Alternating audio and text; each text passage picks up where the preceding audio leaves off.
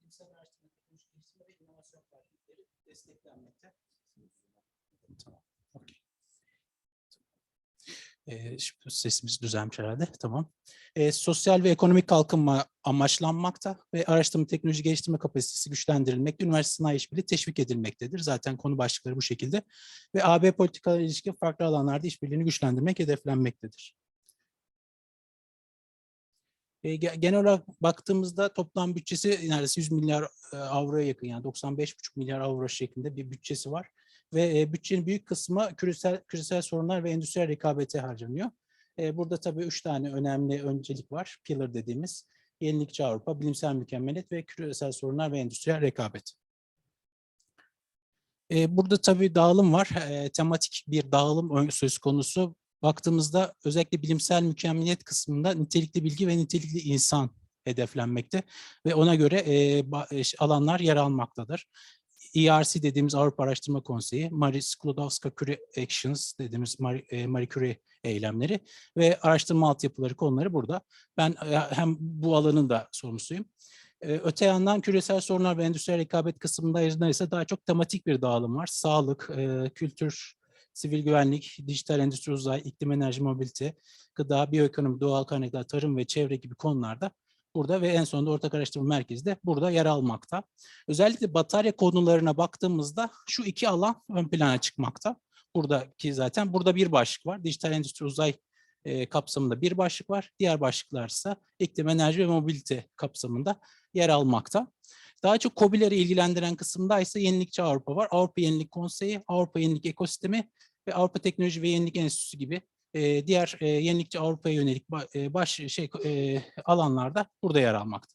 Son olarak da yatay bir alan var. Katılımın yaygınlaştırılması ve yaranın güçlendirilmesi kısımlarında da mükemmeliyetin paylaşımı ve yayılımı ve Avrupa Araştırma Yenilik Sistemi reformu ve geliştirilmesi alanları yer almakta. Yani bunun yanı sıra bir de misyonlar kısmı var. O misyonlar genelde zaten bu kapsamda değerlendirilmekte. Bu şekilde bir ufuk Avrupa dağılım var. Siz ama batarya konularında bir çağrıya başvuracaksanız şu iki alan sizin için önemli olacaktır.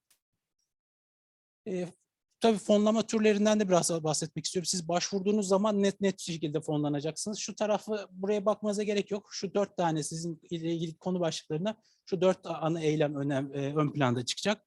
Bunlardan birincisi Research and Innovation Action. Bu şu demek, zaten birazdan ne kadar yüzdesi anlatacağım. Daha çok araştırmaya yönelik projeler genelde RIA olmakta. RIA koduyla gelmekte konu başlığı okurken. Yenilik eylemleri burada fonlama biraz daha düşüyor. Çünkü genelde firmalar yönelik Innovation Action olmakta.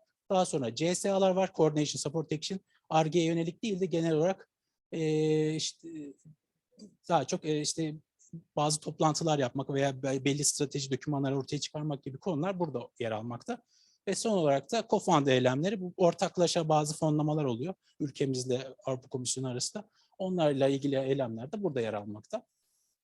Burada fonlama oranlarını görüyorsunuz. Yani bu fonlama oranlarının yüksekliği gerçekten sizin için yani çarpıcı olacaktır. Çünkü mesela siz bir Research and Innovation Action projesine katıldığınızda %100 fonlama alacaksınız. Ve eğer yenilik action ise firmaysanız %70, eğer büyük şeyse yine üniversite ve araştırma merkeziyseniz, yani kar amacı gütmüyorsanız yine %100 olacaktır. Koordinasyon ve desteklerde %100, ortak fonlamada ise %30-%70 arası yapılan anlaşmaya göre değişmekte. Yani buradaki dağılım bu şekilde. Baktığımızda daha çok şu RIA ile IA arası değişiyor tabii konu başlıkları. Başvurular için hepsi Funding and Tender Opportunities kısmına yapılıyor. Konsorsiyum yapısı, en az bir AB üye ülkesinden bir ortağınız olması lazım. Firma, üniversite, KOBİ fark etmez. 2+2 üye de asosiye ülkeden veya normal Avrupa'dan 2 üye ya da asosiye ülkeden bir ortakla da projenizi tamamlayabiliyorsunuz. Ama genelde konsorsiyum yapılarına baktığımızda bu minimum requirements dediğimiz kısım genelde daha fazla olması hedeflenmekte fayda var. Fonlanabilir ülkelerse zaten üye, asosiye ülke, yani Türkiye gibi ülkeler, Avrupa Birliği üye ülkeleri, düşük orta düzey gelirli ülkeler, çağrıda katılmaya elzem görülen diğer ülkeler. Mesela bu zaten yazıyor, mesela bu çağrıda Kore'den bir ortak bulun, yani konu başlığının içerisinde bu tür bilgiler geçiyor. Buna da dikkat edersiniz. Funding and Tender portalda daha bu kısım üzerinden bütün projeler sunuluyor ama tabii bu kısım üzerinden sizin bilgileriniz olması lazım. Zaten herhalde burada PİK numarası ile ilgili veya layer atanması ile ilgili pek sorun olmayacaktır. Ama bu kapsamda bütün projeler buraya sunuluyor ama koordinatör tarafından sunuluyor. Size sadece onaya geliyor eğer ortak olacaksınız. Koordinatör olacaksanız da projenizi buradan konu başlığını seçerek sunmanız lazım. Her bir konu başlığının Funding and Tender portalda bir yeri var. Bir topik kısmı var. Orada bütün bilgiler yer almakta. Hatta doğrudan başvuruyu buradan tıklayarak da yürütebiliyorsunuz. Zaten siz bir konu başlığıyla ilgileniyorsanız hem bizim çalışma programını dağıtıyoruz zaten. Hem oradan bakarsınız hem buradan bakabilirsiniz. Çünkü buradaki en son hali, en güncel hali buradadır. Çünkü arada güncellemeler geçirebiliyor ama en son hali buraya yansıtılmakta. Burada tabii eğitim öncesinde, İngilizce verilecek eğitim öncesinde önemli birkaç nokta var. Onları hemen ben söyleyip geçmek istiyorum. Her bir konu başlığı için projeniz çalışma programındaki konu çağrı içeriğine uygun hazırlanmalı. Yani oradaki isterleri yerine getirmesi lazım. Yani koordinatörünüz veya ortak olarak girseniz bile bunlara dikkat etmek lazım. Proje fikri iddialı ve teknolojinin bugünkü durumun ötesine geçecek şekilde olmalı. İşte disiplinler arası araştırma, cinsiyet eşitliği ve açık erişim konuları özellikle önemli bu dönemde. Yani bir konu başına bir proje sunacaksanız bu konularla ilgili de detaylara dikkat etmek lazım. Hatta bu konularla ilgili detayları en iyi öğrenmek için ilgili ulusal irtibat noktasıyla en yakın zamanda yani projenizle ilgili ulusal irtibat noktasıyla irtibata geçmeniz önerilir. Burada zaten hem İpek Hanım hem ben bu konuda bizimle irtibata geçebilirsiniz. Konu başlığı üzerinde daha çok İpek Hanımlar ilgili ama biz de sizi yönlendireceğiz bu konuda bir konu olursa. Projenizin çıktıları ve yaratma iddiasının olduğu etki çalışma programında belirten çerçeveye uygun içerik ve detayda olmalı. Yani orada expected impact kısımları olacak. O kısımlara aynı doğrultuda hazırlamanız gerekiyor. Projenin etkisini artırmaya yönelik bu stratejiniz olması lazım. Yani bir hani dissemination, bu eğitimi, bu projelerle ilgili bilginin yayılımı için gerekli bir stratejinizin olması gerekiyor. Ve son olarak da proje ortakları, kaynaklar ve iş planının yetkinliği ve kalitesi projede net bir şekilde detaylandırılmalı. Özellikle business plan dediğimiz ya iş planının çok net bir şekilde ortaya konması gerekiyor. Eğer proje bir innovation action projesi ise yani firmaların daha çok ön planda olacağı bir proje ise kesinlikle o innovation action kısımlarında bir business plan gerektirecektir. O business planın çok uygun bir şekilde hazırlanması ve detaylandırılması özellikle projenin hakemler tarafından kabul edilmesi için önemli olacaktır. Yani buradaki bütün detaylar hakemlerin çok yoğun olarak dikkat ettiği detaylardır. Biraz kısaca projeden bahsedeyim zaten Odysseus da bahsedecek. Proje kapsamında ben koordinasyon birimi üyesiyim. Çağrı Bey var, Çağrı Yıldırım Bey var. Zaten kendisi hem de enerji alanında ulusal irtibat noktası. O da bu birimin direktörlüğünü yapıyor. Burada işte bizim ilk amaç eğitim faaliyetlerinin yürütülmesi kapsamında bu etkinliği düzenliyoruz. Bunun yanı sıra danışmanlık ve proje değerlendirme hizmetleri, işbirliği ağlarının geliştirilmesi ve ekosistemimizin yeni başarılara imza atması gibi konularda proje yoğun çalışma, proje kapsamında yoğun çalışmalar yapılmaktadır. Bu proje Türkiye'nin Horizon 2020 projesi olduğu için yani tabii pandemiden dolayı bir süre ara vermek zorunda kaldık. O yüzden hala sürüyor. Ama Türkiye'nin Horizon Europe projesi de yakın zamanda başlatmayı düşünüyoruz. Onunla ilgili Avrupa Komisyonu ile ilgili süreçler devam ediyor. Son olarak ben aynı zamanda internet sitesiyle ilgili koordinasyon görevini de üstlenmekteyim. Resmi web sayfamız ufukavrupa.org.tr sitesi. Buraya tıklayarak bütün buradaki yazan bilgileri alabilirsiniz. Yani bütün eğitimle ilgili bilgileri, bütün etkinlikleri, başarı hikayelerini, geçmişte ne tür projeler yapılmış, istatistikleri, Avrupa ağları ile ilgili bilgileri ve bülten haberleri bütün bu hepsinin bu sayfa üzerinden ulaşabilirsiniz. Aynı zamanda sayfaya üye olduğunuz takdirde bu bilgiler doğrudan size e-mail olarak newsletter şeklinde gelecektir. Yani bir e-bülten sayfamız var. Şuradan üye olabilirsiniz tıklayarak. Bunun yanı sıra hem sosyal medyada da bu adresler üzerinden biz etkinlikleri duyurulmasını sağlıyoruz. Buralara da üye yani olabilirsiniz, abone olabilirsiniz. Seviniriz. Buradaki en güncel bilgileri buralardan ulaşabilirsiniz. Son olarak en önem verdiğimiz nokta bu ulusal irtibat noktalarıyla eğer bir faaliyette bulunacaksanız bu projelerle ilgili, Avrupa ile ilgili en yakın zamanda ilgili ulusal irtibat noktasıyla irtibata geçmeniz ve kendisine bu bilgileri aktarmanız iyi olacaktır. Size çok değerli öneriler sunacaktır. Çok tecrübeli bir takımımız var. Bilimsel mükemmeliyet kısmındaki arkadaşlar, Yenilikçi Avrupa tarafındaki arkadaşlar ve TÜBİTAK destekleri ve yasal finansal konular burada yer almakta. Özellikle proje başladıktan sonra daha çok işiniz düşeceği kısımda yasal ve finansal konular. Öncesinde de tabii bazı başka hani kayıt olma gibi süreçlerde de arkadaşlara sorabilirsiniz. Diğer tarafta TÜBİTAK destekleri zaten birazdan İpek Hanım da birazdan bahsedecektir. O konuda da Nazlı Hanım'la iletişime geçebilirsiniz. Burada da kümeler var. Her bir küme için farklı, işte sağlık alanı için sağlık kümesi bu. Şey için, kültür ve sivil güvenlik için İknur Hanım var. 2 tane kümeye bakıyor kendisi. Küme 4 bizim küme biraz büyük. O yüzden ben buradayım. Endüstri, dijital, uzay. Küme 5 zaten o da yine büyük bir küme. İçerisinde mobility, iklim ve enerji var. Ve son olarak da gıda ve çevre kümesi burada yer almakta. Bütün hep bu bilgileri zaten sitemizden de ulaşabilirsiniz. Son olarak yani bu ülkenin durumu ne diye soracak olursanız, genelde bu tür sorular da soruluyor. Bu slide o yüzden koydum. Ülkemizin durumu son yıllarda gayet iyi. Özellikle Horizon 2020 kapsamında Aralık, yani programın bitim tarihi bu. 29 tane koordinatör var ülkemizden doğrudan. Diğer hem ortaklı olsun hem ERC projeleri olsun. 29 tane koordinatör var. 2019 yılı öncesinde sadece 7 idi bu rakam. Özellikle son yıllarda bayağı yoğun bir başarımız bayağı artmış durumda. Burada zaten görüyorsunuz 1310 tane Türk yürütücü var. Ve burada ulusal katkı payımız, yani biz buraya tabii belli bir ulusal katkı payı ödeyip katılıyoruz. Ve bu katkı payı tabii ulusal bütçeden çıkıyor. O rakam 265,5 milyon euro iken alınan fon miktarımız şu an Ufuk 2020 kapsamında, yani geçmiş dönemde 390,4 milyon avro. Hem İPA projeleri, yani Avrupa Komisyonu diğer katılıma yönelik projeleriyle, fonlarıyla beraber 390,4 milyon avroluk bir geri dönüş sağlanmış durumda. Sadece projelerden alınan geri dönüşte 296,4 milyon avro. Yine görüyorsunuz aradaki fark yüksek. Yani biz ödediğimiz katkı payından daha yüksek bir miktarda dönüşü Avrupa Komisyonu'ndan alabilmekteyiz. Özellikle son yıllarda ülkemizin başarısı da bayağı artmış durumda. Özellikle 2018 yılından sonra çok yoğun bir katılım gösteriyoruz. Ben teşekkür etmek istiyorum. Genel e-mail adresimiz ufukavrupa@tübitak.gov.tr, akılda kalması kolay olsun diye buraya atabilirsiniz. Buraya birkaç arkadaş bakıyoruz. Doğrudan bana da ulaşmak isterseniz burak.tiftik@tübitak.gov.tr'ye de mail atabilirsiniz. Ben teşekkür ediyorum. Biraz konu başlıkları ile ilgili ve diğer konularla ilgili konuşması için teşekkür ederim. Teşekkür ederim Burak Bey. Burak Bey genel program yapısıyla ilgili ve projeyle ilgili genel bir bilgilendirmede bulundu. Ben de bugünkü etkinliğimizin ana konusu olan bataryalarla ilgili biraz konuşmak istiyorum. Bataryalar benim de çalışmakta olduğum Küme 5 iklim enerji mobilite kümesinin altında bir başlık. İklim enerji mobilite kümesinde sizlerin de fark ettiği gibi 3 ana başlık birleşerek bir küme oluşturulmuş durumda.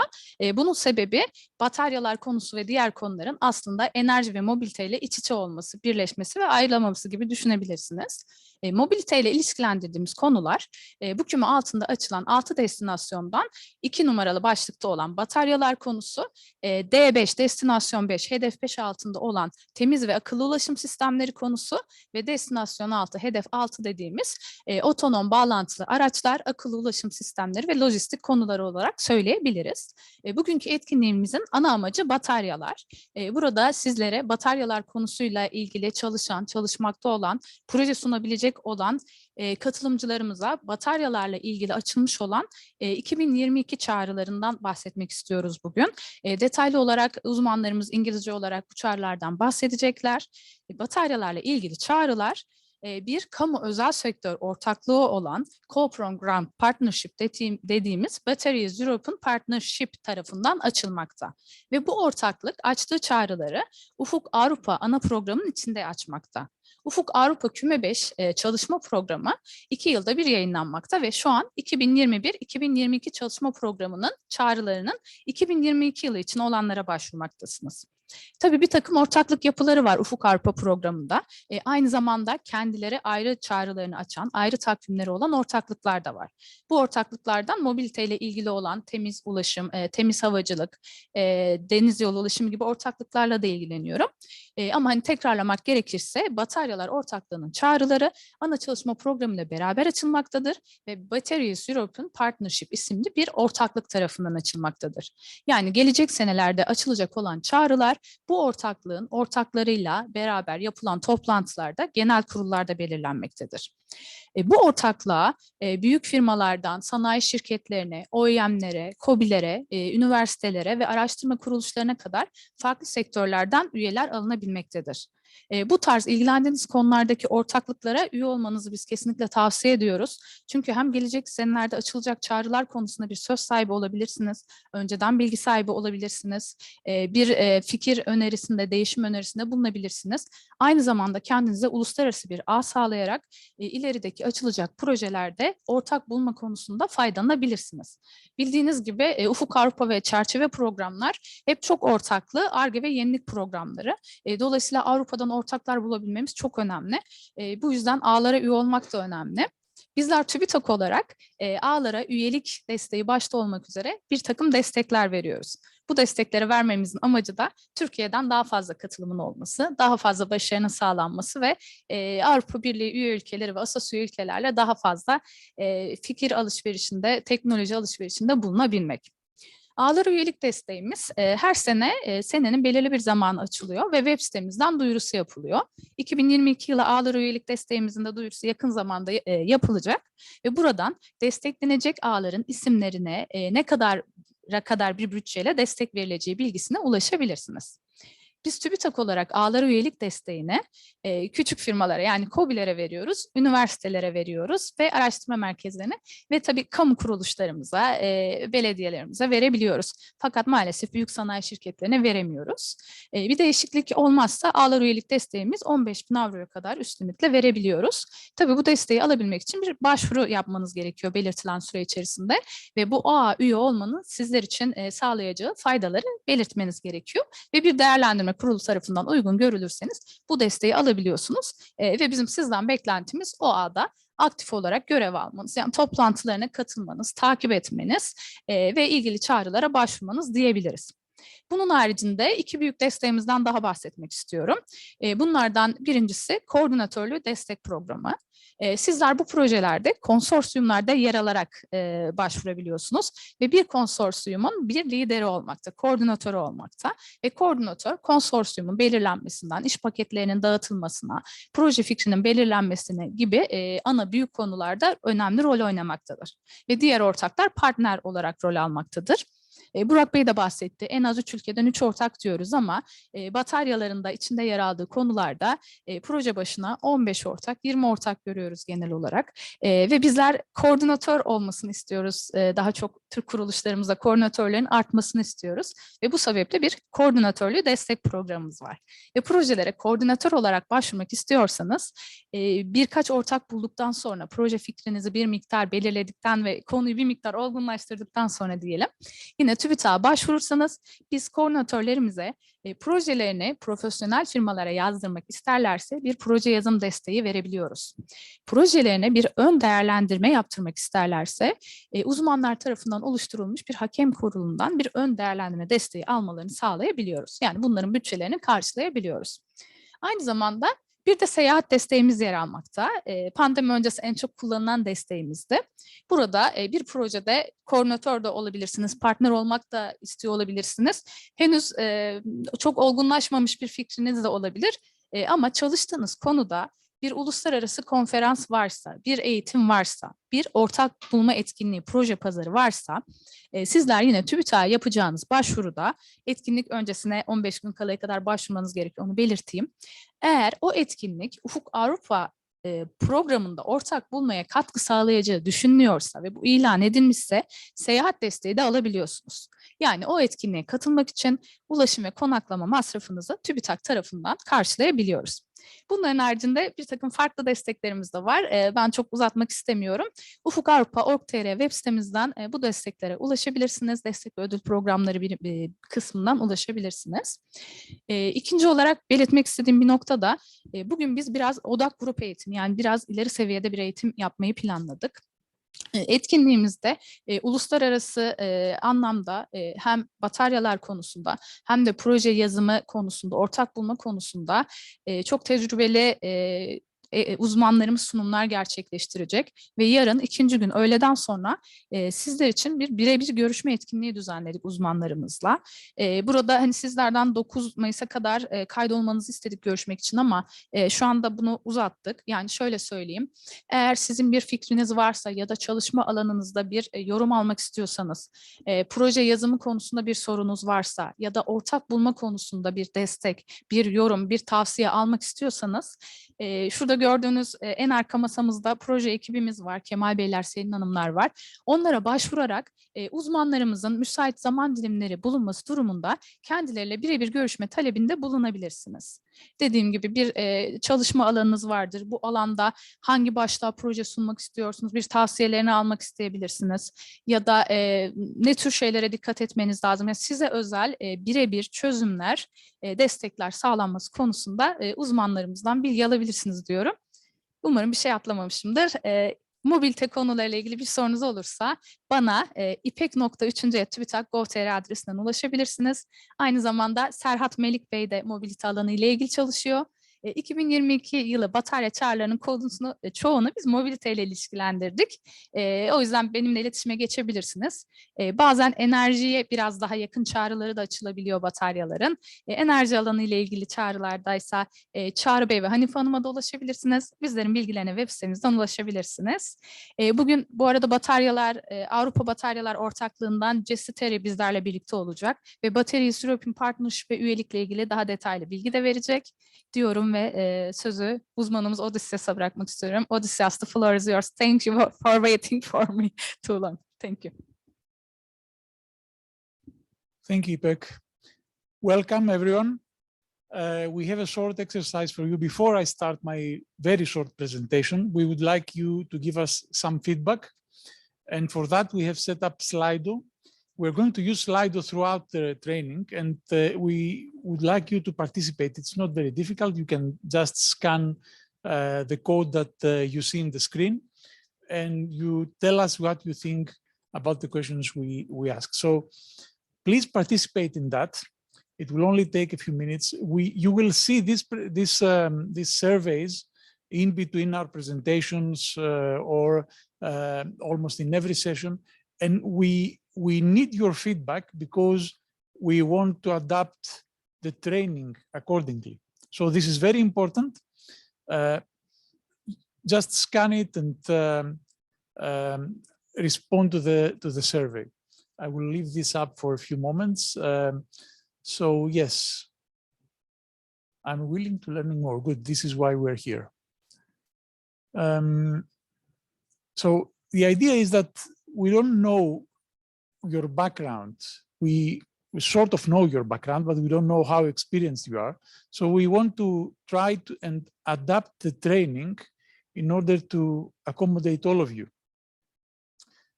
Okay. Have you all scanned the code? We can go to the presentation now, please. You can continue voting.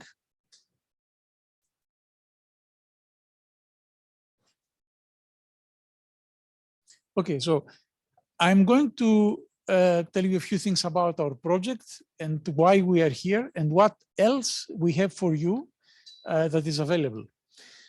No, this is not the first slide. Oh, I need the clicker.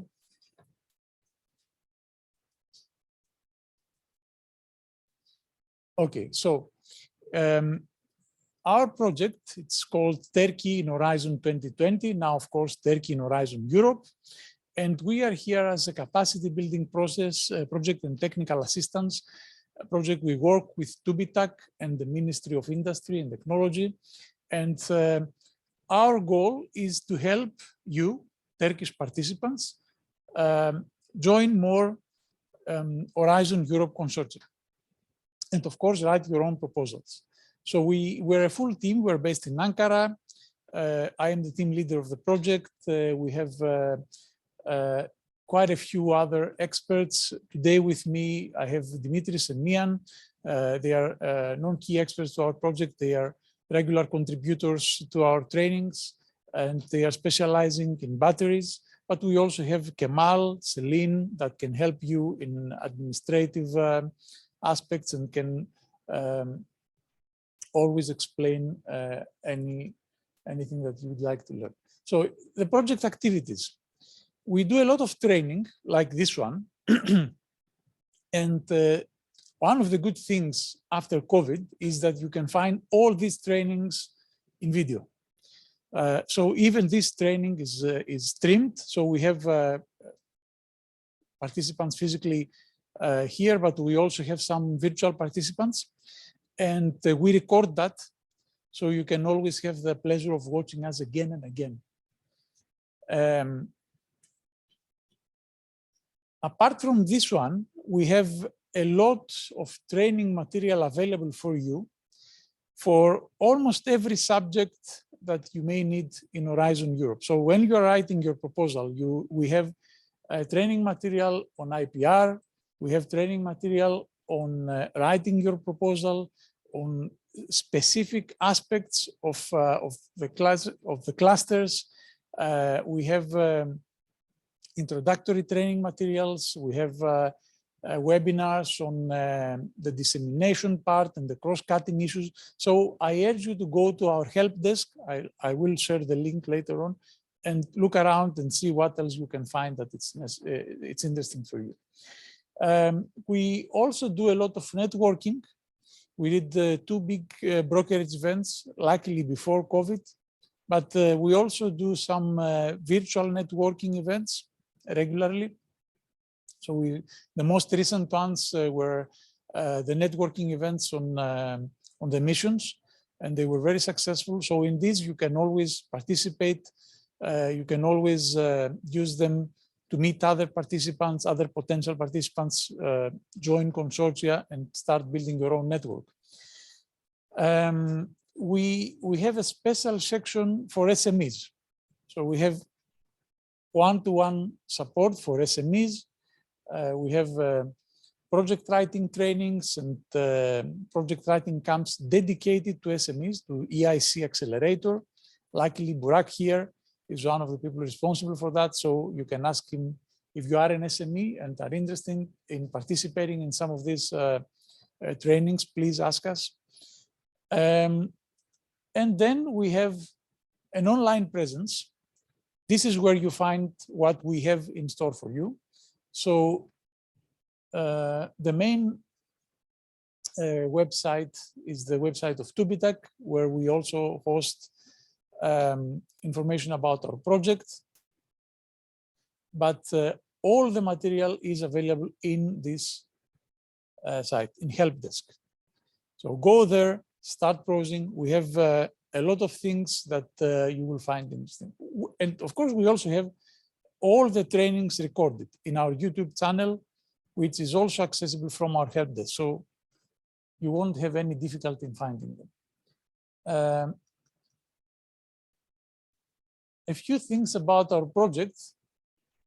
So far, we did quite a few things. We have trained more than 1,000 SMEs. We had more than 400 participants in the general information days. This is for newcomers. A lot of individuals joining our training, so you can see some of the indicators here.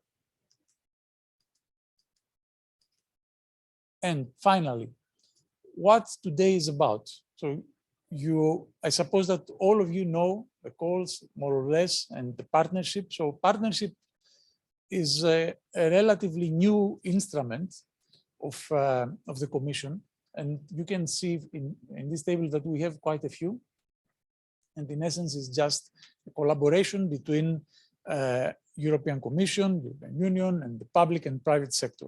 And they have common interests. They contribute to the development, to the writing of the proposal, of the calls. So they give feedback. And the calls are very specific and very well tweaked into the needs of that particular industry. So how are we going to run this workshop? We have 2 days. We start today with this, after these introductions. We have Jesse Terry, he's a representative of the Batteries European Partnership Association. So he will tell you a few things about the battery partnership.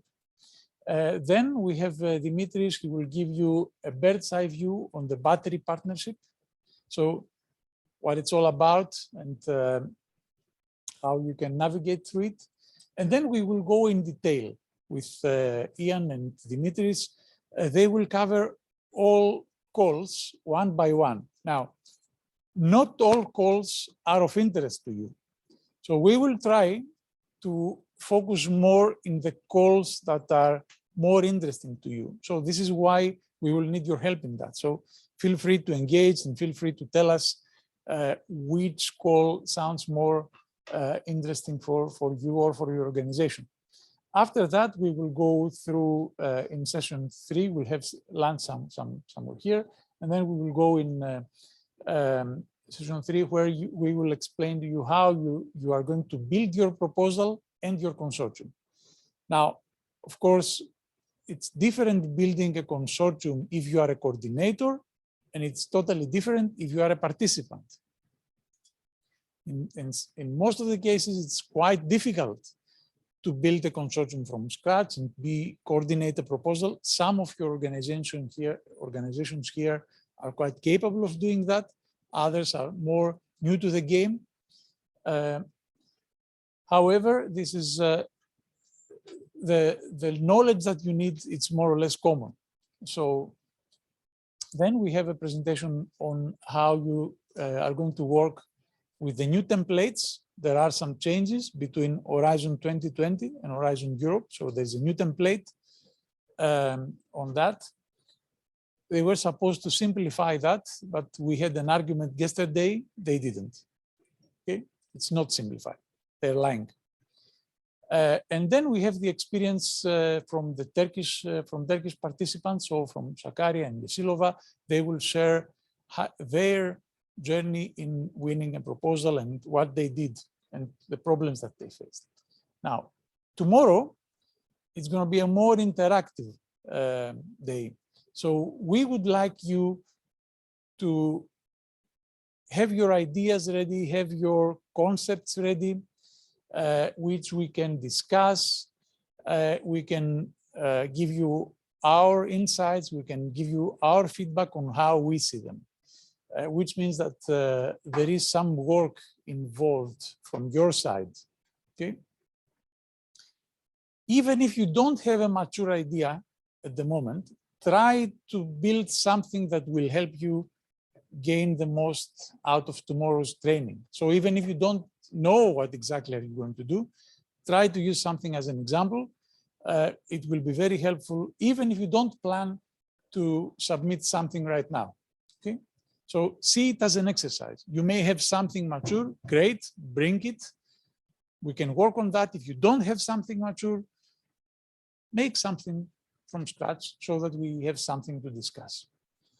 And in the morning, it's more of a plenary session. So we are going to explain a few things, and then you can work in teams to see how you can do that in a collaborative way.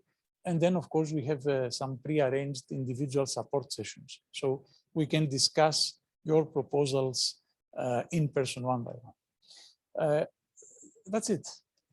And I already explained about Slido. This is the QR. Those of you who haven't voted, please go on now.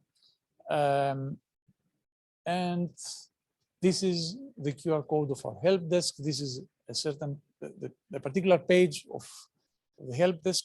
In this page, you will find the notes, the presentations, the templates, and the recording after the event. That's all for me. I'd like to give the floor now to my colleague Dimitris or Ian. Ian or Dimitris? The Slido. No? Ah, it's okay, okay. Kemal? Anil? Do we have them? Okay, then.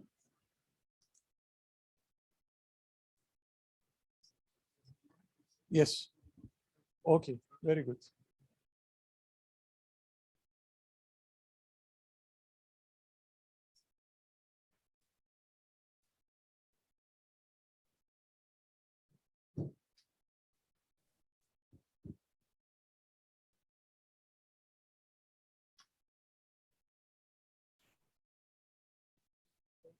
Yes, yes. Share my screen, please. I'd like to welcome Terry. I think Terry he's with us, but we cannot see him. Hello. I'm here. I think we can hear him.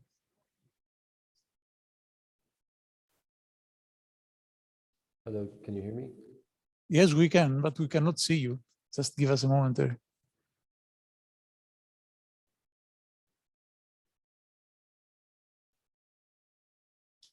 Okay, something is happening. Okay, now that's great. Welcome, Jesse.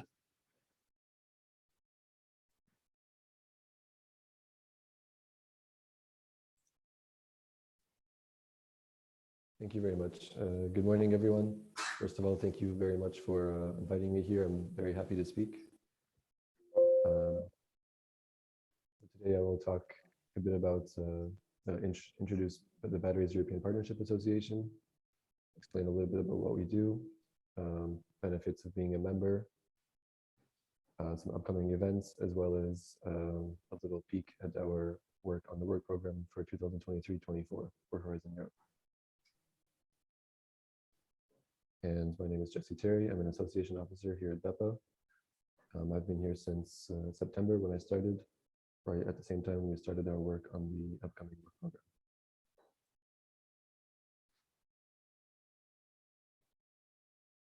So first of all, BAT4EU, which is the full name of the partnership, was officially launched in June of last year.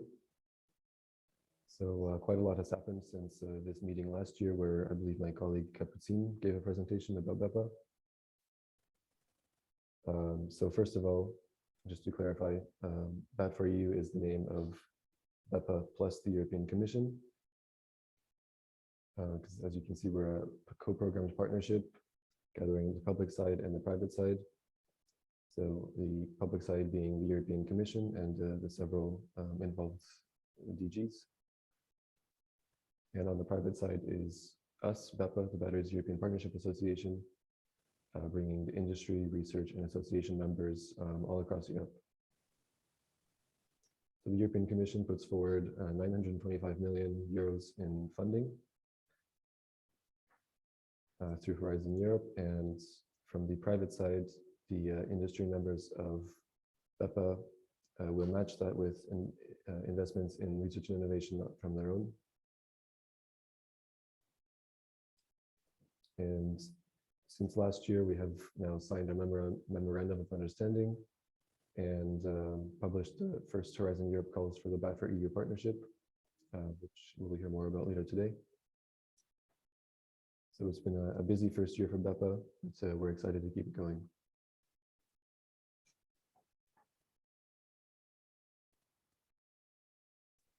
So the vision for BAT4EU is to establish by 2030 the best innovation ecosystem for batteries in the world. This will boost a competitive, sustainable, and circular European battery value chain, driving the transformation towards a carbon neutral society, going along with the European Union's Green Deal goals. And this is done with innovation through stationary and mobility applications for batteries. So for things like grid storage to electric vehicles and other transport methods.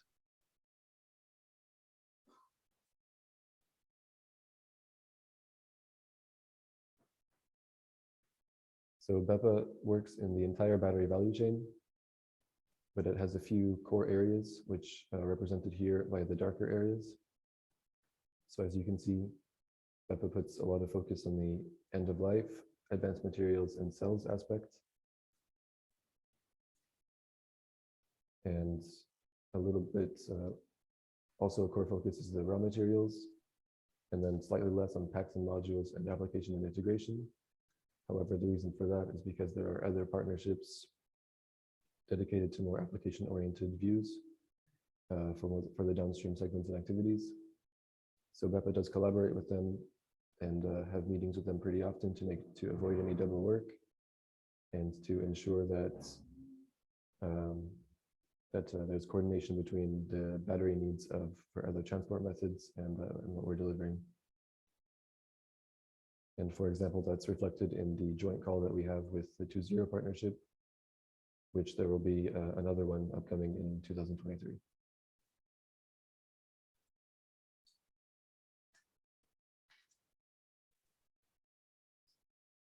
So why do we need a partnership? Because it brings a coordinated efforts involving Europe's industry, research institutions, and the European Commission itself, which brings predictability for several years for everyone involved. So it brings the advantage that for example, until 2030 at the least, all of the industry players in Europe, all of the research universities and institutions, and the European Commission are all on the same page with the research needs and upcoming funding opportunities and priorities for the European industry. As a successful record of pooling all of Europe's resources and knowledge, increasing the efficiency and growth of the industry, and keeping it all on track to have one common vision for what's needed in the upcoming years and where the industry is heading.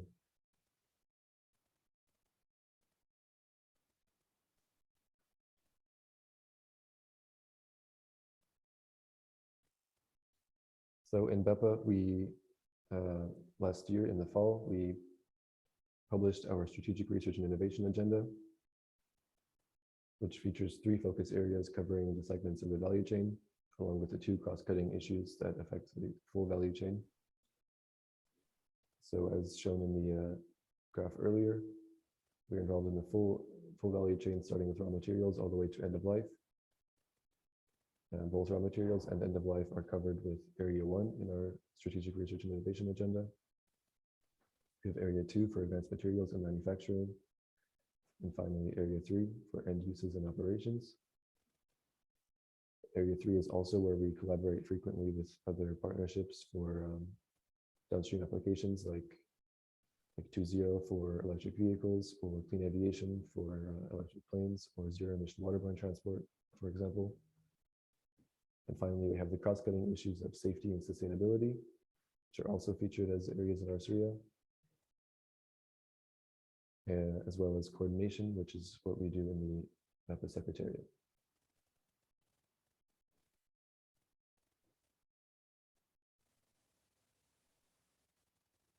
So as I mentioned earlier, over the year, we have published our first for EU Horizon Europe calls.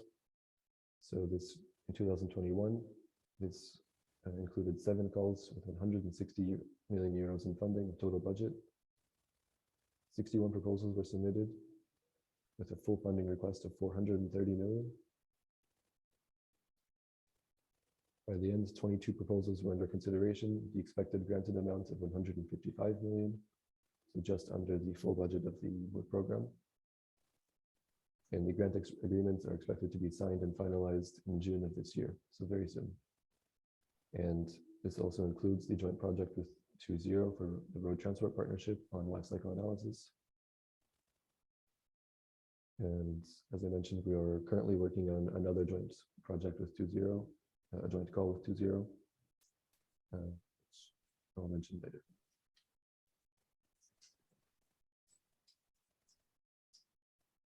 So for this year, there are 10 more calls opening with 133 million euros of total budget. And as I'm sure you're all aware, the calls are closing September 6th, 2022 at 5 o'clock Brussels time. In Peppa, we recently held a matchmaking event at the end of February to introduce these calls, go over the details of what's included, as well as helping participants of the event find partners for a consortium. We also had presentations from interested members to pitch their project ideas, and ended up with well over 100 participants using the matchmaking platform, which was open for a month following the events, and participating in the online session. So that was very successful, and we were also very happy to see that there was significant interest from Turkish members in this event. There were more participants from Turkey than any other country by far. I believe it was 43% of the members of the participants of this event were coming from Turkey. So that was very good to see, and happy to be here today to continue helping the interest in Horizon Europe and Turkey.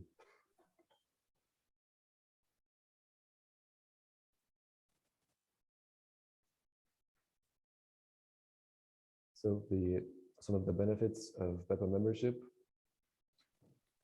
First and foremost, it's information, I would say. Get first-hand information on the strategic roadmaps and prioritization of research topics. As I mentioned, we're working on work program 2023-24 right now. It's nearly finalized. So by being a member of Peppa, you can not only just get to know what's upcoming in the next work program for the next 3 years, but you can also provide the recommendations for what should be included and actually write the text proposal yourself. This gives a lot of predictability with what's upcoming, you know what to prepare for, gives you extra time to develop a project idea for these calls, and especially if you are the one who wrote the call yourself, it will give you a certain unofficial advantage, already knowing exactly what the call will be looking for. That being said, members are not guaranteed to be selected for the projects, of course. You still have to be selected by SINEA, but already knowing what it's going to be several years out is a huge advantage. More than that, there's also access to research findings. We're doing monitoring and reporting on ongoing Horizon Europe projects to disseminate the results. So we get early access to results of projects to help set the future research and innovation landscape. We also have a strong industrial network with the focus on innovation. We have nearly 190 members now, and it's still growing by usually 3 or 4 every month or so. This covers the entire value chain. Also, there are members all over Europe. And thanks to our large network, some of the events we hold and workshops with other partnerships and things like that, and understand the impact of innovation and cross-cutting topics, which we also cover, like digitalization and sustainability and safety. We clarify the different levels of technology readiness, what they mean and what they should look like, and where we should be as an industry in the next few years. Get very close access with the European Commission. And finally, understand the requirements created by the European regulations. And this is everything we're working on this year. And as an association that's ever growing, we're already doing a lot more than last year, and we're excited to keep finding more things to do. For example, we're coming up with a way to get our members more engaged. We have the matchmaking events that I mentioned that was very successful and got very good feedback on. So we're looking for a way to make that a more regular and consistent thing throughout the year, so that our a huge network of industry and research members can interact with each other a little bit more.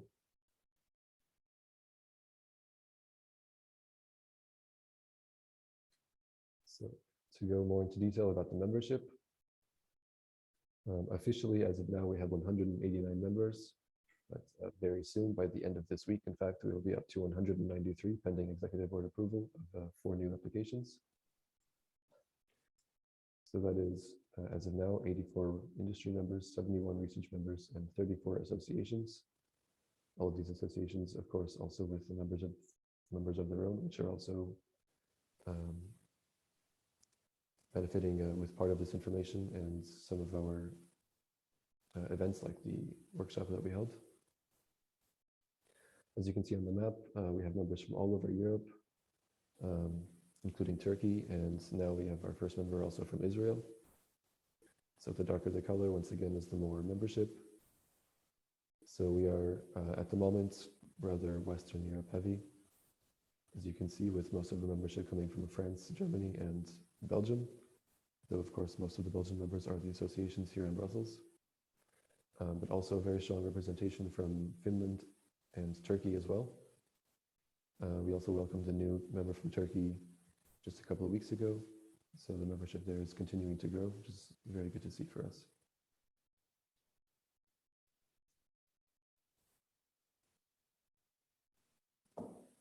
So in Peppa, the way we work is through technical working groups. So we have 5 technical working groups covering the European battery value chain. So we have working group 1 covering area 1 in our strategic research and innovation agenda, which is raw materials and recycling. Working group 2 for advanced materials and manufacturing. Working group 3 for battery end use and operations, which is again where we also collaborate with other partnerships, and we are planning a few joint workshops with other partnerships to go more into detail about the battery needs for different electric transport modes. We have working group 4 for safety and reliability, one of the cross-cutting topics, and then the other cross-cutting topic, working group 5 and sustainability. So these working groups, they held the first meetings in September last year and meet usually on a monthly basis. So now at the moment with the finalization of the work program of 2023 and 24, it's becoming more every other month. So what we do is identify, prioritize, and draft the battery research and innovation calls for the Horizon Europe work programs. So we started in September with just gathering what we know using the SRIA that we have, as well as roadmaps from Batteries Europe and Battery 2030 Plus and other battery initiatives to come to an agreement on the common needs.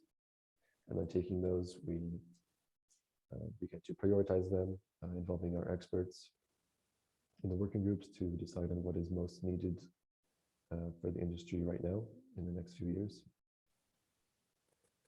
We will also be updating our strategic research and innovation agenda. We'll update it just about every year. In working group 3, we're also crafting potential joint calls with European partnerships. We already have the joint call with 2.0 from the previous work program, and we're working on another one now, as well along as other deliverables following monitoring and reporting framework of ongoing projects to disseminate information from them.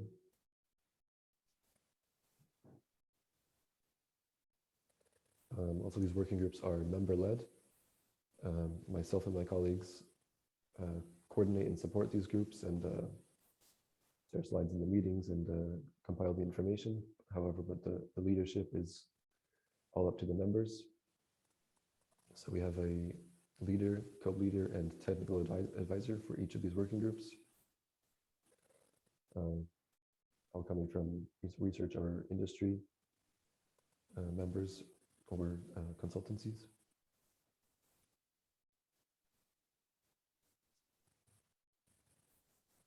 So all that being said, there are a few changes coming up, and then by the end of the year for our working group organization. So many of you may be familiar with the ETIP Batteries Europe, which is it's another battery initiative organized by the European Commission. It's taking a holistic view of battery R&I needs, which is free and open to everyone, to all battery stakeholders. And it's a platform for them to discuss and agree on common research and innovation needs, so that the industry is on the same page of generally what is needed for the industry. They also have working groups similar to ours in Peppa. However, they have a few more of them, and they have a slightly different scope which they work on, and also different organization. However, now that Batteries Europe is becoming a CSA under Horizon Europe, it is say merging with the Peppa working groups, which will be, I think, a huge improvement in the European battery community. It's making it a lot less of a complex community here. It's no longer 3 or 4 different people to call or papers to read about saying the same thing about European battery needs. Now bringing it all together, making the European battery community simpler. So we will integrate our working groups between Peppa and Batteries Europe, continuing the process as smoothly as possible. And most importantly, we will establish a joint strategic research and innovation agenda. So as I mentioned in the last slide, in our working groups, we will begin updating SRIA later this year. This will now be done alongside Batteries Europe. So instead of having battery zero roadmaps and our own SRIA that could, for example, have different views, we'll now have a joint SRIA together, giving a much better overview of the common needs as well as the prioritized needs for the next few years. So to make sure it's clear, the task of Peppa and the task of Batteries Europe are remaining the same. They are still taking the holistic view of just the general needs across the fields, and it is the work of Peppa to prioritize these needs and then develop them into Horizon Europe calls, as we are doing now. So this will also bring a closer alignment of our working groups. So they won't have completely different numbers anymore or a different scope quite so much, which will also most likely mean the change in our working group 3.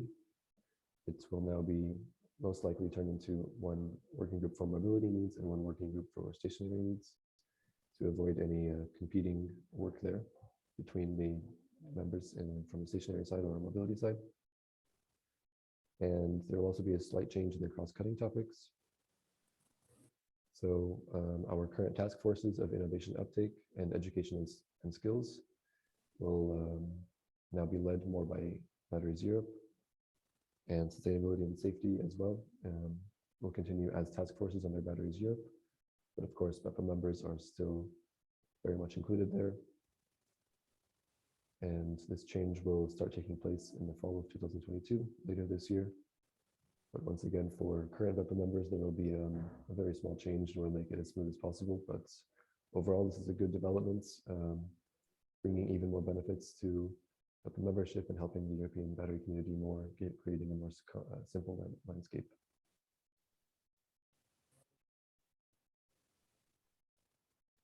So now I'll start getting into a little sneak peek at what we're working on for the work program 2023-24. Those of you here who may already be Peppa members will already be familiar with some of these.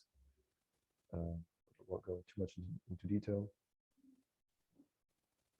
So overall, we have 16 topics, which is pretty well balanced across the value chain.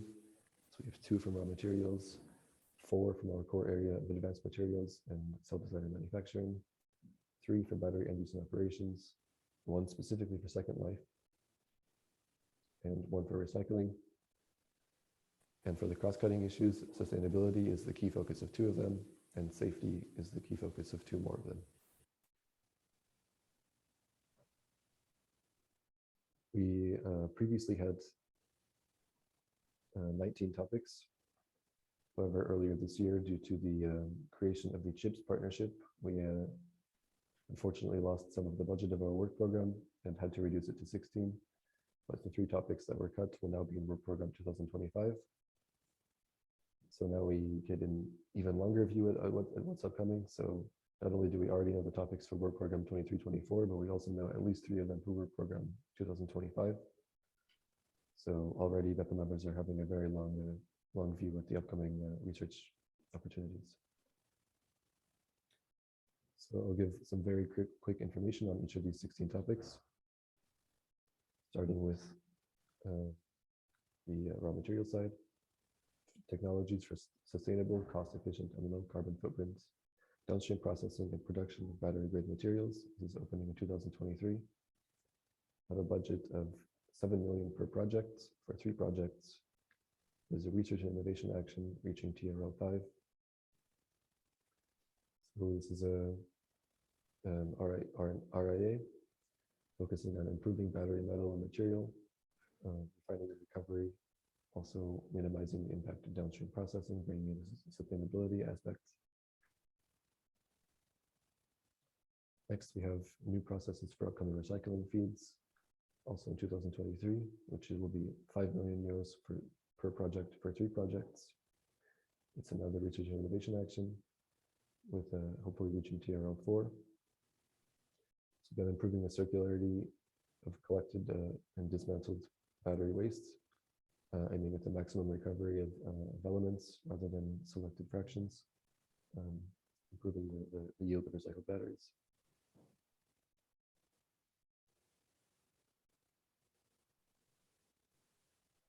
Next, we have advanced materials and cells development enabling large-scale production of Gen 4 solid-state batteries for mobility applications. So this has a total budget of 24 million, which will include 3 projects. This is an innovation action, the TRL6. Of course, as a reminder, as an innovation action, that means that the industry members are expected to include some of their own funding and do not have the full 100% of their part of the projects funded by Horizon Europe, whereas as a research and innovation action, 100% is funded. So in a few words, this will level up, scale up the solid-state advanced materials for anodes, cathodes, electrolytes, and separators, improving performance and cost compatibility for mobility markets.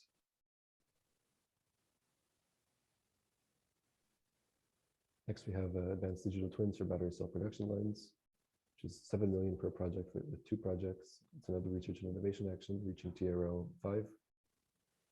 This will include digital twins for cell manufacturing routes and pilot lines, also connecting to real manufacturing plants. Next, we have the BMS for battery system design and stationary energy storage, improving interoperability and facilitation of second life batteries. So this is like a second life battery project I mentioned earlier.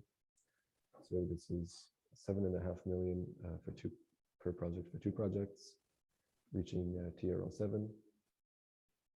This is a battery management system generally applicable to stationary energy storage, but with a specific focus on improving the uptake of second life batteries for stationary storage.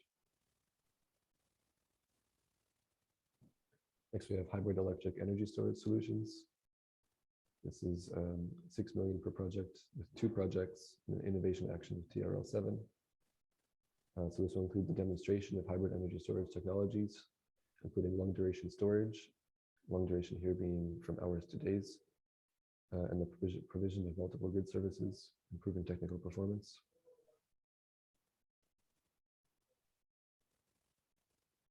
Now we have new approaches to develop enhanced safety materials for generation 3. So this is one of the safety focused projects here, which is 10 million for 2 projects, so 5 million per project. So another RIA, TRL 5. As the name suggests, is aiming to enhance the safety features in the materials for lithium-ion batteries for mobility applications, cathode, anode, separator, and electrolyte.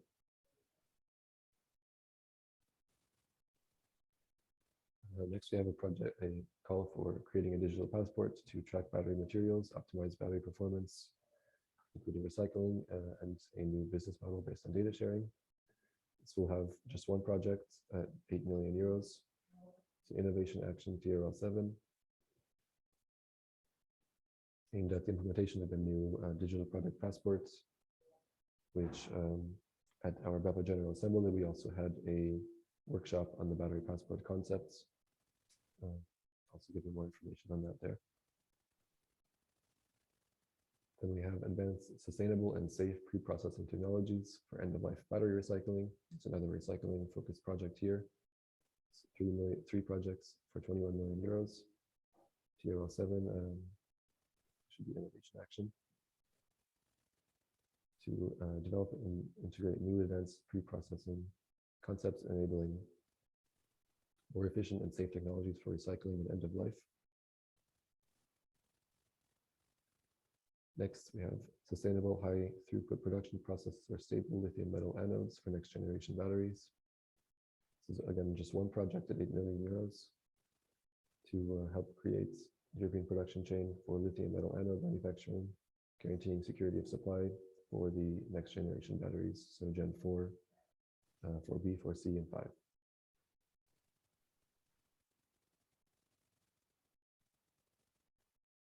Another next generation call here for post-lithium ion technologies and relevant manufacturing techniques for mobility applications. So 5 million per project, so 15 million total. This one only up to a TRL 4, as it's aiming for generation 5 batteries for mobility applications and relevant manufacturing techniques going for performance, safety, and cost reduction.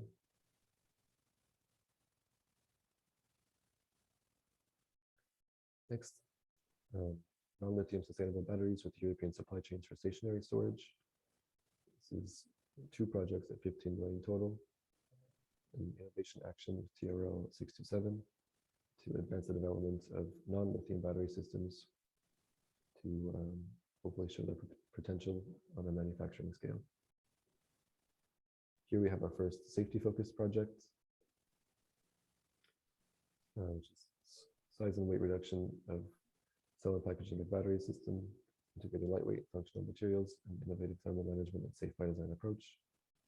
So we'll have 2 projects at 8 million per project in innovation action to deliver a safe by design approach for batteries with reduced size and weights, which is ideal for mobility settings. And we've had a lot of interest from other application-oriented partnerships on this project, on this topic. So it is not a joint call, but it has been reviewed and approved by now 3 different application-oriented partnerships. So for the automotive or other transport industry, like waterborne transport or rail transport, this project is receiving a lot of interest here. Another safety topic here, the accelerated multi-physical and virtual testing for battery aging. So we have 2 projects of 15 million total with a TRL of 6. And this is aiming at reducing the development cost and time to market of battery system and accelerating the testing time by using virtual testing. And finally, we have development of technical and business solutions to optimize the circularity, resilience, and sustainability of the European battery value chain. This is, as a business solution, it's just 1 project to avoid competing business ideas. It's a research and innovation action at TRL 5, aiming at advancing the circular economy and sustainability through design and business practices relating to advanced batteries and the associated battery value chain, covering with either a new business model, cross-industry tool, or sustainable design, whichever the evaluators deem most impactful here with the project proposals.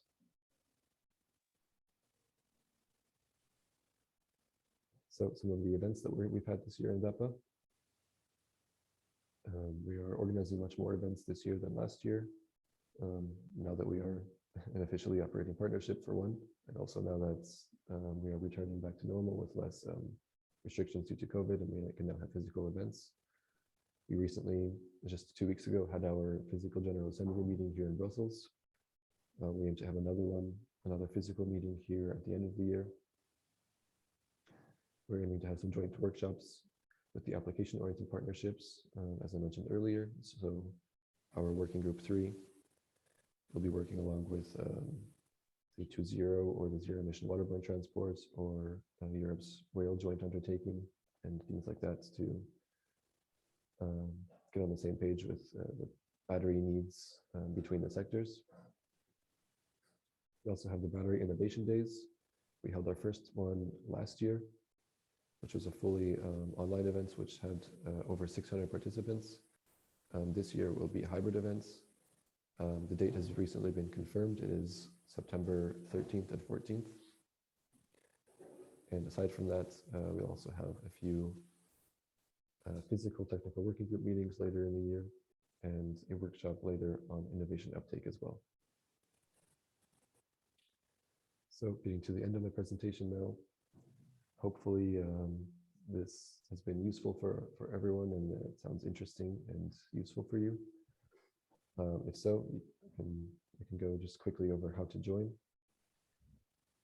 Membership is open to all legal persons interested in contributing to the activities of the partnership, just along with some basic conditions. Willing to contribute actively to the goals of the partnership. Commitment to follow the strategic research and innovation agenda that we've set. Yeah, pretty basic stuff here. As long as we're on the same page and trying to achieve the same goal, then we're all welcome. Everyone is welcome. You can apply online.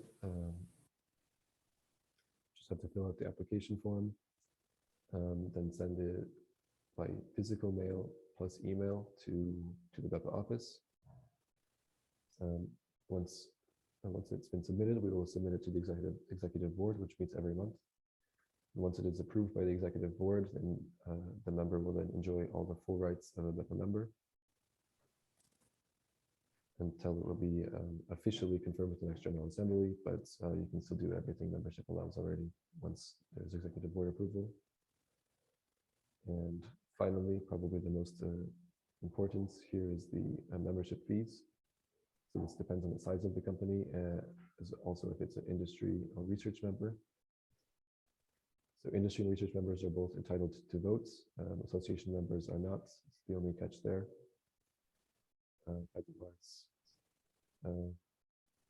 Yeah, also one last note, we have elections coming up in 2022 for BEPA governance because the first mandate is ending.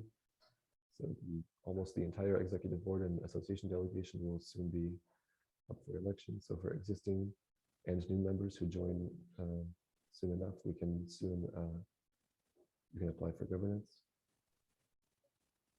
and then take a more active role in BEPA. So that concludes my presentation. Thank you very much for inviting me once again. It's been a pleasure to speak, and here's my contact info for both for BEPA and for myself if you have any questions after this event. I look forward to hearing from you. Thank you.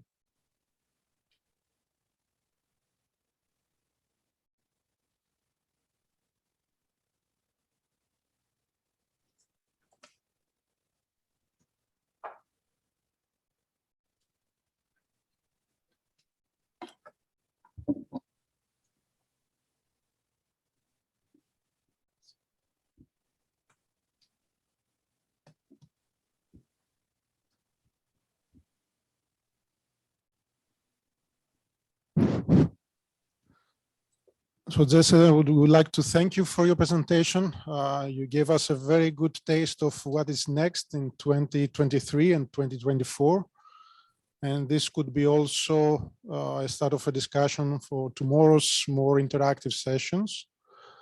I don't know if we will take any questions for Jesse. Please, yeah, just a moment.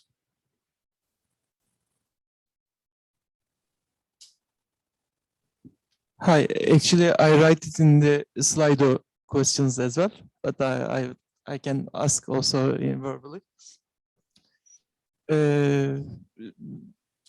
Let me introduce myself. I'm Erdeniz Erol, representing Elcon Electric Company. We are a member of Waterborne Technology Platform. And in this Waterborne Technology Platform, there is also a request for liaison officers for different partnerships, and they say that there will be some cross-cutting issues between partnerships. First of all, do you accept these application end users for batteries partnership? And the second question is, if we become a liaison officer for example, Waterborne Technology Platform, can we participate in your meetings as well? Thank you. Yeah, thank you, Arden. It's a very good question. First of all, yes, we do accept members from the application-oriented side as well. We do have quite a few of them, especially in Working Group 3. And also in BEPA, we have liaison members to go between the partnerships. So we have a few for Europe's rail, for rail transport, a few for waterborne, and a few for the aviation sector as well. It's actually very good timing for your question, because one of our waterborne liaison members recently switched positions within his company and is no longer able to help us with that. So we're actually looking for a new one. And yeah, especially, so if you are a member of both associations, then you can definitely participate to our meetings. If you remain only a member of the waterborne partnership, you could participate in the joint workshops that we hold. And let's say, depending on the working group meeting, you could join for some guest sessions there if there's a relevant topic. But otherwise, the technical working groups are restricted only for full BEPA members.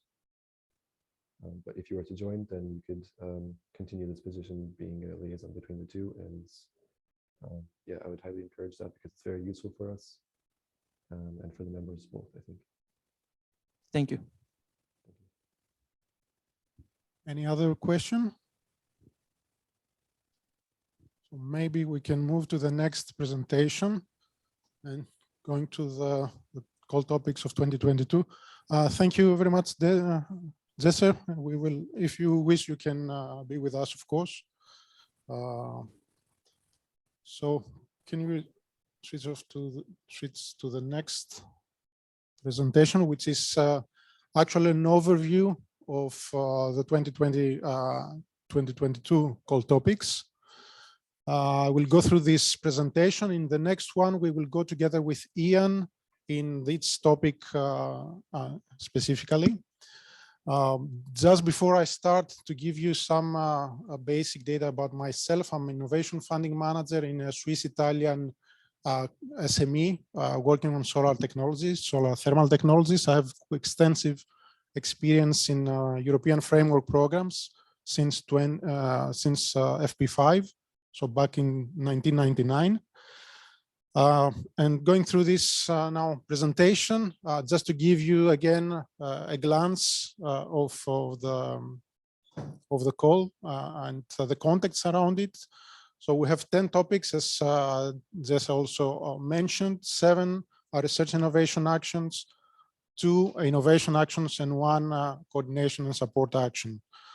The overall indicative budget is above 130 million euro, and we expect 23 projects to be funded by the European Commission, which gives us an average funding per project of 5.8, if I remember, yes, correctly, million euro. That means that the European Commission expects relatively large projects, and thus ambitious projects to be, project proposals to be submitted.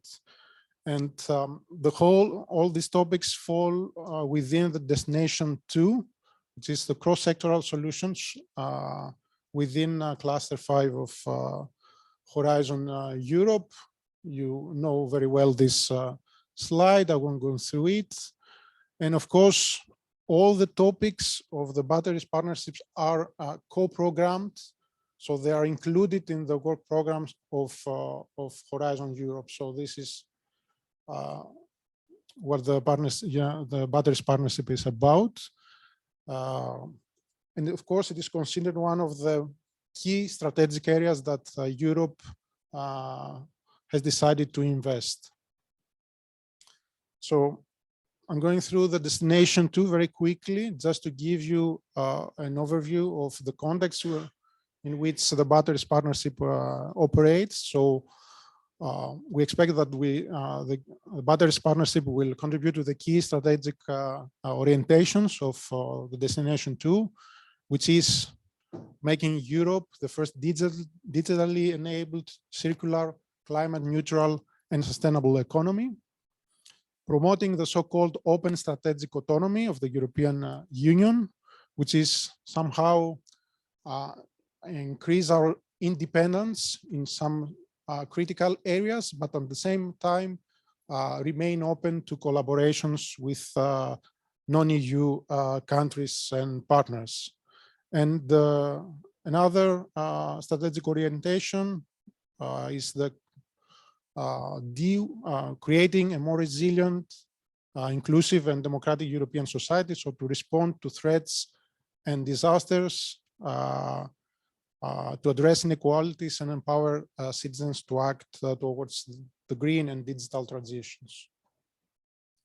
Now, the impact areas that all topics of the batteries partnerships should contribute are these: so industrial leadership, clean and affordable energy, as well as smart and sustainable transport. Now, the batteries partnership will enable through these actions to roll out zero emission mobility and renewable energy storage. On the short term, the focus is on increasing, enhancing the market share of the European industry in the battery market, and in the long run, we aim at technology leadership.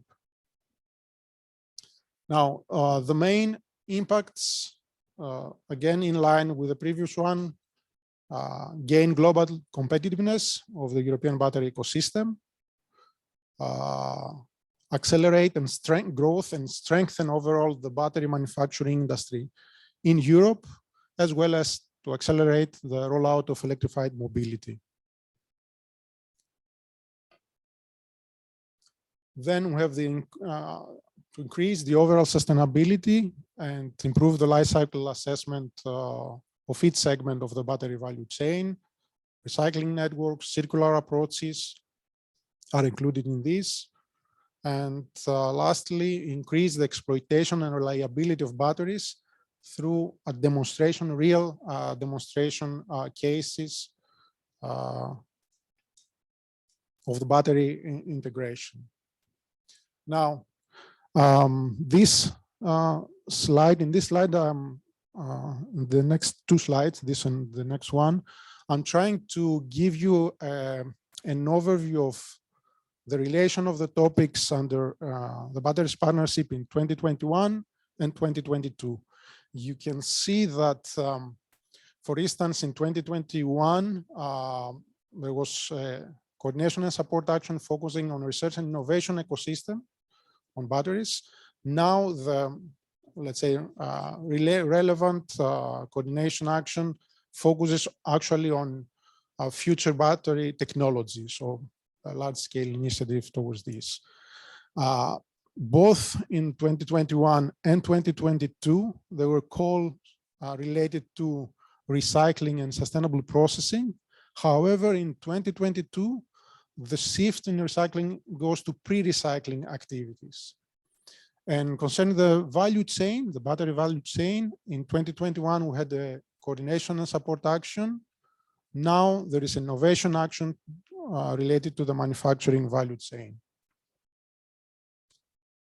A major shift I can see is related to the technological focus. So the 2021 call was focusing on, there were 4 topics on the battery chemistries and core technologies, whereas the focus now in 2022 shifted to the actual battery systems. So there are 4 topics related to the battery systems, as well, of course, as the modeling and characterization. Now I'll skip these 2 slides. They're about the terminology that is used. You can go through it. This is just a figure about how, let's say, important terminologies that are mentioned within the topics descriptions. And here is just an indicative list of battery-related projects that have been funded under Horizon 2020. What is even more interesting, you probably know them, but what is more interesting is that if you go to the funding opportunities portal, you can find also some projects like these ones under Horizon Europe that has been already been approved. So I found 2 projects related to the battery partnerships and 2 more which are related to batteries, but were not included in a batteries partnership related topic. So how you can find this? What I did is I actually went to the funding opportunities portal, to the specific call topics that are closed in 2021, and I searched through it. I found these 2 projects. There are no more projects, at least I couldn't find more. But I guess in the following weeks or a couple of months, you can see more information about them. Now, Jesse went really in more detail through the next 2 years call topics. Here is just a short list based on a draft work program I found, which has leaked and it's available on the internet. You can find it also in this link. But this is interesting for both organizations that are really advanced now and they are already working in mature proposals, so they can look also in the longer term, but also to organizations that are not that experienced but have high ambitions as far as their participation is concerned in Horizon Europe, batteries partnership, and they would like to start working on how they can join project proposals, consortia, or build their own proposals in the near future.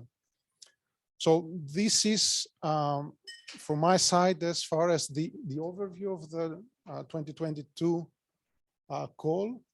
I don't know if we can see the results of the Slido poll now so that we understand a little bit more about which topics are of interest for you. Let's give a moment.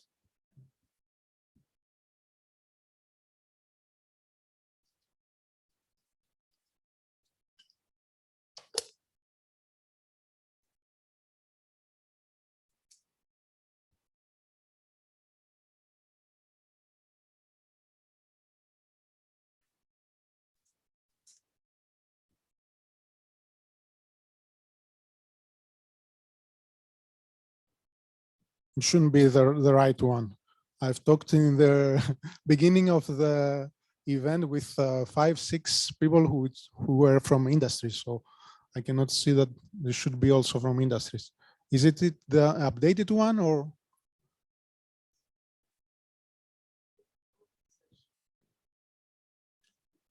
No, we'd like to see the previous one, the first one, so that we can understand a little bit better what was the results. Yeah.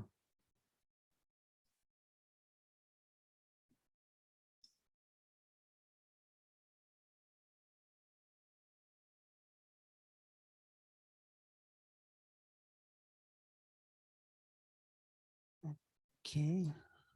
So we have a balance, let's say, here. Let's go to the next one.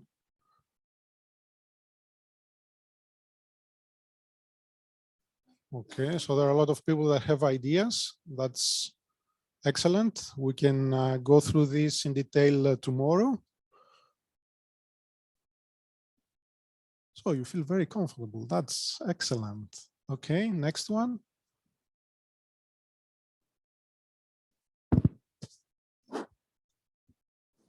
Okay, correct.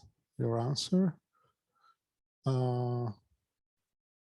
Sometimes, yes, we might feel, I mean, for non-EU countries, I have this experience also because my company is based in Switzerland. Sometimes we need to put emphasis on why we should participate, but Turkey is a fully associated country, so there is no such a need, especially because you have a very strong industry, and as also was mentioned from TÜBİTAK at the beginning, but also from Jesse, Turkish organizations are really active in the batteries partnership. What do you think is? Okay, so can we go to the next, please? I would like to see more on the topics, the one with the topics. I don't know if we can go there.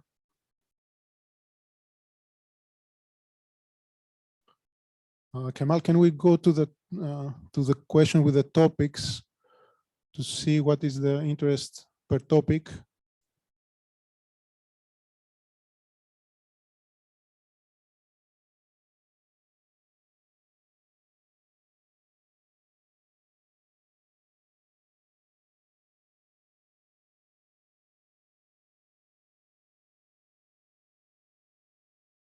So you need now to scan the QR code and fill it in. So I'll give you a few moments.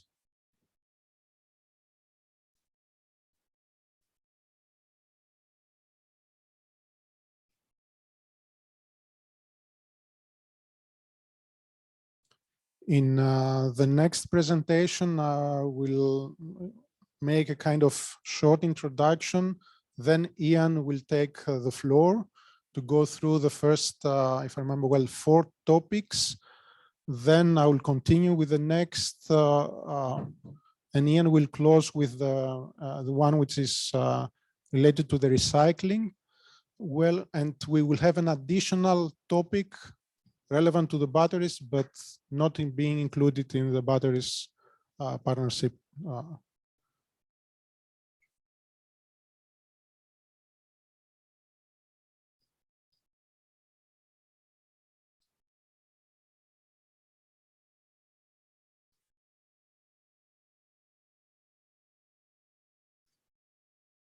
Okay, so I can start on the first few slides of the next presentation, and then we can see back the results of this slide log poll.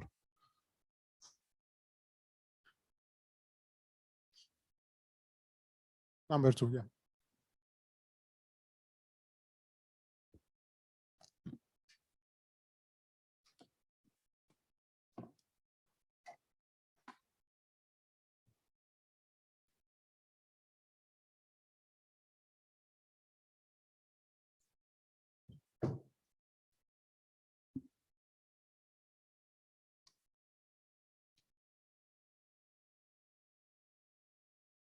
Good, yeah.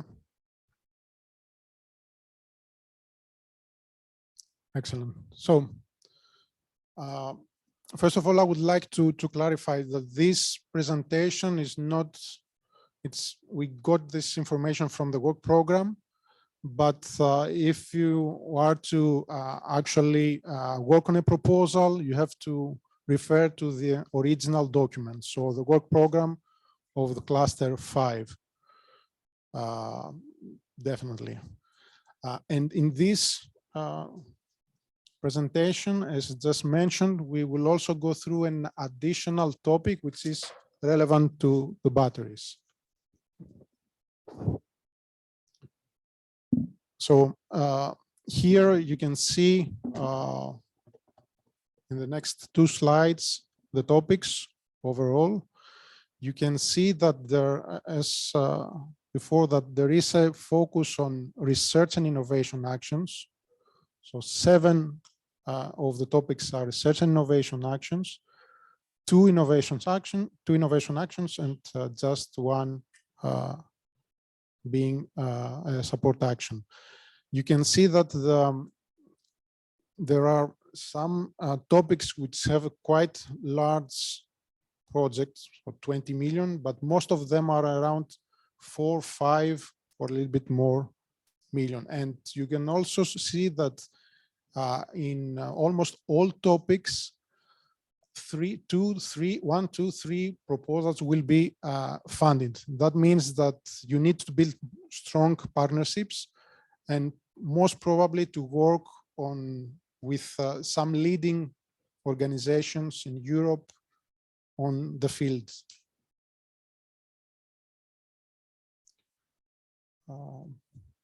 That's the last 4. And with that, I can invite Ian.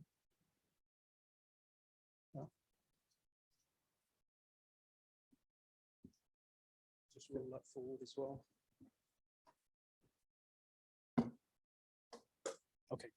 Okay, that's great. Thanks.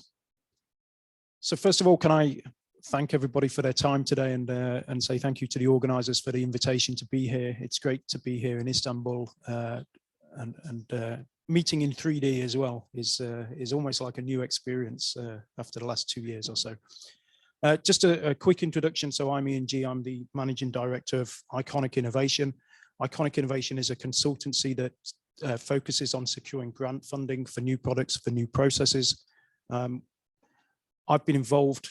I think you win actually, Dimitri. You 1999. I think you said you started in grant funding. I started in 2000, so you're the winner by a year. But I have been involved since probably 2006, sort of night and day in the grant funding world, and been involved in securing about 400 million euros in that time period. So some of that with a different organization, and probably about 180 million euros in the last 5 years in Iconic. So, and equally, quite a lot of those programs have been quite successful with Turkish partners. So delighted to be here today for that. So what we're going to do here, a slight apology, there might be a bit of a deep dive. I've seen that there's actually quite a bit of interest in each of the programs. Would have been nice if there was somewhere there wasn't, and we could skip some of them, but I'll try to keep it as light as I can for time purposes. And look into the call text as well. So for those people who are new to Horizon Europe, obviously like any tender, the details of the tender are important in your chances for winning. So have a quick look at the call text and how it can help. In the previous years, actually, the call text was quite prescriptive technically, and in many cases gave metrics that you needed to achieve or surpass. This year, they haven't got that, but are quite detailed in terms of scope, and in some cases in terms of techniques to be used. So it gives you a real guide as to the types of activities that you need to incur and include in your proposal. So probably unlike a lot of Horizon Europe calls currently, there's a lot of detail in these battery calls. Now that's double-edged sword today. That's good news if you're writing a bid, because it really gives you a good steer so that you can be in scope, but there's also a lot of detail to cover. So we'll try and cover that now. So overall, in terms of the call text, why is it so important? Of course, it can help you define the scope of a project. In many cases, it gives you guidance towards the impacts and occasionally metrics, but there's less so this year in terms of metrics. Sometimes it really defines the actual problem that needs to be solved. So there's a precursor to the preamble to the work, and it defines what the issues really are, which helps you and identifying sort of gaps and potential partner roles simply by keywords that are in the call text.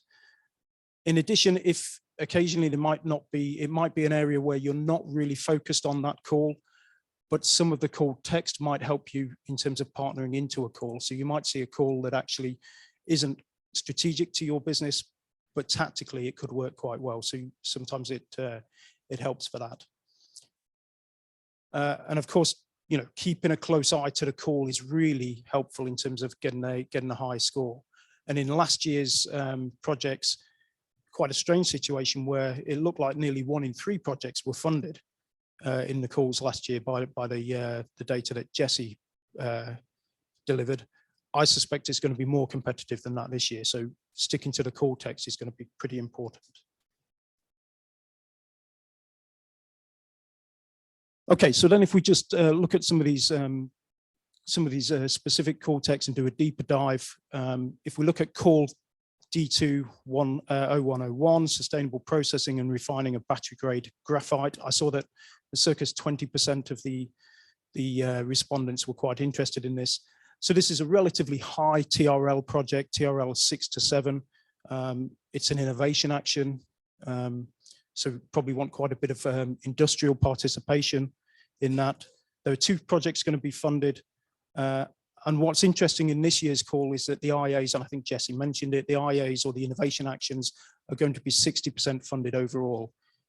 Also in terms of a proposal, the proposal is a 70-page document. So I don't know if you cover that later in terms of the changes to Horizon Europe proposals.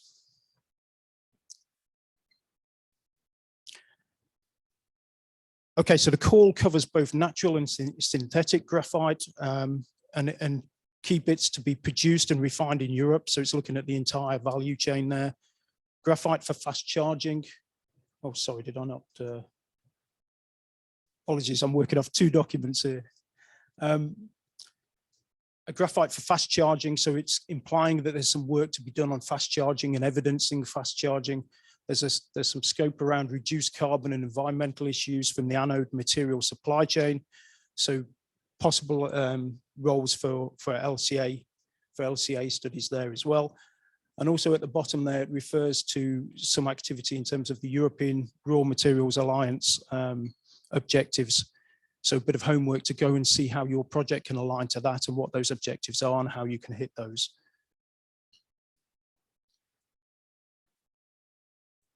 There's quite a bit of scope and details on both synthetic and natural graphite. So synthetic indicates that you need to have a system prototype demonstration, so clear indication of the activities that you can be doing in your project. Focusing on sort of high energy density, long lifetime and quality. Interestingly, like I said, last year they included metrics. This year they've left that for the consortia to define themselves and include the metrics that they want. And again, this emphasis on fast charging evidence. Some relation for biocarbon alternatives are expected to be developed as well.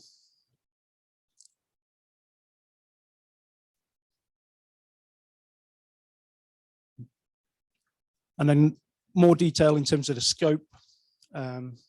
European graphite production and vertical integration into production. It suggests that every step is necessary and represented in your consortium. So again, that's giving you good guidance as how to build and set it up. Just looking at my notes. So for natural graphite, there's three main aspects to this. So improving the performance characteristics. Again, you set the characteristics. So the consortium sets the characteristics that they want to have and the metrics that they have by purification, milling, shaping, coating technologies. Focus of these activities on improving yield and spheronized products in particular. And an emphasis there at the end there on development of a non-HF purification technology. So if you've got that, or you know people who've got that, that's going to be a key element into this core.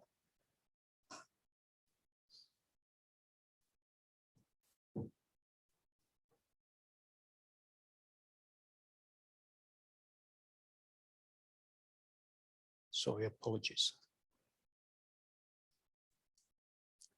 Okay, and then again, quite a bit of detail here in terms of the scope. So more details on the scope for both natural graphite and synthetic graphite. More emphasis about this bio-based anode for carbon.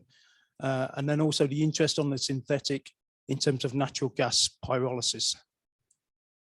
Don't think the call actually specifies whether people can do a project on one type or the other, but it also has the potential for combining both. So it looks like maybe there's both natural and synthetic approaches can be combined in a project.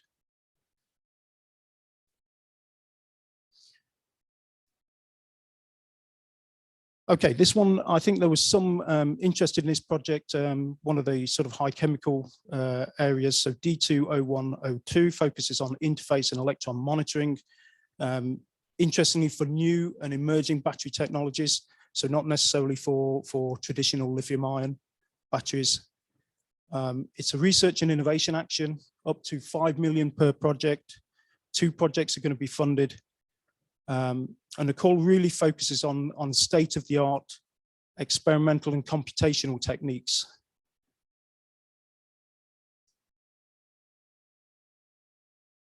And in particular, those techniques need to go beyond the state of the art than just conventional application of some of those experimental techniques. Sort of pushing the boundaries, pushing the borders of what's capable.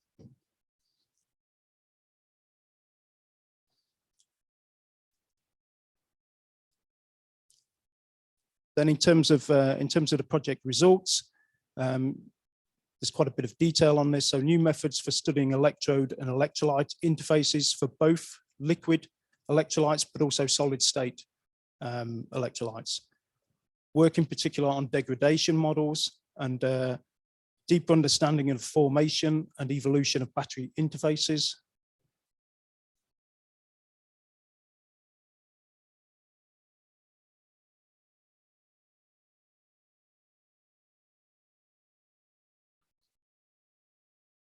Let me.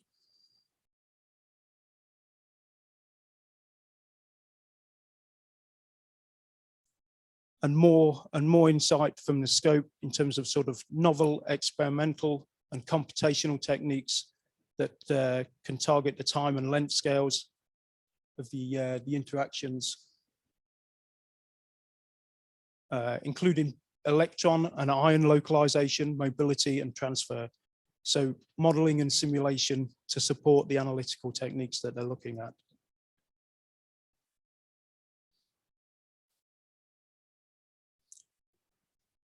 And then even more detail there in terms of the actual techniques that they're looking at. But again, so this really helps.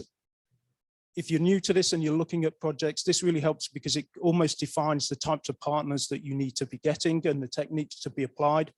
But then also if you're writing a proposal, you've got the detail there of the types of techniques that they expect, but remembering that what they want is these techniques to be used at absolutely the cutting edge of technology and applied to interface analysis. So not just the run of the mill of some of those techniques. Okay. Yeah, of course. Yeah. In fact, that's a good.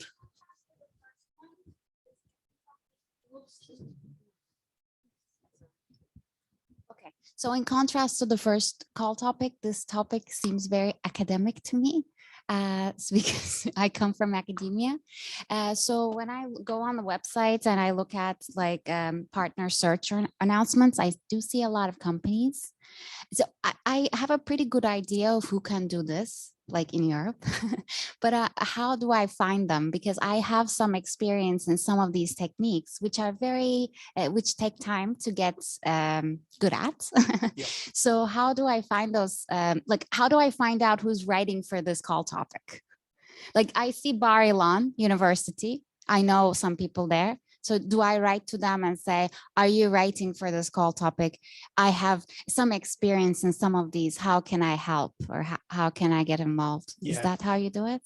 No, actually, it's a great question. So what I see with this is, and you're absolutely right. So we'll talk about, in terms of the presentation here, we'll talk about technology readiness levels, and it will also refer to research and innovation actions or innovation actions. So the more academic projects will be research and innovation actions, and there'll be a lower TRL. So this sort of 3 to 4.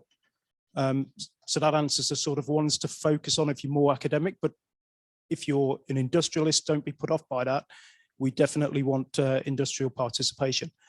Then in terms of finding partners is slightly more difficult.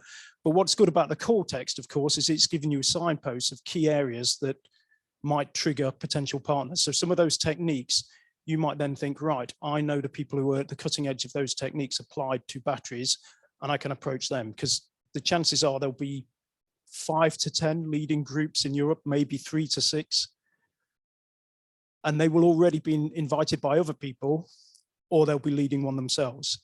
So that can work very well. The other thing is looking at past projects. So who are the consortia in past projects? Likelihood is it that they'll be involved in that. And again, past papers. So they tend to be the types of things that we use to apply this. And I think this is actually, rather than just doing the detail of what's there, this is what's valuable for a call text, because a call text might just give you 1 or 2 keywords or key elements that gives you a hook to get into a consortium. Or if you're writing a project, to make sure you're working with the leading groups in key areas. Is that okay? Any other questions? No?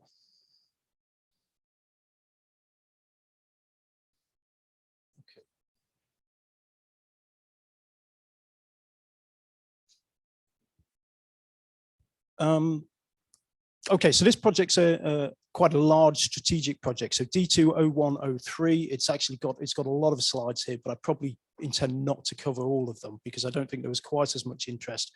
But there might be, this is very pertinent to the last question as well. This is a single project, a big strategic project, 20 million euro budget, relatively low TRL, 3 to 4. So it's a research and innovation action. The call wants to combine high throughput testing with high throughput testing by sort of autonomous synthesis and robots, to giving an awful lot of big data and being able to use artificial intelligence to interrogate that big data to give improvements in sort of battery improvements. My personal view on this is that this is one way where you could be looking at the leading players in Europe, trying to partner into the leading players in Europe and get involved in a large strategic group for the future as well.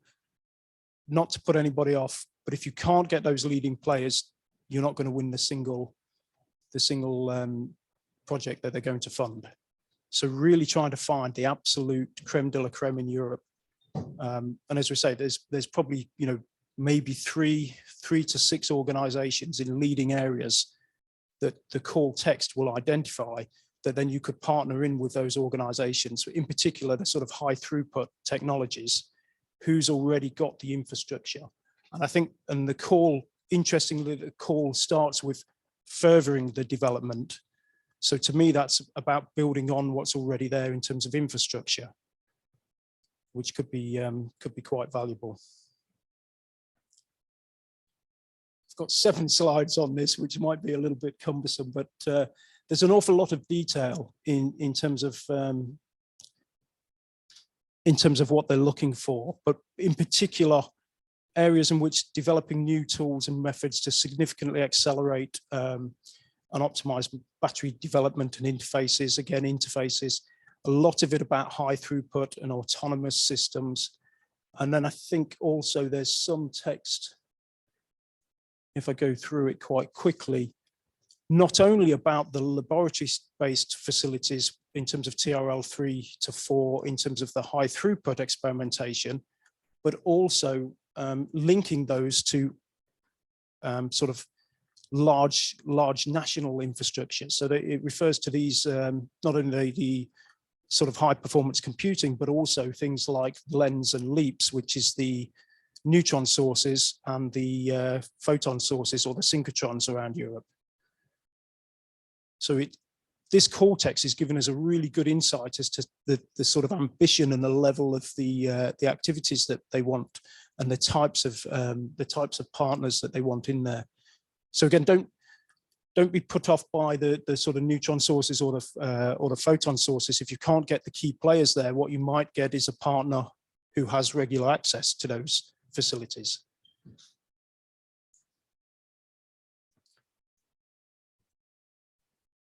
But there's also a bit of a reference to sort of community-wide collaboration and access to the state of the art. So it doesn't mention open access, but it might be leaning towards open access.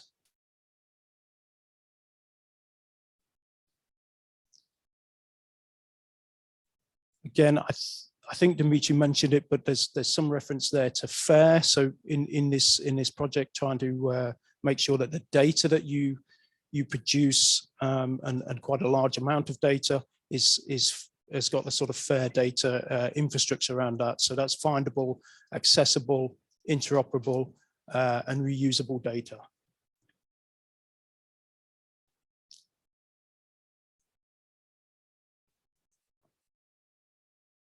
I'll let you read that. That's just more on the scope, but really quite an extensive call outlining what they're looking for. But again, I think for Turkey, this is quite strategic. For you know, there's a 20 million high throughput experimentation program. Could be quite strategic to get a couple of partners involved in this.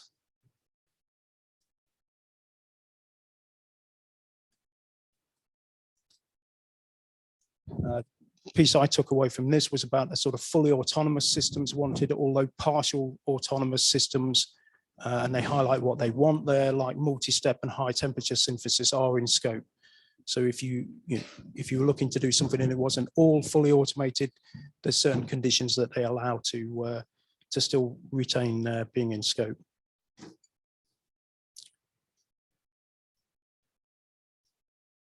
And then a bit more detail in terms of the scale bridging models approach, and the assistance through AI.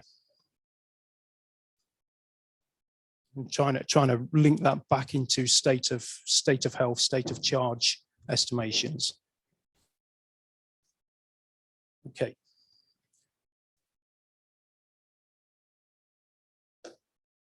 So move on to the next project, which is D20104. So this is towards creating an integrated value chain in Europe.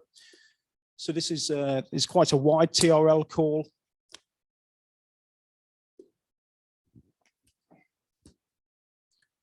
So it's TRL 3 to 6 for machinery aspects of the call, and TRL 6 to 7 for the actual manufacturing supply chain developments. 7 to 8 million of funding per project, and there was going to be 2 projects to be funded. It's an innovation action, so again, be careful that it's 60% funded for these calls rather than the conventional 70%, and it will be a 70-page proposal. So the call is generally to build up Europe's battery cell manufacturing capabilities across the entire supply chain.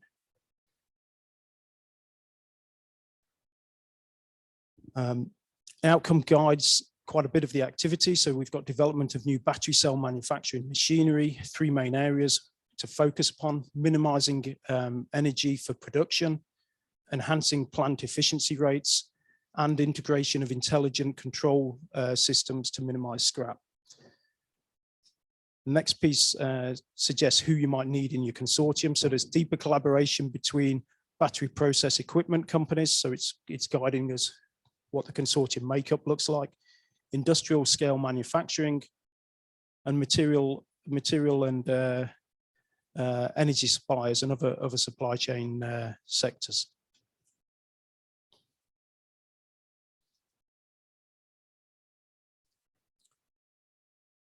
Again, with all of these calls, there's quite a lot of detail, but more detail in the scope. So machinery, it's been quite clear on the machinery. It wants the machinery to be built well, it says built locally, but it means in Europe, specifically focusing on sort of intelligent electrode and cell manufacturing machinery. And again, the re-emphasis of the sort of success areas: energy consumption, air and water pollution limitation, and intelligent control to minimize scrap. So several of the themes coming through time and time again in the scope. High productivity machinery, intelligent quality control systems, and integration of the whole machinery application to sort of industry 4.0 strategies is what the call is asking for.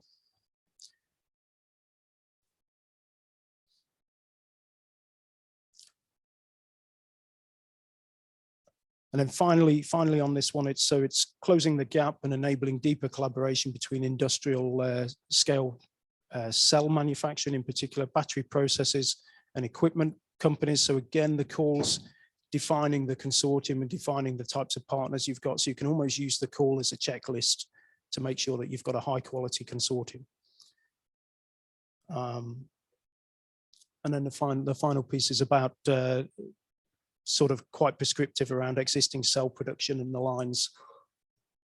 So hopefully that gives you quite a lot of guidance to help define a call if you're leading one, or if you've got some of those aspects and then can partner into calls.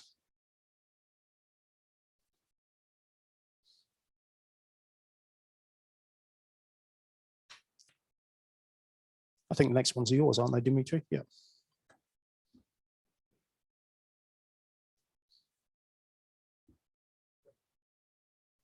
Thanks, Ian. Well, I think all these topics are quite extensive in their description, and it's quite of a challenge to make a presentation of each of them, because any detail is really important sometimes in the evaluation stage, because the evaluators may come up with several excellent proposals, and the winners might be chosen based on the attention that they have paid in the detail. So the next topic, 0.5, it's focusing on the battery systems. And as far as I understood, there is a high level of interest among the participants. Almost 70% of those that filled in the Slido poll were interested in this topic. So it's a research and innovation action at TRL 5. So validation at relevant environment. So meaning that we go further outside the lab and we validate the actual outcome at relevant industrial environment. 3 projects are expected to get funded with 5 million euro of funding. It's about the next generation technologies for high performance and safe by design battery systems for transport and mobile applications. So the focus here is on transport and mobile applications, including road, waterborne, airborne, and rail transport, as well as non-road mobile machinery. The European Commission expects that projects will demonstrate increased performances, both in terms of energy density, power density, and lifetime, as well as safety of battery systems. Novel designs and processes are expected also to come out. Yeah, please, just a moment. Yeah, we are relieved as speakers to hear questions from you, because it's getting really difficult. So please, yes, go with the question. Thank you so much for the opportunity. Safety in this call has kind of been, highlighted as I've been reading it. I just wanted to know, what does the call specifically mean by safety? Is it like overcharging, or maybe combustion through overcharging, or chemicals leaking, or I don't know, some kind of explosion or something?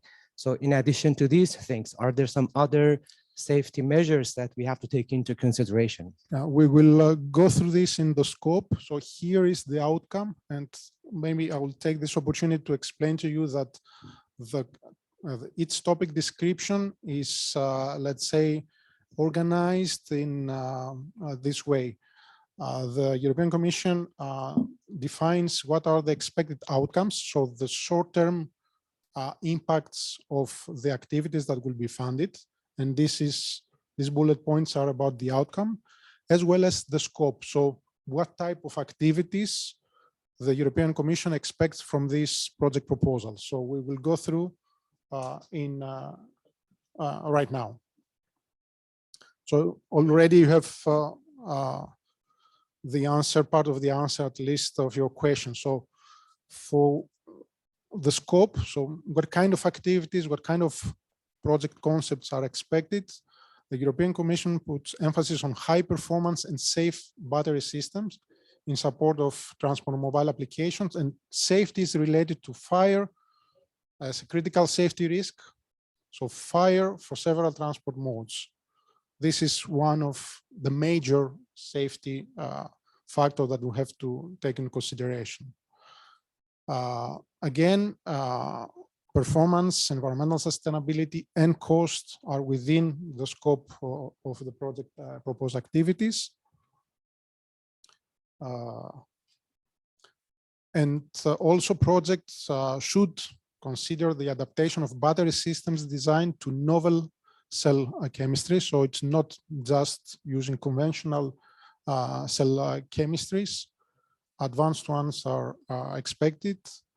Enhance also the cell on system volume ratio and weight ratio, which is particularly important for that type of application. So transport and mobility related applications.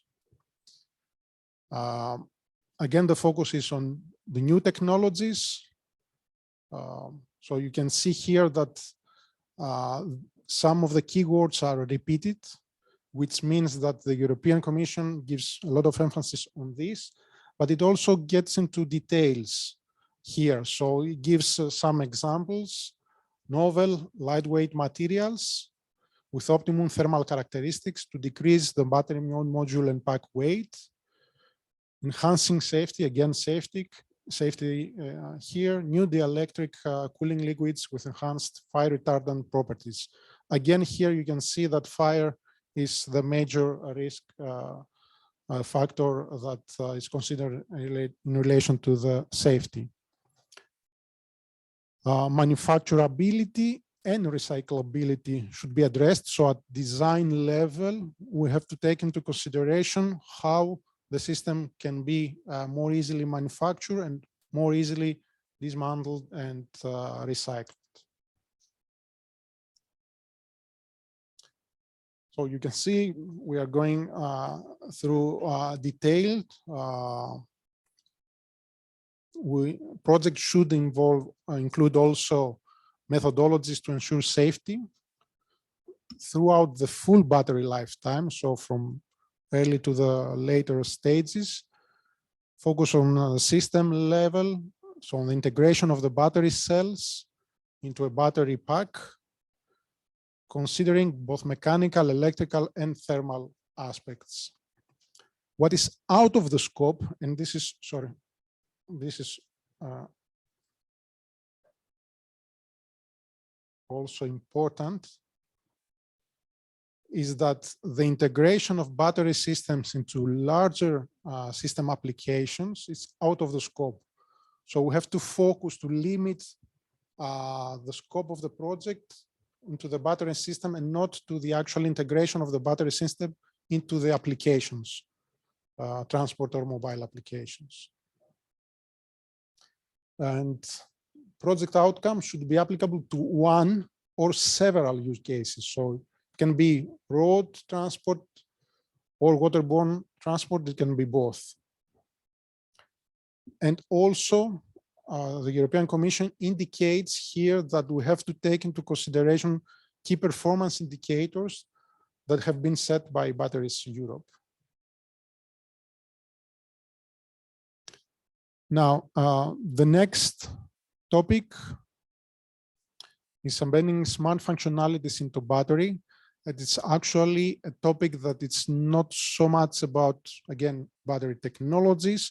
It's about how to integrate sensor technologies into the battery itself and the system in order to increase the quality, reliability, and life of the battery. And an important aspect of this is not just sensing, but also including self-healing functionalities, which is a quite of a challenge, at least to my understanding. So the Commission expects disruptive battery cell and battery management system. So this is something that goes really beyond existing technologies. So it's a low TRL. We start at TRL 2, we go to TRL 4. So at lab, we remain at lab scale.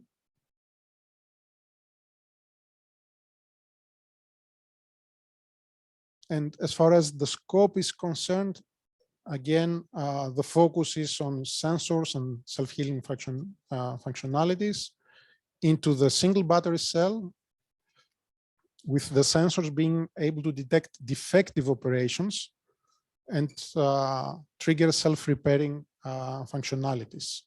So the sensors will be interconnected with the battery management system so that the battery management system can take action as soon as some irregularities are detected.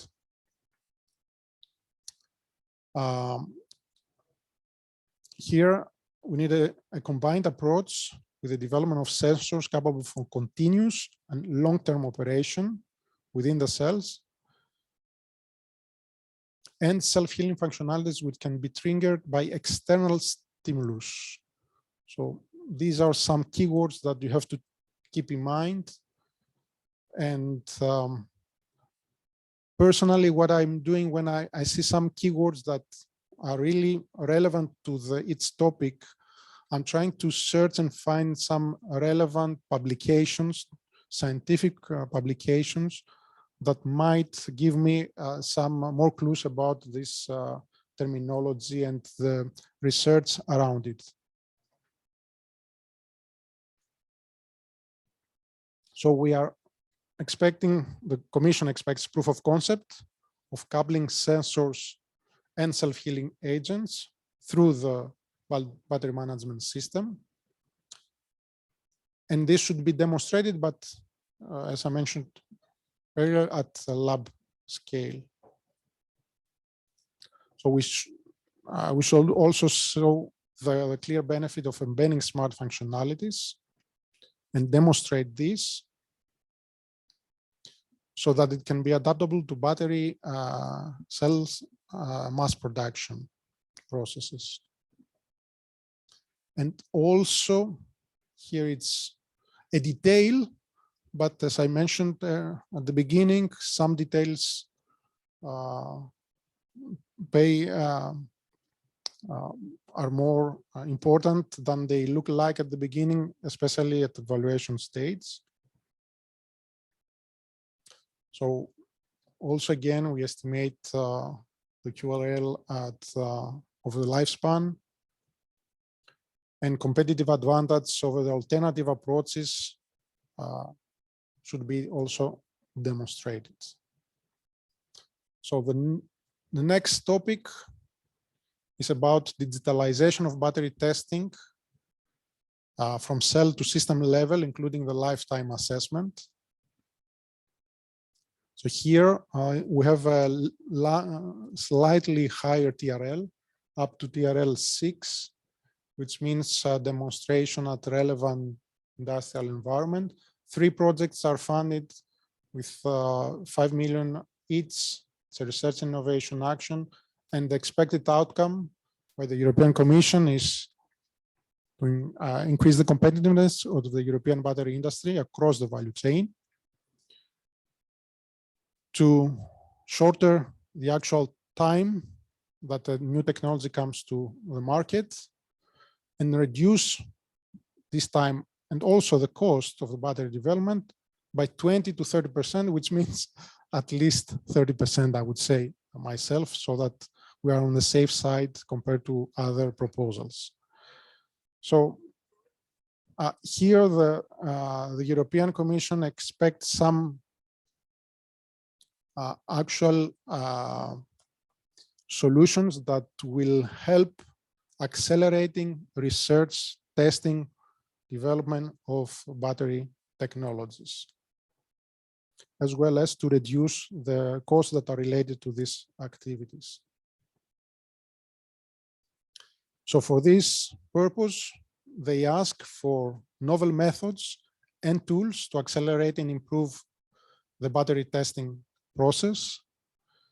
A multi-scale approach is being asked, it's been requested to cover the value chain from the cells to the battery systems. And they expect also full documentation of these new models, modules, etc.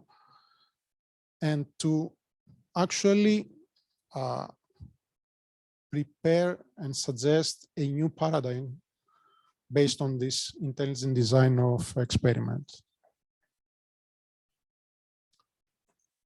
Also, again, multiple different conditions of users are expected.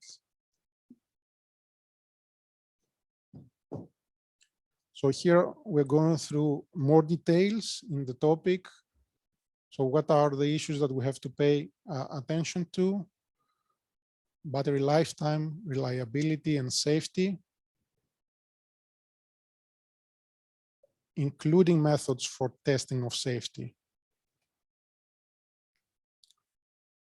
Cross-sector applications focus on battery chemistries currently on the market, or battery chemistries that are really close to the market, as far as this topic is concerned. Now, the next topic is coordination and support action. So I went through it very quickly. It's about coordination of large-scale initiative on future battery technologies. This type of projects are sometimes of strategic importance for a large organization if they want to keep up with the developments in the sector. So it might not involve research activities, only soft actions, but it's important for the networking effect and keeping up to date to the developments in the area. And this support action will cover everything about the battery technologies.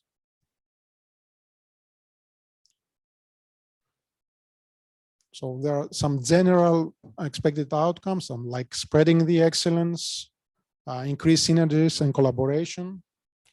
So this type of projects actually will include a lot of soft actions, networking, etc.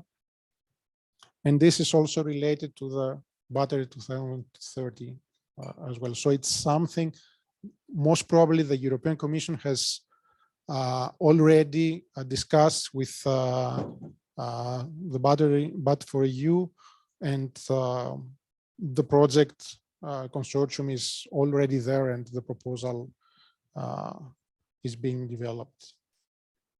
So it's about, as far as the strategy, it's about joining the consortium and not setting up a new one. So as far as the scope is concerned, facilitate communication, cooperation, monitor progress, provide support for governance to training, education, again, networking, etc. Now, this 0.9 topic, it's again a research innovation action, TRL4, lab scale, 5 million euro and 3 projects. It's about physics and data-based battery management for optimized battery utilization. So it's actually collecting data and interpret them so that we can optimize the actual battery utilization. The expected outcome and the project results include new physics and data-based approaches for the battery management, aiming at enhancing performance, lifetime, reliability, and safety. You can see that all these keywords are repeated in it, almost all topics. So this is also a signal that it's really important that you take a deep look at them and address them during at proposal stage. Now, as far as the scope is concerned, here activities will aim to advance the state of the art in the battery management. And how this will happen? By developing innovative physics and data-based approaches, both software and hardware, optimize, pave the way for the next generation of battery management systems, and lead to significant enhanced performances, again, lifetime, reliability, safety, repeated again and again.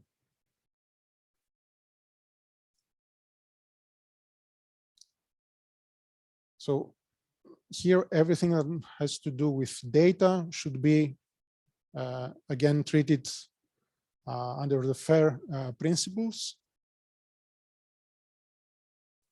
Validate software and hardware at lab scale. So a lot of details here. Aging models, sensor-based solutions. Sensors are appearing again.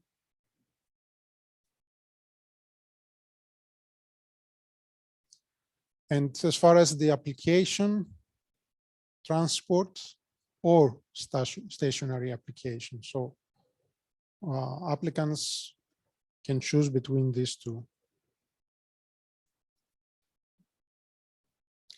Now, this is the last topic of the batteries partnership in 2022. I don't know, Ian, if you would like to go through it. It's about recycling or, yeah. Yeah, please.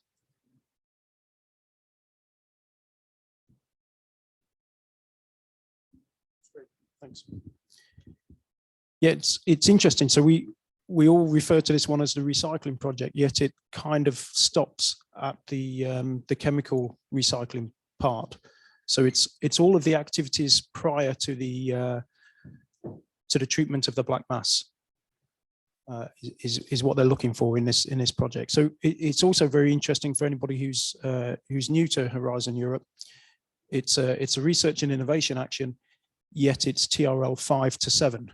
So typically research innovation actions finish at 6. So just to keep everybody on their toes, there's going to be 3 projects funded, or indicative 3 projects funded.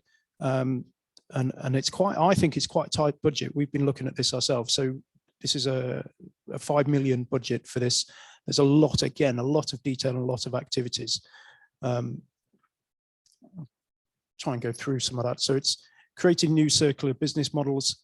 In particular, there's a huge emphasis on second life coming through this project. So analysis of second life. How do you get that into second life? What are those second life applications? And sort of making sure that you then reduce the need for primary raw materials. Again, there's this sort of call for community of actors. So actors within the recycling value chain. So questions about people in logistics, picking that up. People in terms of safety of movement of batteries as well is something that's going to be really important. You can see that second life piece coming through again, sharing best practices in terms of health and safety, in terms of transport and dismantling and refurbishing. I think there's quite a bit more on this. So there's quite a lot of activity on there it is on the right hand side on sort of automation of the dismantling of batteries. You know, and how you can do that. There's aspects in terms of the protocols for logistics, second life applications again coming through. So there's probably 4 or 5 mentions of second life in this. So huge amounts in terms of assessments of batteries in second life, probably representation of second life use cases in the call, and diagnosis of the batteries at various points as well.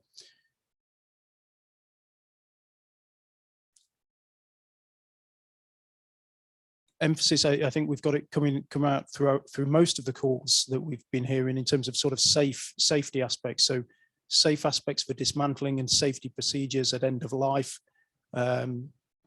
Determination of when that end of life is, whether it can be used for second life applications, and then some specific details on safety aspects of preventing sort of thermal runaway and what you can do to do that, to limit that in terms of limiting oxygen index and lowering the explosive limits. There's also this emphasis back on technologies in the recovery of preventing or reducing the thermal runaway at every stage really. So transportation stage, storage, and the actual dismantling. So I think there's an awful lot of activity in this project for 5 million. When we looked at it, there's and maybe tactically. So one of the things we looked at were associated countries like Switzerland's quite good, because you might get a 6 million project out of a 5 million budget because they get the budget separately. But there's a huge amount of activity to be undertaken in this to cover every aspect of the call and to do that correctly at the level that I think they want to do.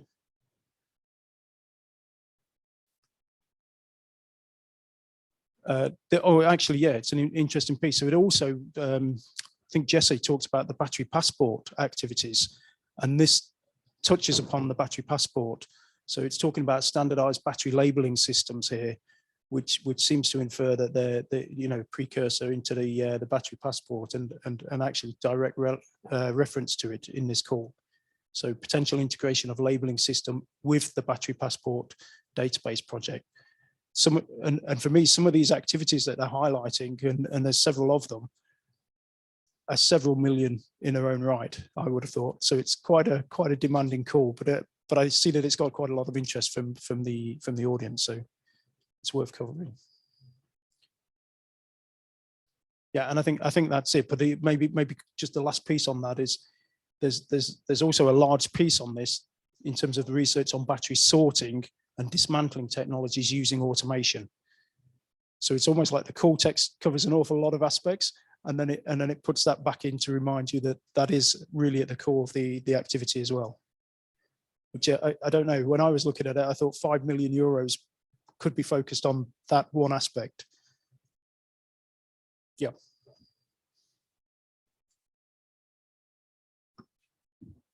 Sorry.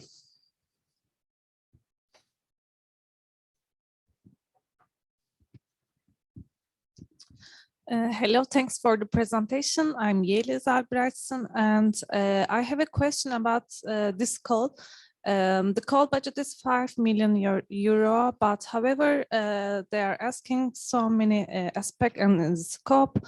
And when I read it, and I'm also interested in this call, and we can show and write in this preparing for the document, I think it would be enough because, in my opinion, but I would like to ask your recommendation about that, because showing all the robotic system and data and label system, it would be really complex and too much, in my opinion. Sorry, so the question is whether you could take elements of this and not cover the other elements, or cover the other elements from what's available? Okay, in my opinion, it's important to write the story part, and this budget you don't have to show, in my opinion. What is your recommendation about that? I don't think I quite understand. You don't have to show the budget? It's like we don't have to apply the all like label system or etc. When I read that call, I was thinking that, and I think what they're looking for here is that you can interface those systems. So I think there's going to be an aspect of this that whoever wins this will be quite careful of certain elements of what's in the call to ensure that they've covered it. But I don't think they can cover it to a deep enough level, because you can see there's a future project on the battery passport that's going to be, I forget what Jesse said, but maybe 5 or 6 million in its own right. So this has to be sort of technologies that could interface with a future battery passport rather than undertaking all of that work. And the same maybe for other elements of the call. The call highlights about transportation and safe transportation. There's some technologies available today that you could potentially utilize in that. And the call doesn't necessarily say you can't use that approach, but I do think you have to cover every aspect. So from experience, if you don't cover an aspect, you leave yourself open to the evaluator giving you a minor error in the evaluation, which is typically half a mark. And then they could be more than that, because they could also take one of those limitations and bring it forward into the impact as well and say, oh, well, you didn't cover this very well, so I'm going to mark your impact down as well as your excellence section down. And before you know it, you might have lost a mark to 1.5 marks. And I think this year, if you've lost 1.5 marks, you're probably out of the game. Whereas last year you weren't. There were some, I think there were some funded at about 12, scores of 12 in some of the calls last year. Okay. Thanks for answer. My pleasure.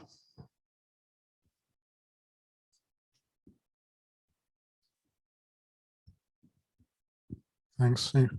One of my idea to your concern and also to Ian's thoughts is that if the European Commission probably didn't have additional budget to spend in this call topic. So what I would do is that I would try to focus on what seems to be most important for the European Commission. And already Ian gave you some hints about, for instance, not including battery transport, battery passport in the activities, but link it to the future project. And what I would also search is for relevant projects that already have worked on, for instance, on robotic technologies for sorting and dismantling. I have a particular project in mind in a research organization I was working for some time ago. So there are some projects that have already brought in some results, and you can relatively easily and without high cost use these results if you bring the core partners on board and somehow try to work around this 5 million limitation. Again, if you can find a partner from, for instance, Switzerland.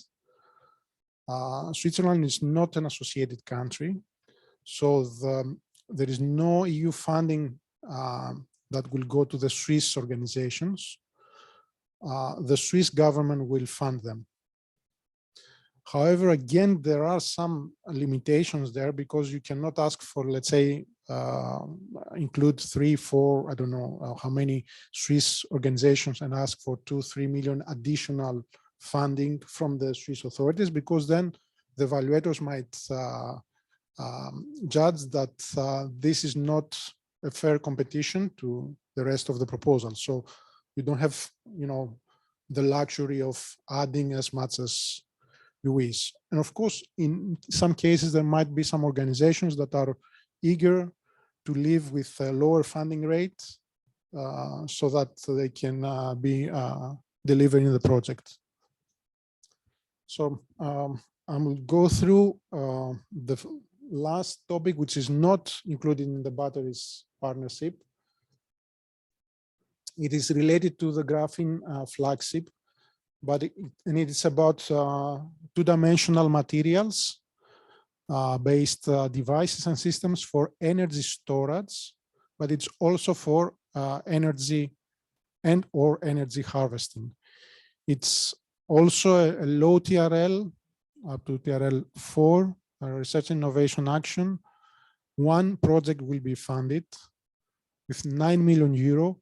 The deadline here is a little bit close to the end of the year, so the 16th of November.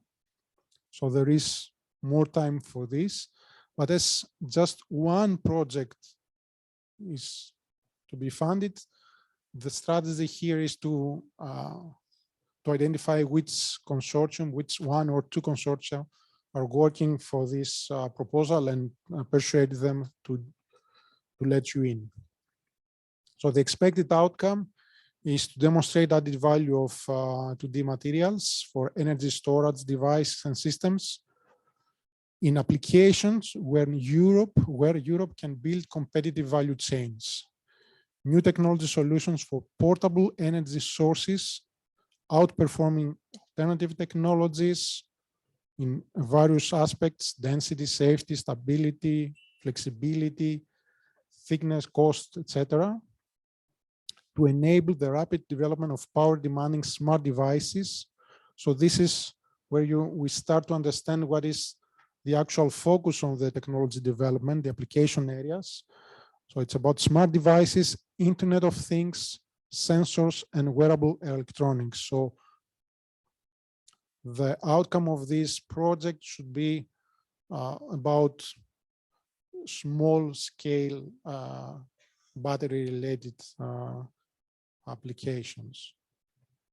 So the scope includes the development of solutions demonstrating the potential added value of these two-dimensional materials beyond current lithium-ion technologies for electric power grids, solar farms, wind farms, and increased performances in terms of durability, etc.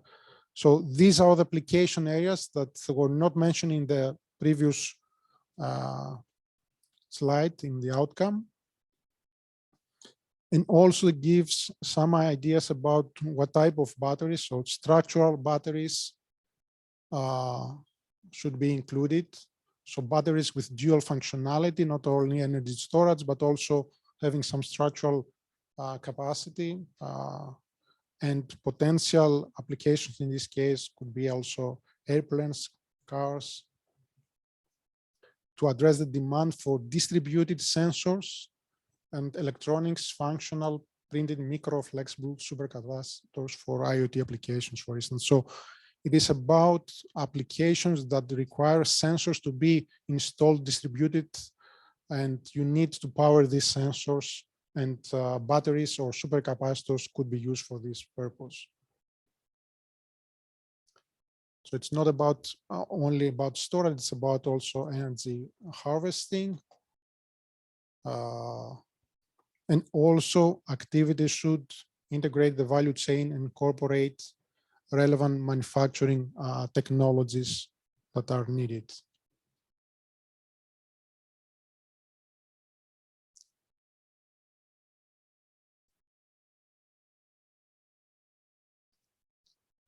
So this is the final slide, and you can see in the final bullet of the scope, the European Commission mentions the Graphene Flagship. So if you are not aware of this, then you're not realizing that this topic is related to the activities of the Graphene Flagship, which is really important to know. Without it, there is no chance for a proposal to be funded, at least to my understanding. So this topic falls within the cluster 4. It's not cluster 5 energy, it's cluster 4, digital and industry, and destination 4 of this industry. So just give you some information about this destination and the relevant key strategic orientations and impact areas. So by closing this session, just wanted to emphasize that, particularly for this 2022 call, where there are a lot of research and innovation actions, and most of them are relatively low TRL. For a proposal to be successful, partners have to make one at least or even more steps into the unknown. So they need to get out of their comfort zone and search for real innovation, real solutions that are outside the ones that are currently being developed and are close to the market. For innovation actions, for the 2 ones, you see that the focus is on demonstration. Here we have to actually convince the evaluators that we can take the research results and what these results are promising to real conditions and ensure that we will meet what we have promised. And for the coordination and support action, it's about, again, collaboration with other partners within the ecosystem in order to shape the future activities, research innovation activities. So thank you very much. I think now it's time for the lunch break, and we will come back in around 1 hour. I don't remember exactly that. I think the agenda is 1:45 to come back. I don't know if there are some questions from your side. I want to ask a question that came from online participation. It's Burak Ülgüt's question from Bilkent University Chemistry Department. He says that he asked a similar question from our participants. He emphasizes that as an academic who thinks that who can contribute to some of these talks, what is the best way to join a consortium? A cold email to a random contact from a company that is potential of writing for this doesn't work from experience, and he have not had much luck with the networking activities. As an academic, he doesn't see himself getting 15 companies together. He asks similarly. Thank you. Yeah, this is a similar question with the first one I think we had. It's not easy. It's not easy to convince some experienced partners and consortia to invite you in. That's for sure. In order to do that, you have to prepare yourself. First of all, to understand what is your real strengths. What are your priorities? And put them into a short kind of description or short profile. And then you have to look for the big players, but not only them. And of course, an email, just a simple email, might not work. Networking might not work in the first time, but you have to keep trying. That's for sure. It works at the end. And of course, you have some, most of the times, at least personally, I pick up the phone and I call people.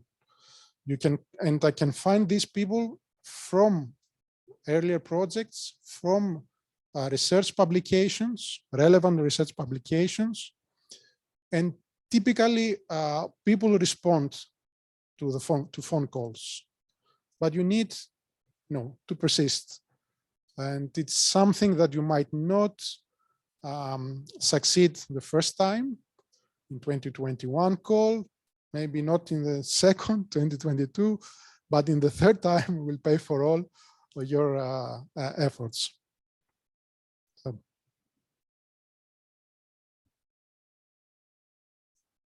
So if there are more questions, you can also upload them during the lunch break. We can, for those that are physically participants here, we can discuss them over the break as well. And tomorrow, of course, there will be one-to-one sessions plus the interactive exercise. Thank you.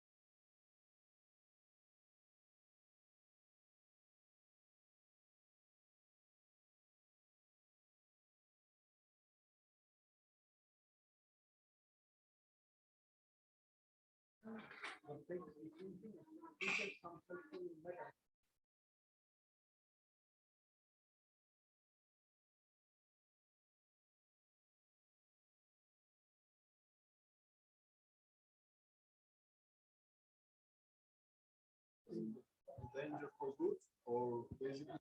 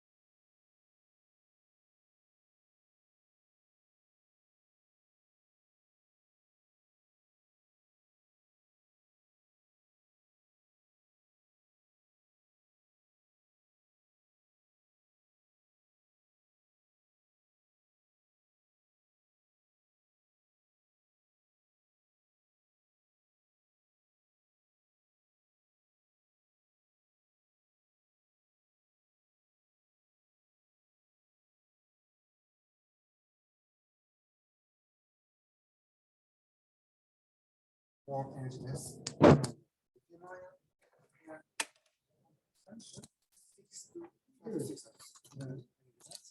Ses deneme 1-2. I see is that in most of the projects in Europe, battery projects,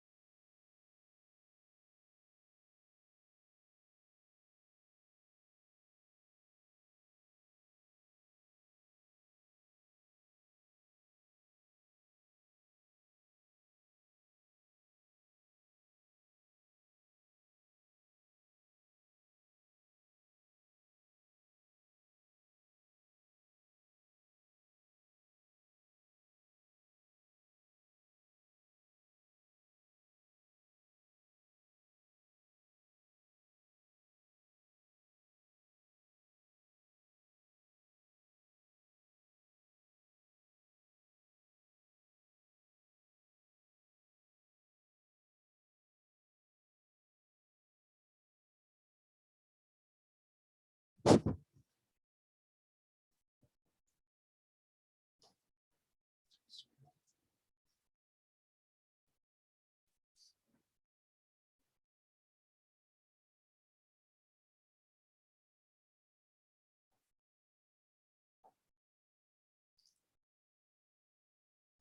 welcome back. We are starting in a second our next session after the lunch break. There are gonna be two presentations about how you can enhance your participation to Horizon Europe, one by Ian and one by me.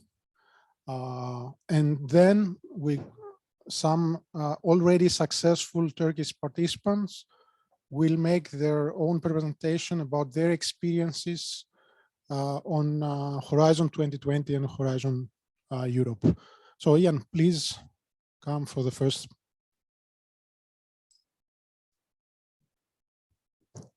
Thank you.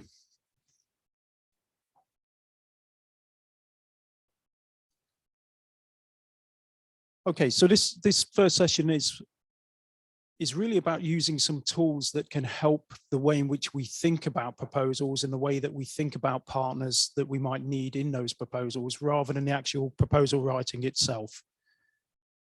That might be helpful. Thank you.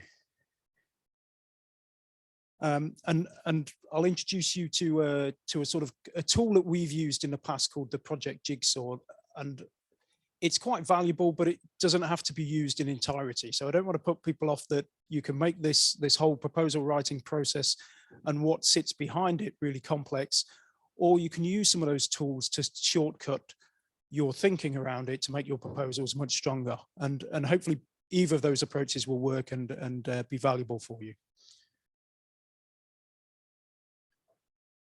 Okay, so the contents of the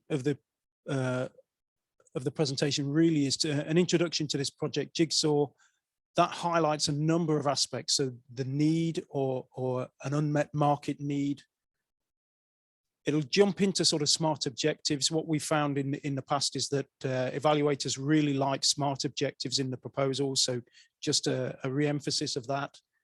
Then into aspects of this Project Jigsaw. So looking at existing solutions, the idea in a little bit more detail, breaking down your own ideas into pieces, and then the barriers, looking at barriers for projects and then how you overcome those barriers, and wrapping that into the enabling science and technology. And then through that, the process should help you in terms of identifying what types of partners that you can use. So a little bit at the end in terms of partnering and recruitment as well. But this is not specific to this battery call. This is quite generic to all proposals. So hopefully it's quite valuable to people. And it's just tools that help you to think about certain aspects of the proposal that might help you.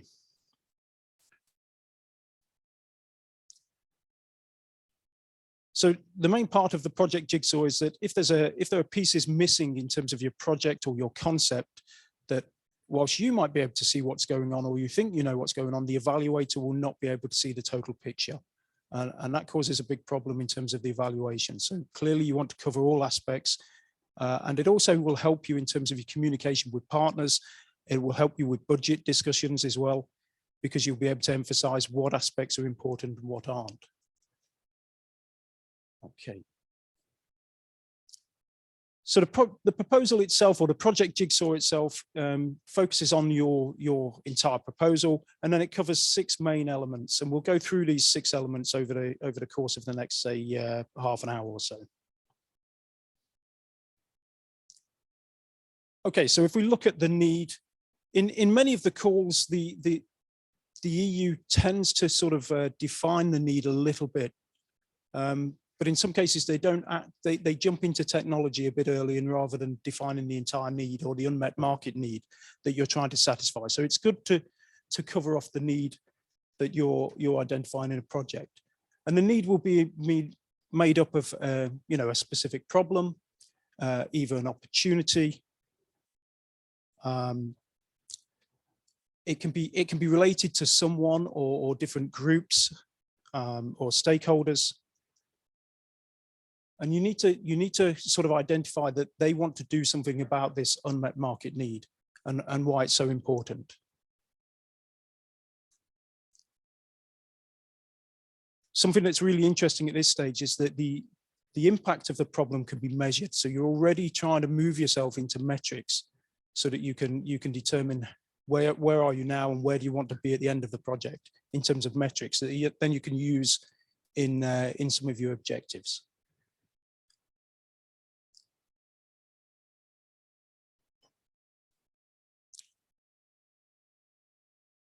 One of the problems that people do when they jump into projects where it's more of a technology push is that they assume that the call gives you all of the details of the need or the unmet market need. And it's really easy to sort of miss the target by doing that. So people assume that the need is for better technology rather than defining the absolute problem that they're trying to solve with the technology. So it's worth going back and spending some time to really outline what the need is and then define the technology to solve that. And then equally in conversations with partners, you can then determine what's fit for purpose in your project. So you can have sensible conversations with partners when they're trying to promote their activities probably more than you want them to. You can call that back in terms of, you know, what's fit for purpose for developing technologies that enable a certain specific need. Some people ignore it altogether, and it tends to make for a poor story in the evaluation, and that tends to be reflected by the scores. One aspect that, as I said, the evaluators like very much are smart objectives. There's a bit of a sort of dynamic pressure here where, of course, if you're writing a proposal and you're going to be the people delivering it, you need to be a bit careful about what you promise because you've got to deliver it. But equally, in order to get the project in the first place, you've got to be quite ambitious and quite specific in terms of the objectives. So in all cases, I would say outline smart objectives, specific, particularly measurable. So lots of metrics in your objectives. And it's always quite simple to pull those back round in terms of making those objectives time bound, but simply by looking at your Gantt or your project flow. So you can say, when do you think you're going to achieve that in a specific project? That should help you to make really good, smart objectives. And we certainly have benefited from that in the past in terms of our evaluations. Evaluators like it, they tend to comment on it, and the competition tends not to do it very well. So you can differentiate your proposal quite simply by really setting out the objectives of the proposal and making sure that they satisfy sort of smart objectives. Okay, then if we jump back into the project Jigsaw, once you've identified a need, you should be able to identify what the existing solutions are that solve that problem or fall short of solving the problem. So what is available on the market now? What can be bought? Do some people choose to ignore the problem? What's in development? What's currently in development? And you can maybe refer to that in terms of technology readiness levels and when those potential solutions may be arriving on the market, and also the risks associated with that.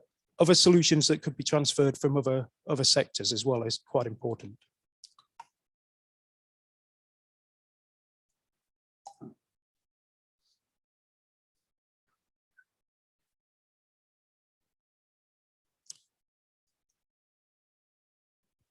And then something that's really good for your proposal is determining how do they fall short.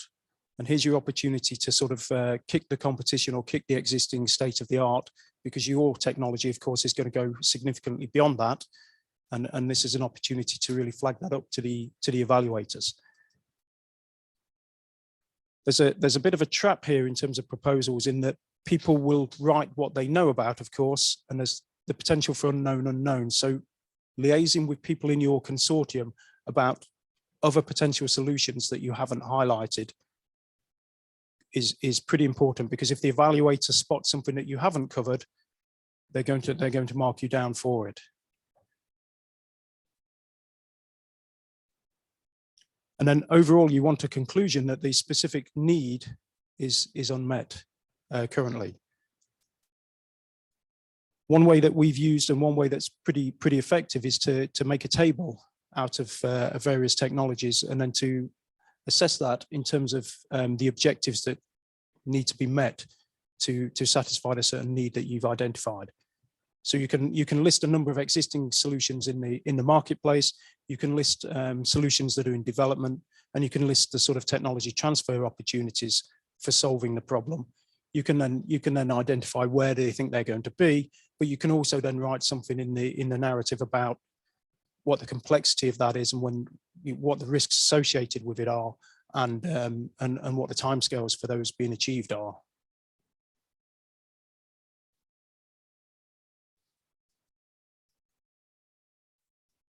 Okay, then the next piece in the jigsaw is the idea. So this is actually where lots of people have already jumped in and they've already got their idea identified.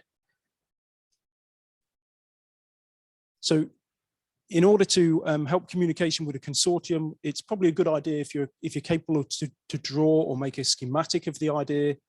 If you can explain it pretty quickly, then you know that you've got a good idea and you've got a good handle on the idea. Something that we use a lot are, what are the features of that idea? So for example, just so that I'm not talking too abstract, let's imagine that we've got a novel anode chemistry. We may be using something like niobium tungsten oxide anodes. So that's actually the fact that that chemistry is one of the features. Then you might be looking at what are the advantages. So the advantage in this case is that you've got a fast charge, a very fast charge process, something like 3 minutes for full charge, and it's got a long lifetime. Benefits are a lot more complex, but benefits will then help you in terms of the impact section. So benefits will then be specific to the use application. So you need to be working with your end users to define where they're going to use this technology, and then you can be quite specific about the benefits. So as an example, to follow that through in terms of features, advantages, benefits for that particular battery chemistry, if you were using it in a drone, for example, we've got a particular application where drones are utilized about 14% currently because most of the time a specific drone is on charge. Whereas if you can use this type of technology, it's increased to 80% utilization. It then gives you metrics around that can really help your impact section. So breaking this down quite simply into features, that's quite easy. It's quite easy, but also people do that really well, tend to do that really well. Researchers and technologists tend to do features really well. Advantages, they tend not to play them up as much. And then into benefits, they hardly do them at all. So again, in differentiating your proposal, if you're thinking in this way, the benefits can be really relayed in the impact section. Why will end users, why will customers use it? Tends to come from the benefits. In reality, they don't really care what the feature is. But we do need to cover the feature because we're talking about the technology in the proposal.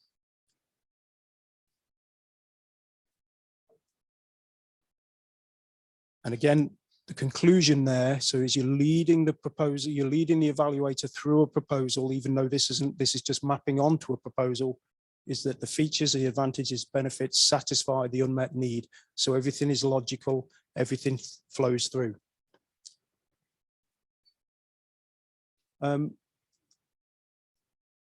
One sort of separate part here is the impact from the idea. And what's a good approach here is to actually picture the solution from a number of different perspectives. And almost like Edward de Bono sort of six hats thinking, you can look at the impact from different perspectives. So you can consider the core text. It will, in some of the core text we looked earlier, had quite specific impacts. Of course, you need to cover those, but then you can also consider what is the impact to the EU, what is the impact to end users, what's the impact at various points in the value chain.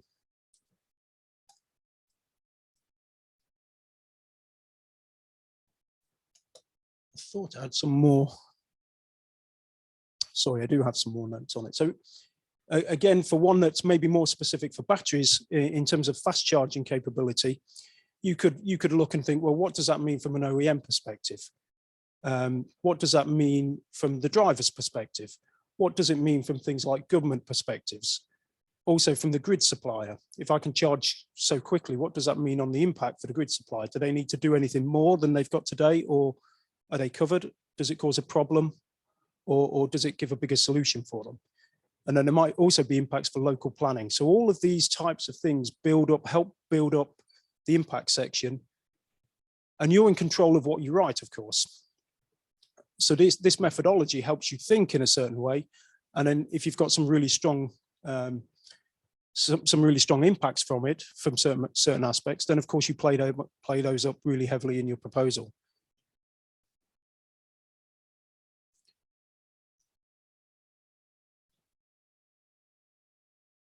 So the next piece in the jigsaw is to look at the idea in pieces.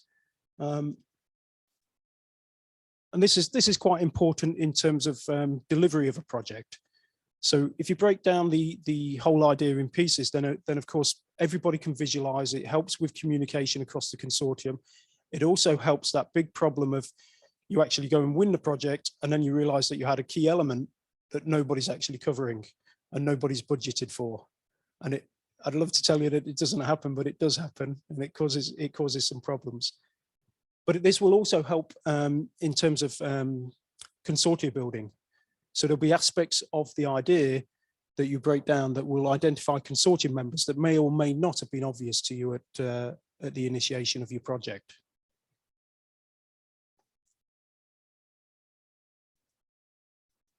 Oh, apologies, I've got this as too much automation. But so one of the things we do is basically you break down the idea into its component pieces, and then you want to go beyond that, if it will work, to breaking that down to the subcomponent pieces, and just make sure that you've got that covered for all of the aspects. Oh. So that there's no major issues in delivery, and that everybody understands absolutely what you're doing in a project. We had one recently where we were doing an electric motor, and I think half of the consortium thought it was one type axial motor, and half the consortium thought it was radial motor until sort of 2.5 weeks to go to the deadline. So we fell foul of our own rules there. If we'd had a really nice picture and we'd broken it down really well as a communication tool, everybody would have understood. And what actually happened was everybody loved the technology, but applying it to one type of motor was much more beneficial than applying it to another one. So it caused a few issues.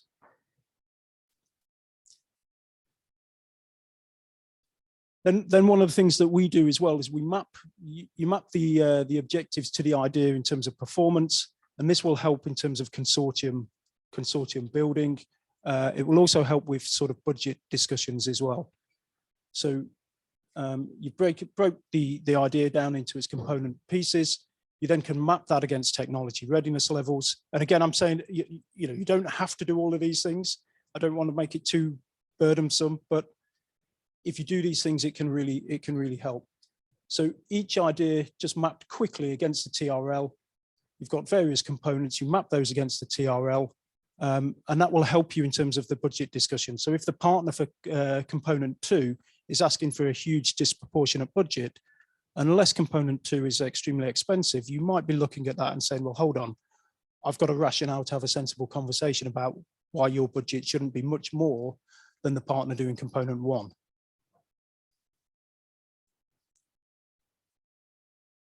What you can also then do is sort of use that for partnering and identifying partners.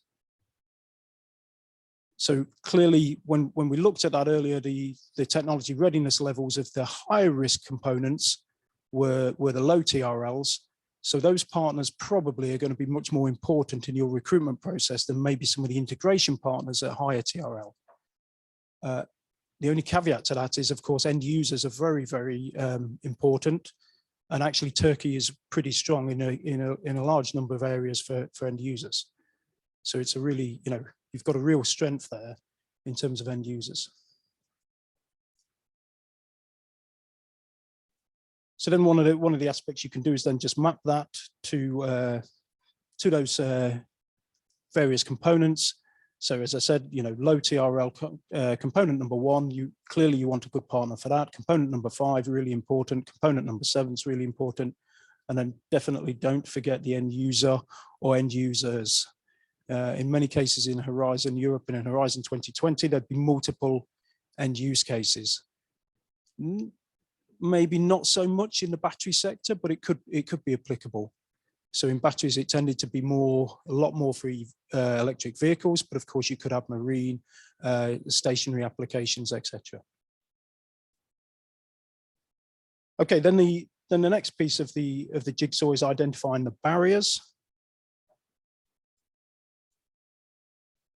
So effectively, the barriers are determining what's stopping you from developing each component. This should give you a sort of a technology hurdle to overcome or a roadblock, and then that's going to really highlight the technology and the approaches that you're promoting in your proposal.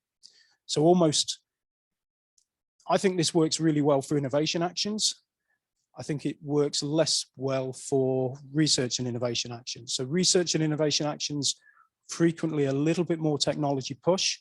Innovation actions should be market-led pull. Market-led pull is much more about identifying unmet market needs.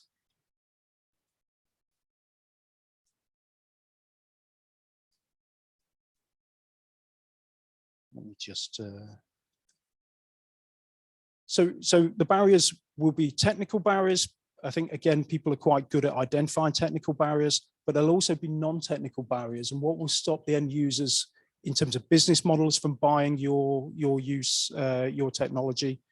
And also probably a huge amount of work on non-technical barriers. And if people are interested in that, I think it's really good for proposals as well. There's a great book called The Wide Lens by Ron Adner.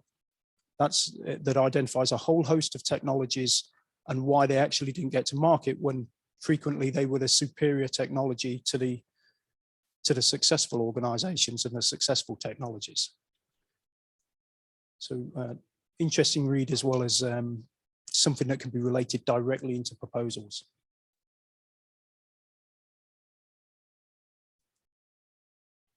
And then the final piece, so interesting with a mix of quite a strong mix of industrialists in the room. So the final piece is the enabling science and technology, whereas I think for a lot of people in academia and in looking at research and innovation actions, probably the starting piece will be the enabling science and technology. So you've defined all of your problems, you've defined all of the solutions, you've defined concepts that you want to, the idea and the concepts that you want to do, you've broken that down, and then you've determined what the enabling technology is in order to overcome the barriers that you've identified. So then you can be quite specific with partners about to what extent and what magnitude you want them to overcome those barriers and what performance metrics you want based on all of the information you've got, rather than being led by, perhaps being led in the wrong direction by lots and lots of technology push.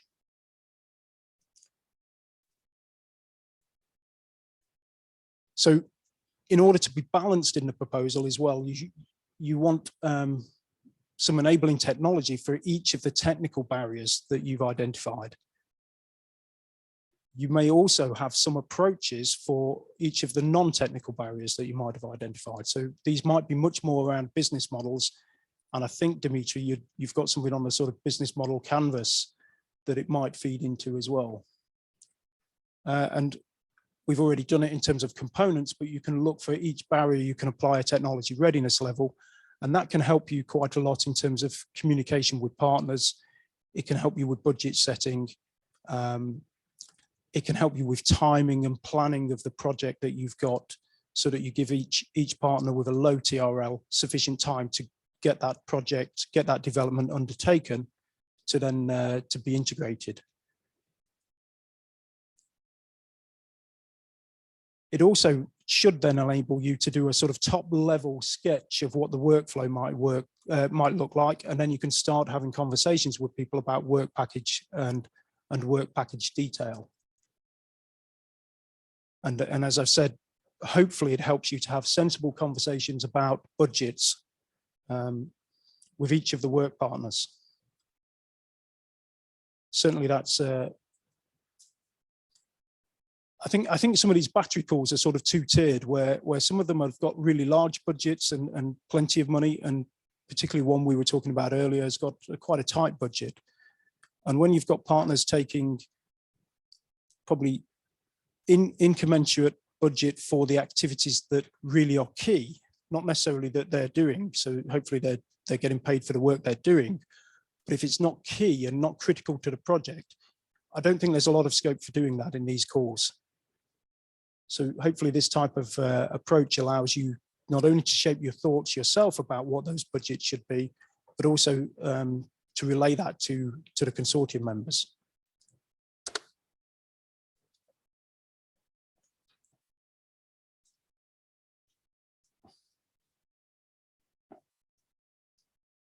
Okay, so that's effectively the project Jigsaw in a nutshell. But hopefully the sort of the tools around that will help you think about the projects in a certain way and help you develop the projects. Just thinking there was another tool within that I didn't mention. So there was a tool on the impact section about government and talking about PESEL. So you might also want to think about your project with the PESEL drivers. So political, economical, societal, technological, legislative, and environmental. And by thinking through each step of those might allow you to determine certain impacts for your project. And then how you present those is up to you, but you thinking it through in that way should help you sort of brainstorm some of the impacts.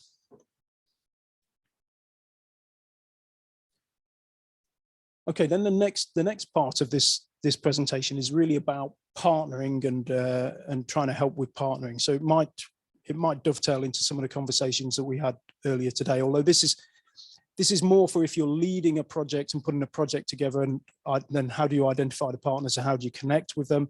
But I think some of the approaches here might be applicable for if you just want to partner into somebody else's proposal. So the first part is, how do you recruit partners badly? And I've certainly been involved enough to do that. And that's not a reflection on bad partners. That's something entirely different. I think one of the things is, I've got a note down here saying that if you don't know where you're going, then all roads will get you there. So one of the sort of key things to do is understand exactly what it is you want. And hopefully that project Jigsaw gives you the framework to know exactly what you want from a partner. So it will help you identify what that partner needs to look like, what they're capable of doing, etc. There's a bit of an issue here, but I see it frequently. So if you want to partner badly, go with friends without clear reasons to go with friends, and it happens a lot. In some areas, you can get away with it. If you've got a big budget, you can probably get away with it a bit. But in essence, I think the best thing to do is map what you want, what competencies that you want, and then go and find those competencies. Again, if you have a limited understanding of what you want to achieve, then the chances are your partnering is going to be poor, because you can't determine when you've got it. You think you've got the right partner, but you don't even know what you want them to achieve. So you're gonna probably fall short. And then the other challenge that we see frequently is that people accept partners just because they're quite enthusiastic, but not really based on their competence. And again, that's not to say that they're incompetent, but you're up against the best people in Europe. So you want a consortium of what we will say is, an A-team consortium. Every time you take an opportunity to not have an A-team partner, gives you a less chance of a lower probability of being successful.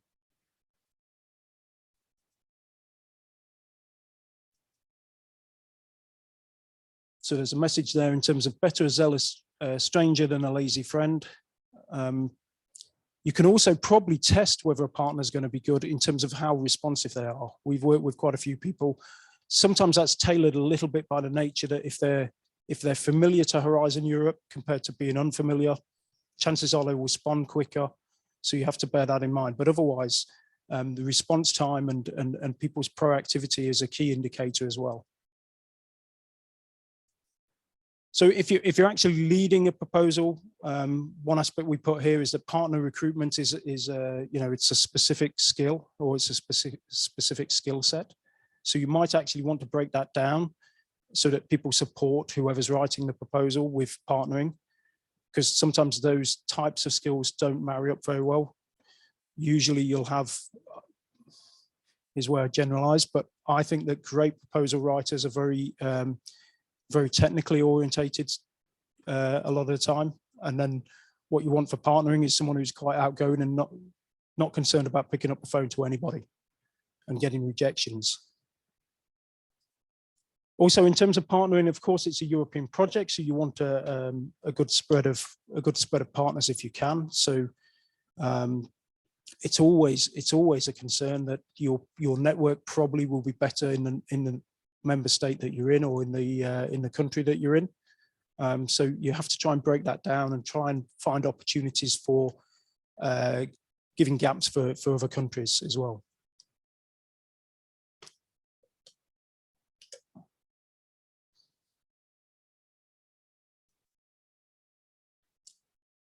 Certainly for innovation actions, you want to apply the sort of value chain aspects, and some of the calls that we talked about, some of the detail in the calls that we talked about this morning really identified that.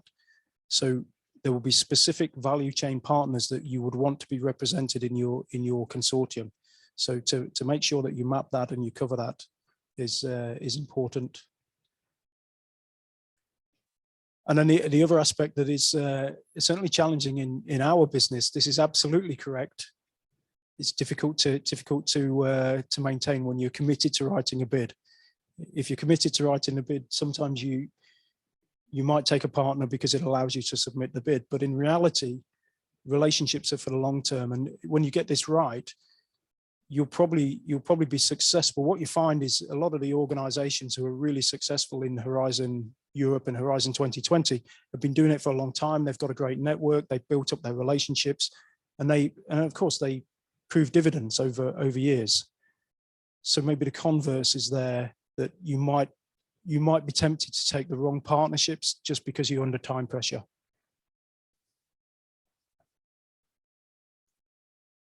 So this is just sort of highlighting some of the aspects that we've discussed. Mapping your consortium, starting early.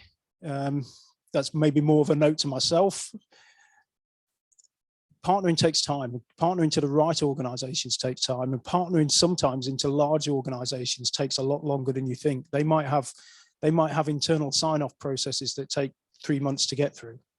Certainly we've worked in the aerospace sector where 3 months probably is quite quick. And we're approaching them thinking, we've got plenty of time here, but they'll have a set process to authorize joining a consortium, and nobody wants to go outside of that process. One thing that we like to do is almost determine a core partnership early.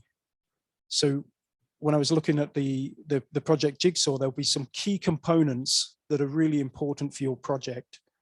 And that, to me, that has a slightly bigger weighting than other aspects of the consortium. You might also find that there was the interface call this morning. You might find that was it free electron lasers or whatever the technology is, there might only be 2 or 3 of those organizations in Europe. So they become a key partner.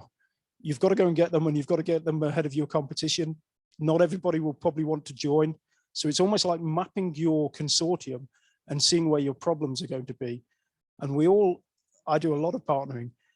And as a human being, you like success. So you go and get the easy partners first. And that's absolutely the wrong thing to do. There might be a partner who's got to integrate something, and there might be 800 companies in Europe who can do that. It's almost like, well, I'll leave that one to last. That's fine. But go and find where the problem ones are. And then equally with your core partnerships, you can really determine a sort of energy and a drive for the project. So get partners who are really committed in the core, and they're going to make life a lot easier. And you might have to take partners who aren't all committed for some reason. You might have an end user who says, look, we're committed to the project, we love it, but we're going to actually put time and attention to it when you get it funded. we know the odds on these things. We'll sort of sit here, we'll give you what you need, but we're not going to do anything more than that. That's okay. That might be fine if you can determine if that's the best thing for you with your project. Please. Or you can use mine.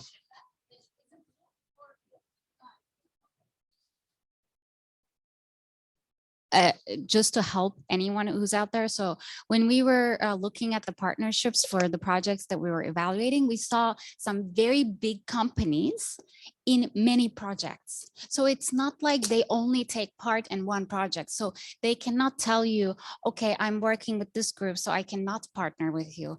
They can partner with all 13 proposals if they want. So I know a company who was in like all of the proposals. So no matter who got funded, they were getting money.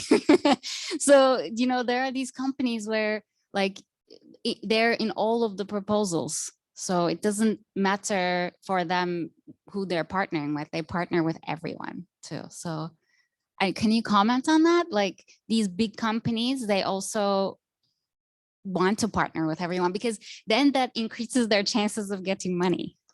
Yeah, right. No, absolutely. And equally, everybody wants to work with them because they'll be the right organization. So for me, there's a challenge there. The only challenge I like to see, and I think the sort of courteous way, is that they will let you know that they're in more than one proposal. Then you know how to handle the risks associated with that. You might want to not share everything with them until quite late or whatever, but that's to be handled. We're okay with that and to be expected, I think.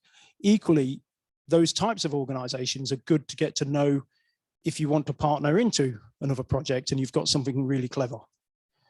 So you get to know, you know, effectively what we would call the usual suspects. If there was battery recycling, we could probably, if people worked in that sector, they could probably list 20 organizations. I'll go away and list 20, and I bet 16 of them are the same organizations. So it's a great approach. There's something there about how many consortium. We tend to write proposals with too many people, to be honest. But the fewer the better. So one is in your budget, and two is the level of complexity in your proposal writing. Dealing with 6 committed partners is far easier than dealing with 18 partners, just simply in terms of the administrative burden involved.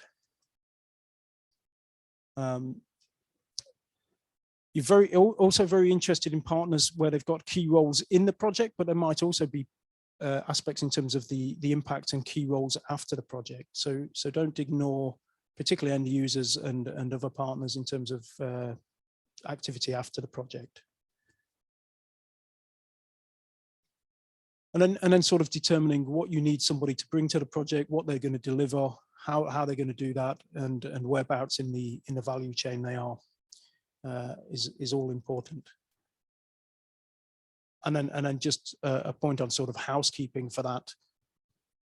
As you build up the consortium, you might already have a core consortium. So just running by new partners, new potential partners past the rest of the consortium is a courteous thing to do, just to make sure that there's no real competition between those partners. Or and certainly, again, it's something that I really like in Turkey, is the end users in the automotive sector seem to be very, very collaborative.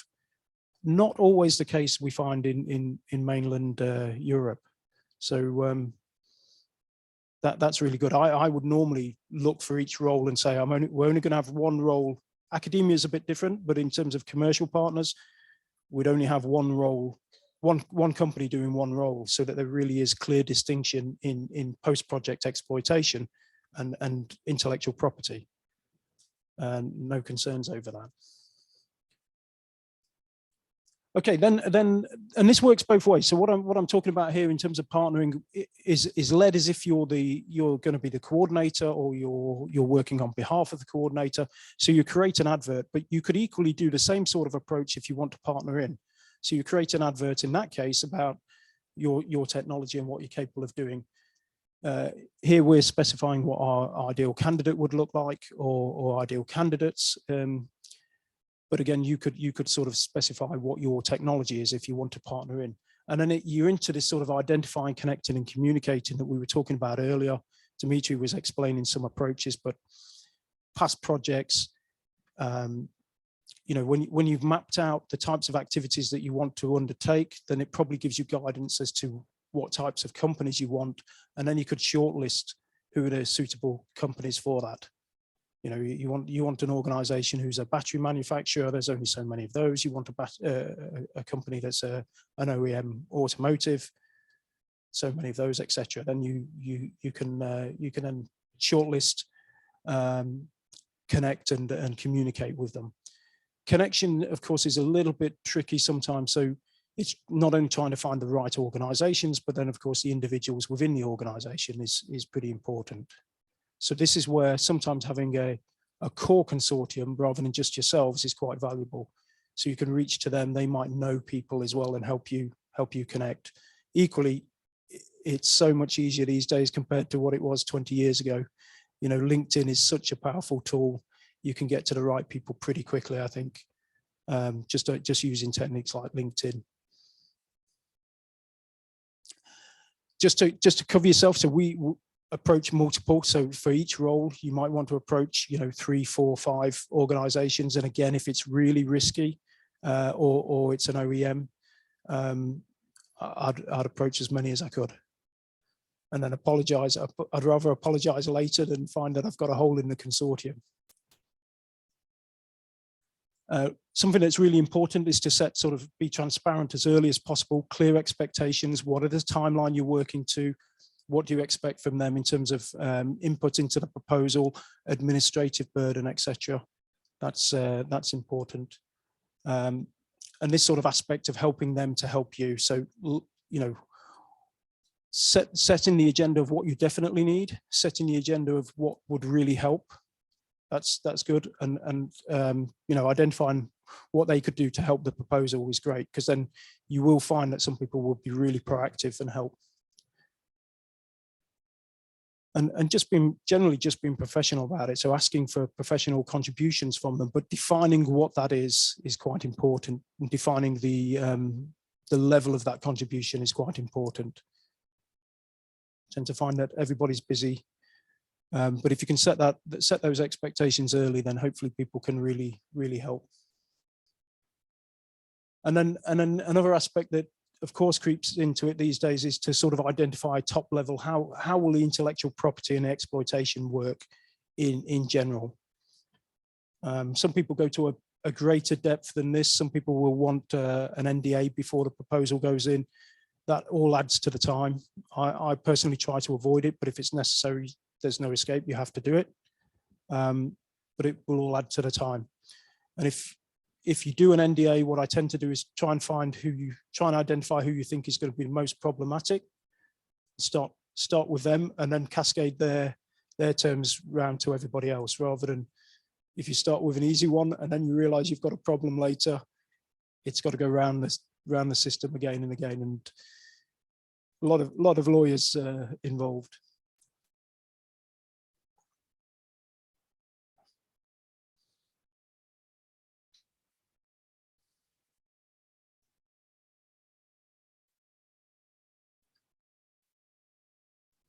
Nope.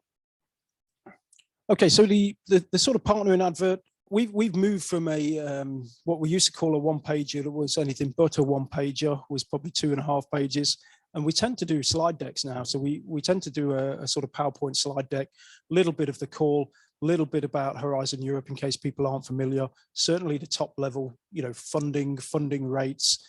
Again, if you've got some real strength in the consortium, then you can highlight that early with people. If you haven't, of course, in its early days, you can't do that. But if you had a big OEM or you had the right players, you'd perhaps want to identify that within the call. A little bit about the idea, and the project Jigsaw helps with that type of thing. And then also the sort of gaps of who you're looking for, what type of project, what type of company are you looking for, or competency are you looking for.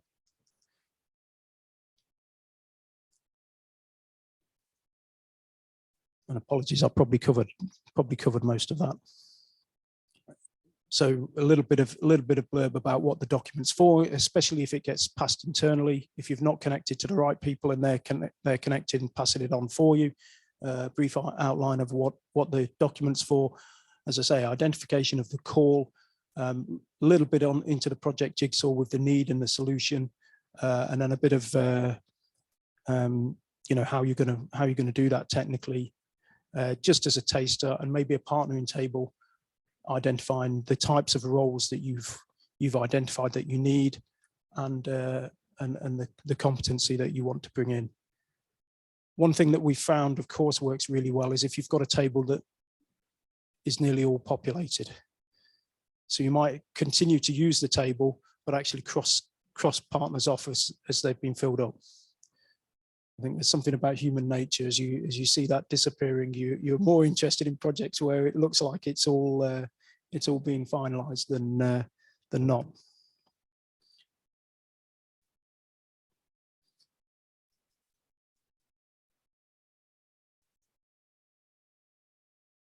Okay, yeah, I know. Sorry, apologies. I have said, and then also to include a sort of top level explanation of what Horizon Europe is and what the benefits are, and some sort of call for action in terms of next steps and contact details.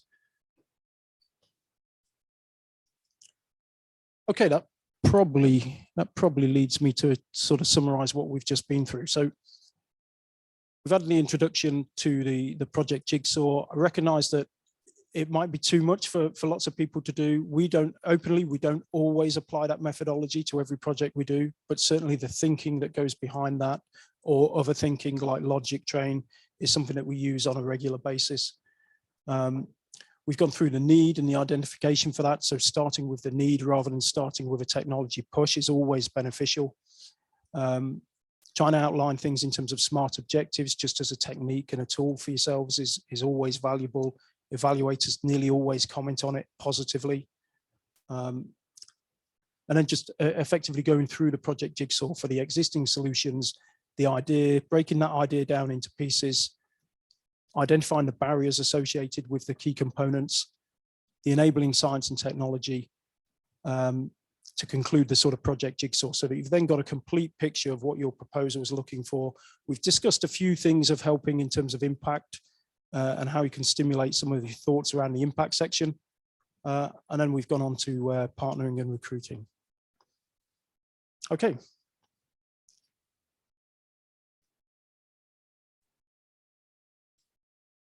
Thank you for your time. Questions? Yeah, sure.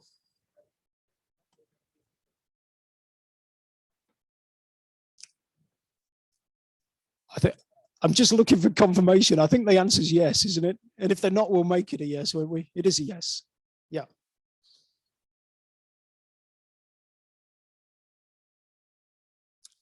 Any others? Okay.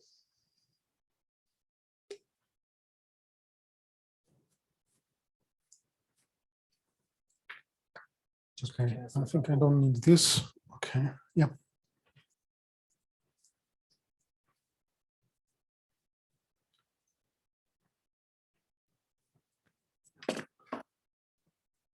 So I will make a presentation for the proposal preparation process again, but from the perspective of the templates that are available from the European Commission. Can you switch on to the, yeah, number 3. So as Ian mentioned in his last remarks, actually there are quite a few different ways that you can follow to reach a successful result. So it's up to you to decide which is the best way. We can give you some ideas about how you can get there.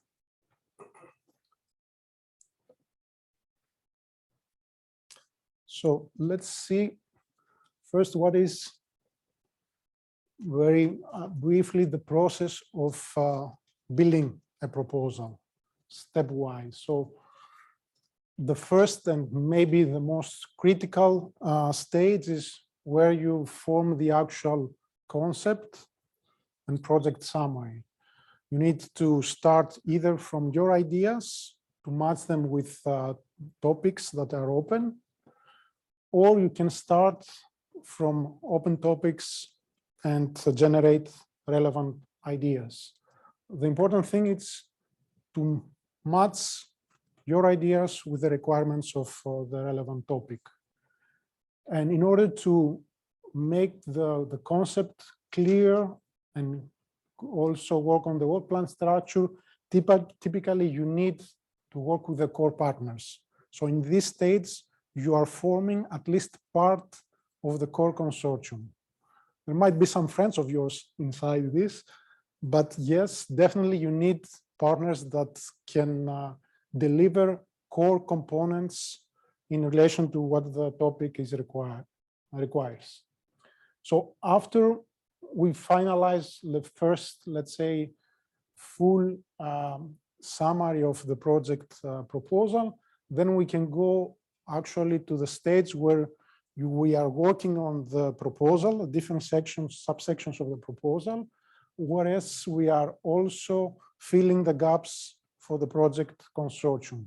So we work on SMART objectives, as Ian mentioned, on the ambition, so going beyond the existing state of the art, the work plan, the work package description, along with the concept methodology, defining clear roles and responsibilities for the partners, not only for the project implementation, but also for the proposal preparation.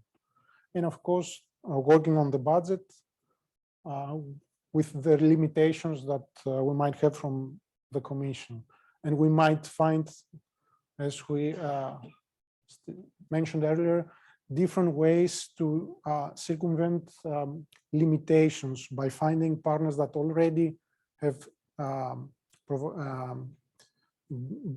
got the results from previous projects, so they can work from a more mature states, or find some other ways of finance. So as a result of this stage, we come up with the actual proposal, which is formed, as you probably know very well, in three parts, in three sections: the excellence, the impact, and the implementation section.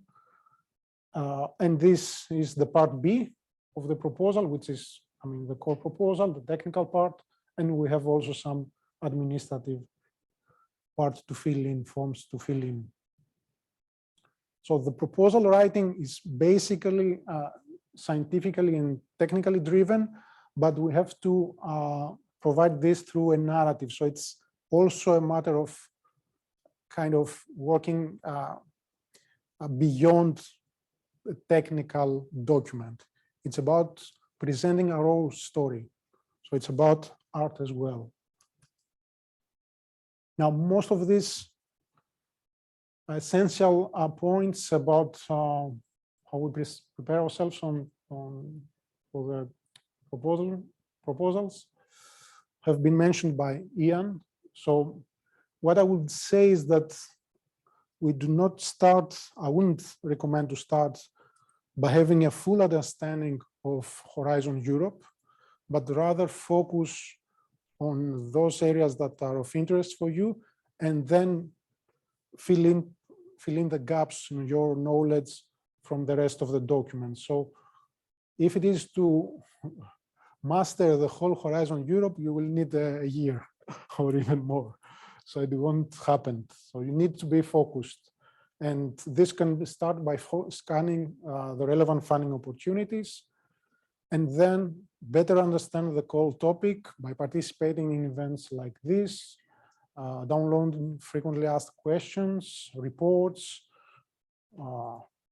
make search through the internet, etc.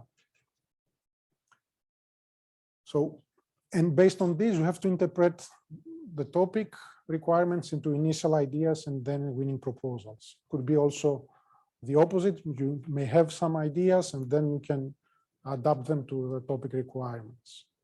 What is really important, especially for the low TRL projects, is not only to be ambitious, but also to convince the evaluators that you know how you can accomplish what you are promising. which is not very easy, especially for low TRL projects. And of course, the European Commission is funding applicants, project partners, in order to get some value. So we need to demonstrate this added value at proposal stage. And as I mentioned at the beginning, there are plenty of ways to go through. Please, just a moment for. Thank you. I'm Michael Lisa from Altenbosch University, R&D engineer, and we submitted a proposal just recently, and it's about EBRT, and there was a little confusion with the terms that are used on the call website with funding opportunity, and some of the words there, keywords, seems ambiguous, and I just wanted clarity because TRL 7 and 8 is prototyping, right? And like TRL 8 is like prototyping and stuff like that, but they wanted a demonstration of the technology. So what does demonstration of the technology mean? So does it mean you would create a test site and after it's done, you wrap up everything and go away? Or do you need to put it out there and let people use it for 20 years and look at how the turnover? It can be both. It can be both. Demonstration can be made in relevant industrial environment, meaning that you might not need to fully integrate your solution to the real environment. This is TRL 6. It can be in a real environment, full integration. This is TRL 7.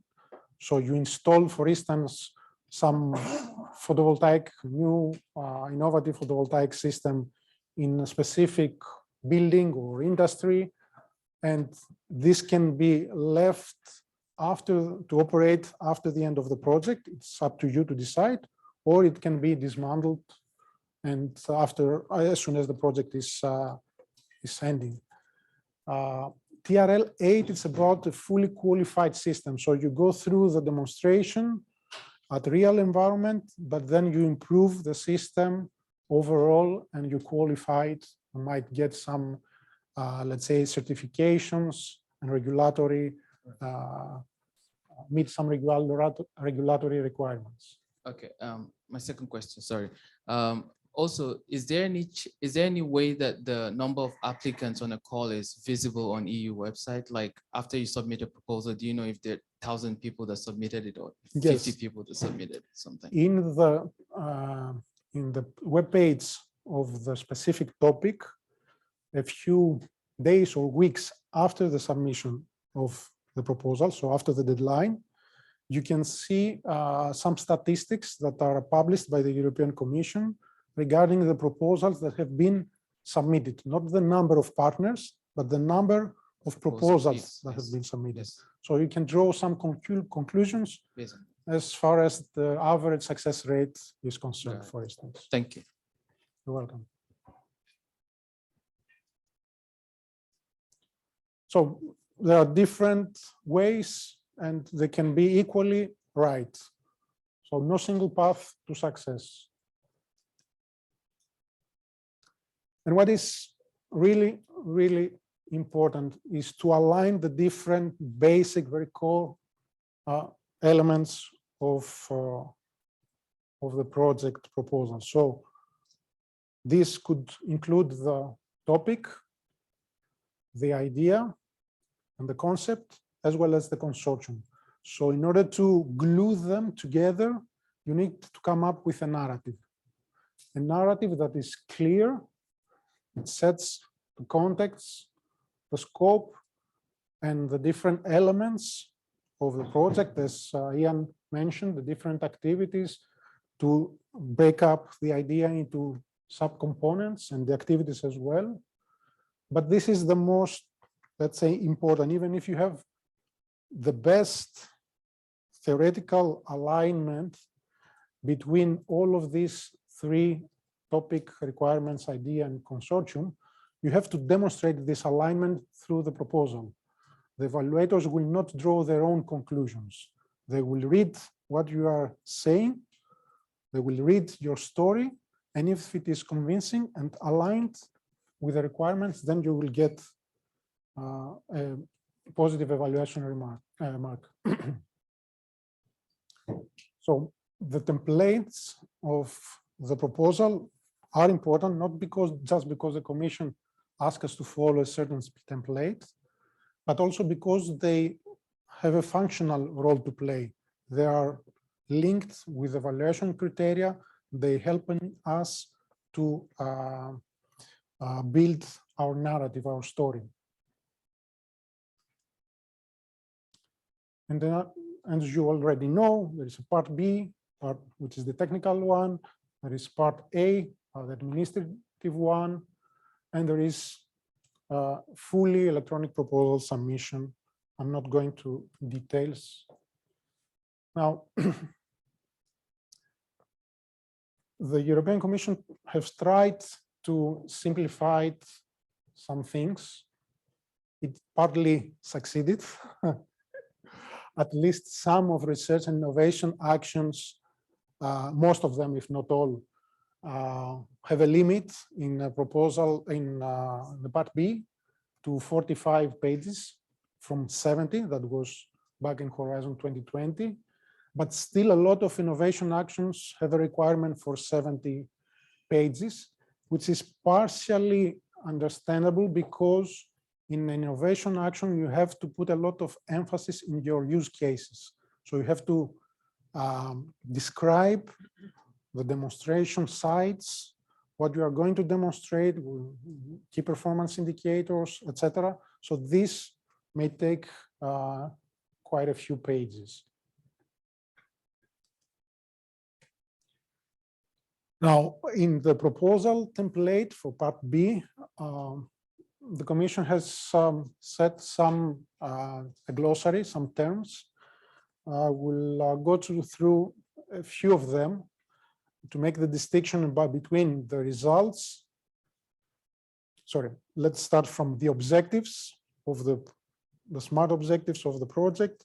Then we go to the results, then to the outcomes, which are the short-term impact of the project after its activities are ending.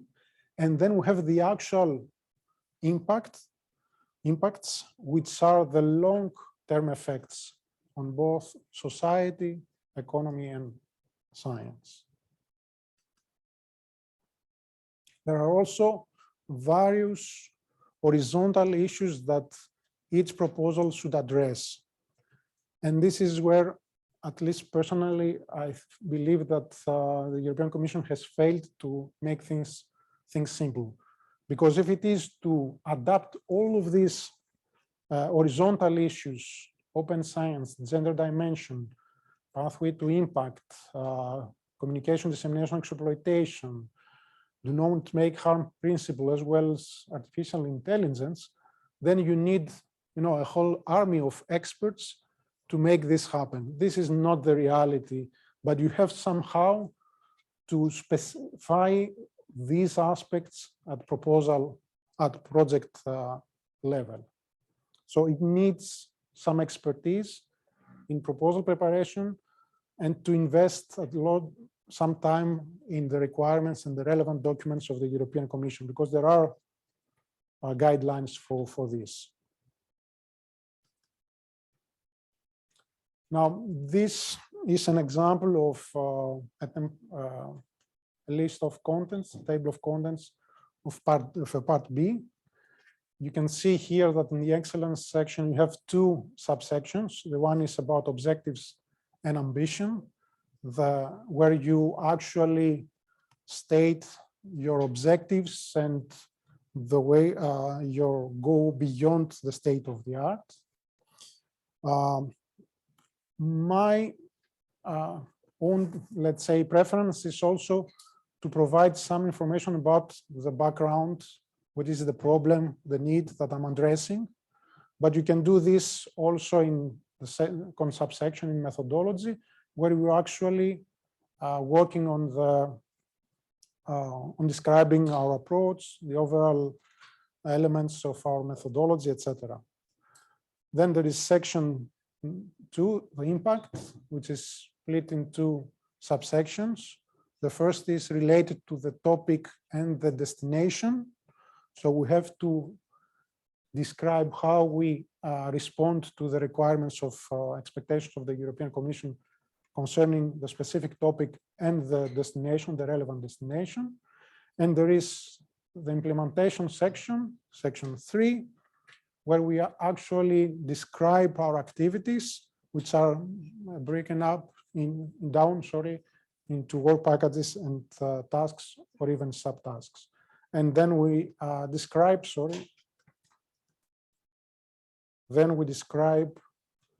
the consortium, the management structure, their roles, complementarity, potential infrastructure that is needed, research infrastructure that is needed for the implementation of the project, and of course the resources that will be needed for the implementation of the activities.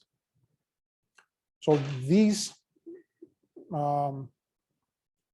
is just an example. It can be a quite different one as long as it fits with the requirements of the Commission, which is to split the excellence, for instance, into 2 subsections, etc.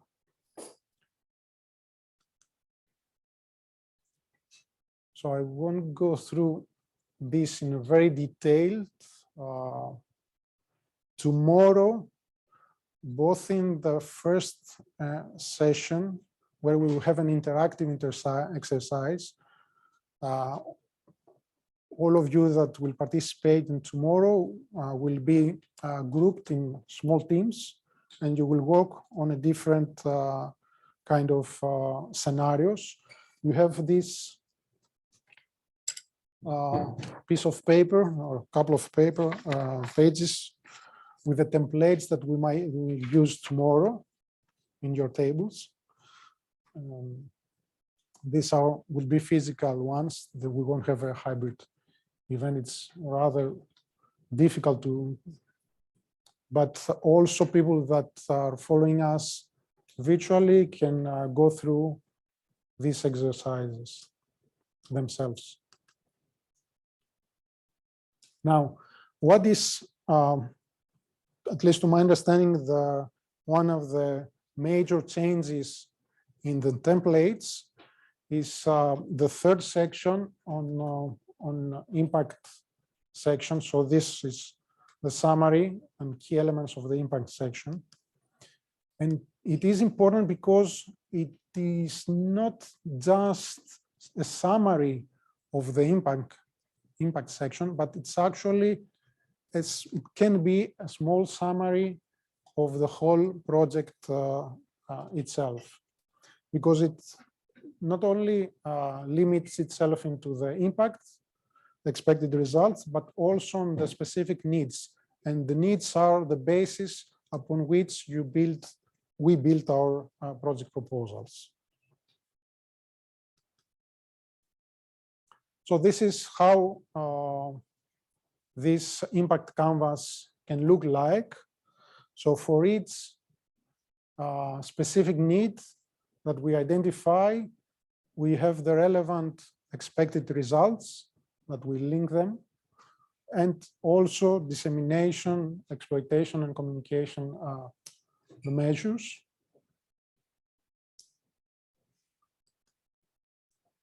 Then we have the different target groups that we are aiming at. So they might be user partners, there might be other stakeholders, research stakeholders, regulatory stakeholders, policy stakeholders. We work on the outcomes, which are already analyzed and mentioned in section 2.1. So the outcomes should be related to the expected outcomes of the topic, and the impacts, which are related to the destination of which the topic is linked to. I think there might be more than one destination in some cases. So this is the impact canvas, and it builds around the specific needs So you may start from it. And this could be also a new alternative way of building actually project summaries. So you might use this as a guide in order to identify needs and then build your project concept and summary. This is one of the exercises that we will go through tomorrow. So in the impact canvas is something that is new, brand new. So it has been introduced in the first call in 2021 of Horizon Europe. So we need everybody, even if those that have submitted and so being successfully evaluated, they have to work on it, because in every new call, every year, people will get improved. So we need to build our own knowledge and improve it as well. Ian mentioned it, and I can also confirm that based on my experience, the first calls, 2021 calls, were there were less participants, so there was less competition. The success rate was quite high, 20, 25%, even 30%, in some cases even higher. But the signals I'm getting for the next calls is that more proposals are putting together and things are becoming more difficult. So you need to have always in mind that we need to get improved.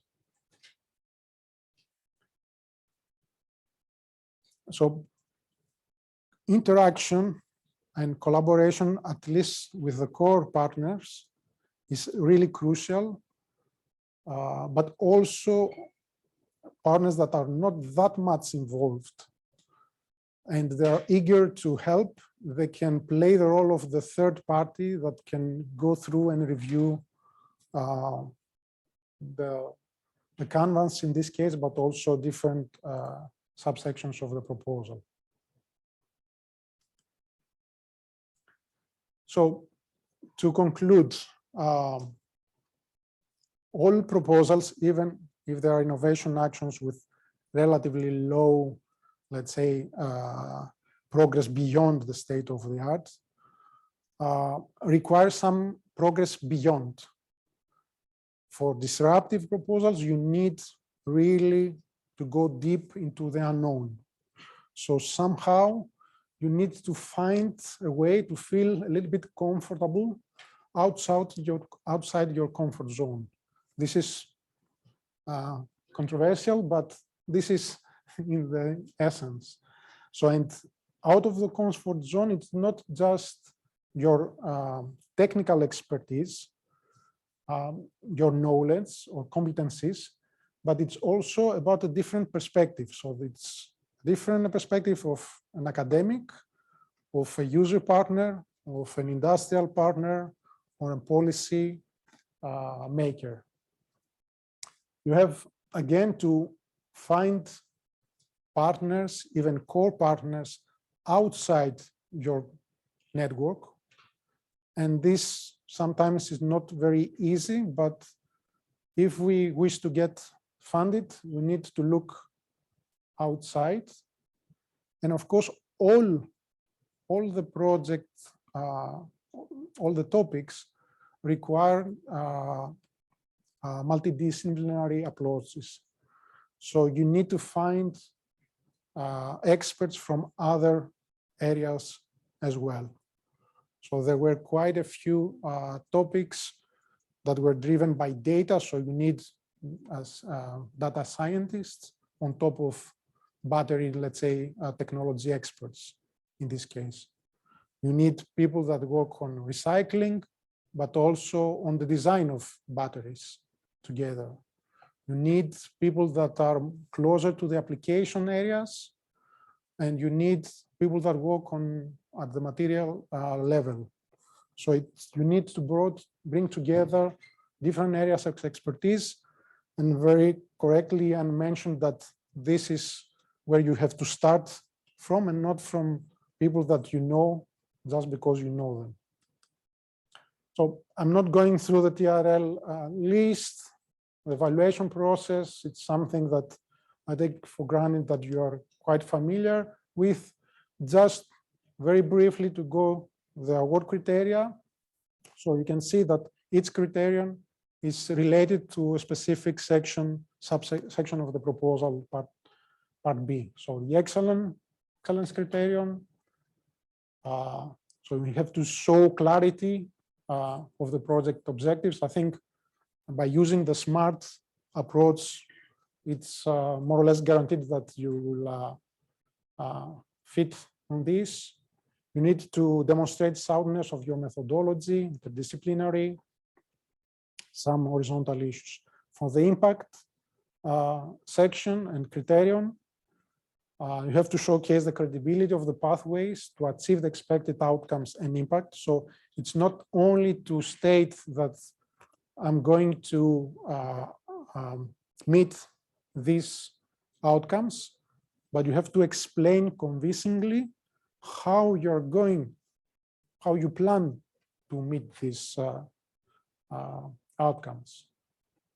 And then the implementation criterion, where you have to demonstrate the quality effectiveness of the work plan, assess risks.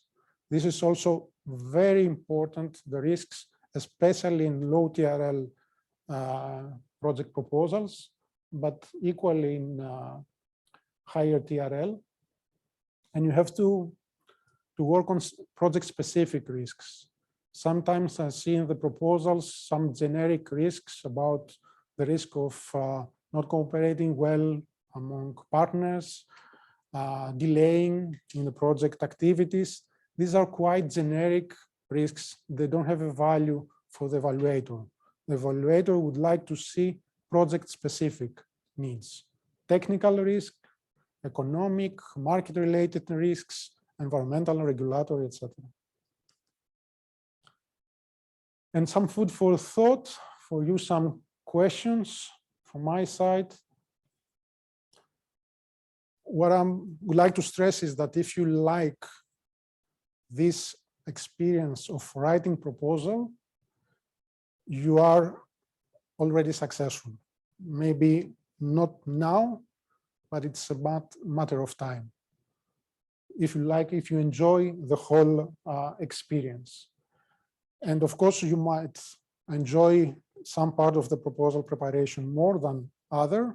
So you may find some other colleagues or some other partners that can complement your role in the proposal preparation. You have to find, of course, your weaknesses and build your strengths further. So this is it from my side. If you have any question, I'm here for you. We'll have more opportunities tomorrow.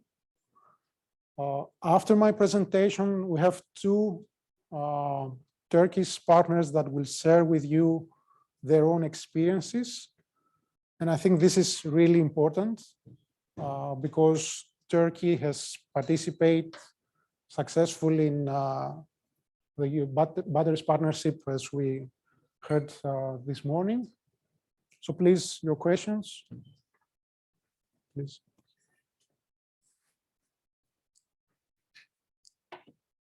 I was wondering if you could explain the evaluation process a bit more, like how many people contribute to the evaluation.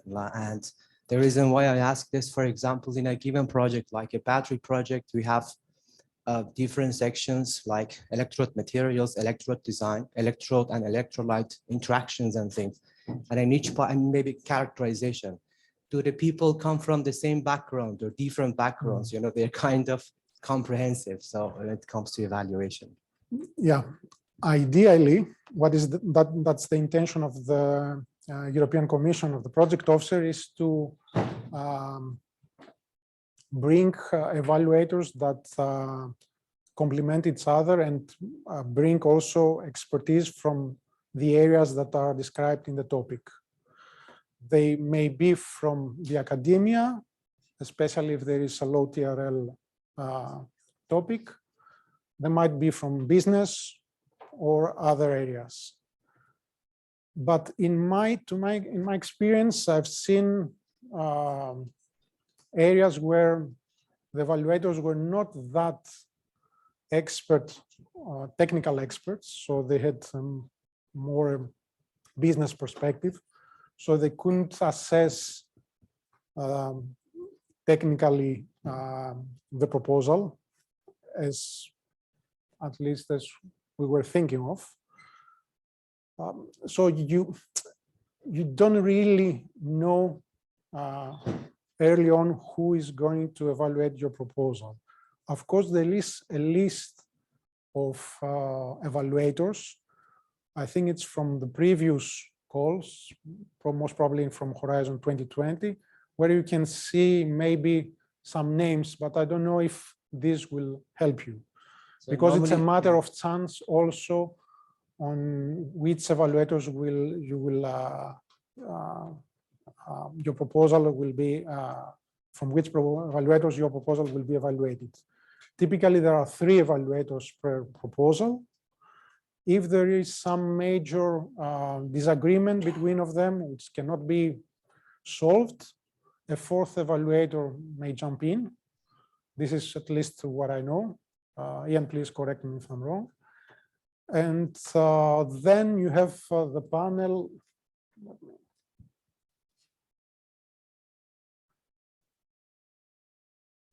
Yeah.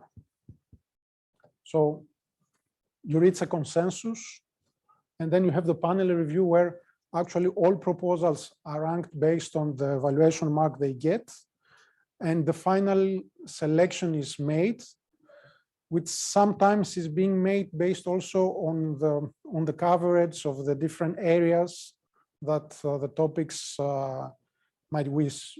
You may notice that there were at least one topic that were saying that you might submit in this area or in the other area. So there might be 5 proposals, let's say, in 4 of them in the one area and just 1 in the other.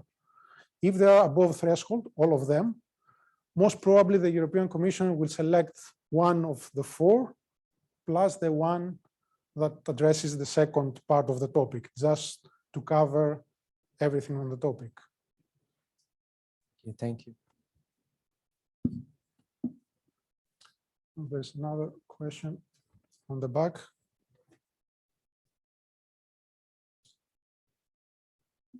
I want to add something, if Yeah, Dimitris, you let me.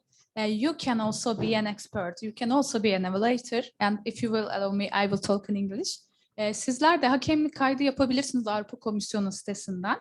Hakem olarak başvurmak için bir CV oluşturur gibi uzmanlık alanlarınızı özellikle anahtar kelimelere dikkat ederek girerseniz, örneğin bu sene açılan batarya çağrılarında ne tür kelimeler geçiyor? Mesela elektrikli araçlar, bataryaların şarjı, bunun gibi kelimelerle girerseniz bu havuzdan açılacak yeni çağrılarla ilgili o konularda çalışan kişileri hakem olarak seçiyorlar aslında. Yani çok kolay bir başvuru yapmanızı öneririm. Yani gerek akademiden gerek özel sektörden uzmanlarımıza, yani teknik personel olarak da yapabilirsiniz. Eğer hakem olursanız hem maddi bir kaynak alıyorsunuz değerlendirdiğiniz sürece, normalde Brüksel'de yapılıyordu değerlendirmeler, hem de ayrıca hali hazırdaki projeleri görme imkanını yakalamış oluyorsunuz. Ve bu sayede ne tür projeler değerlendiriliyor, ne tür projeler hangi açılardan uygun görülüyor, görülmüyor gibi sizlerin gelecek başvuruları için de size katkı sağlayacak şeyler öğrenmiş oluyorsunuz. O yüzden Funding and Tenders portalda expert olarak kaydolmak için bir kısım var. Bulamazsanız bana mail atabilirsiniz, ben de link atarım. Register as an expert gibi sizler de lütfen hakemlik kayıtlarınızı yapmanızı öneriyorum. Thank you very much.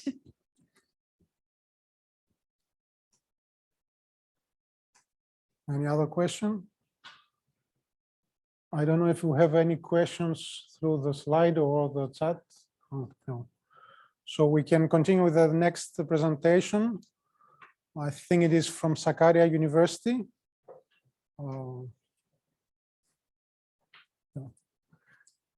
Is it Professor Mahmoud Tokur?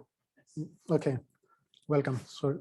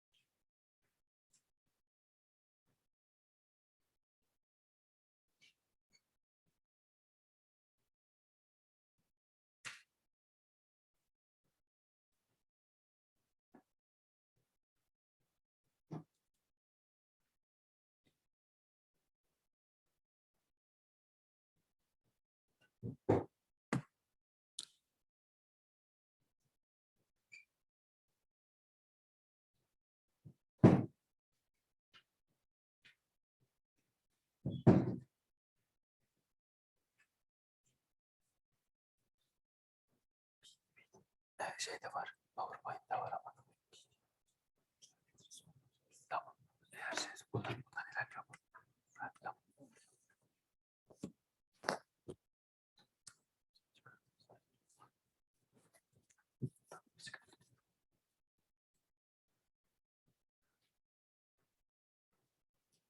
Dear Commission, thank you for presenting me.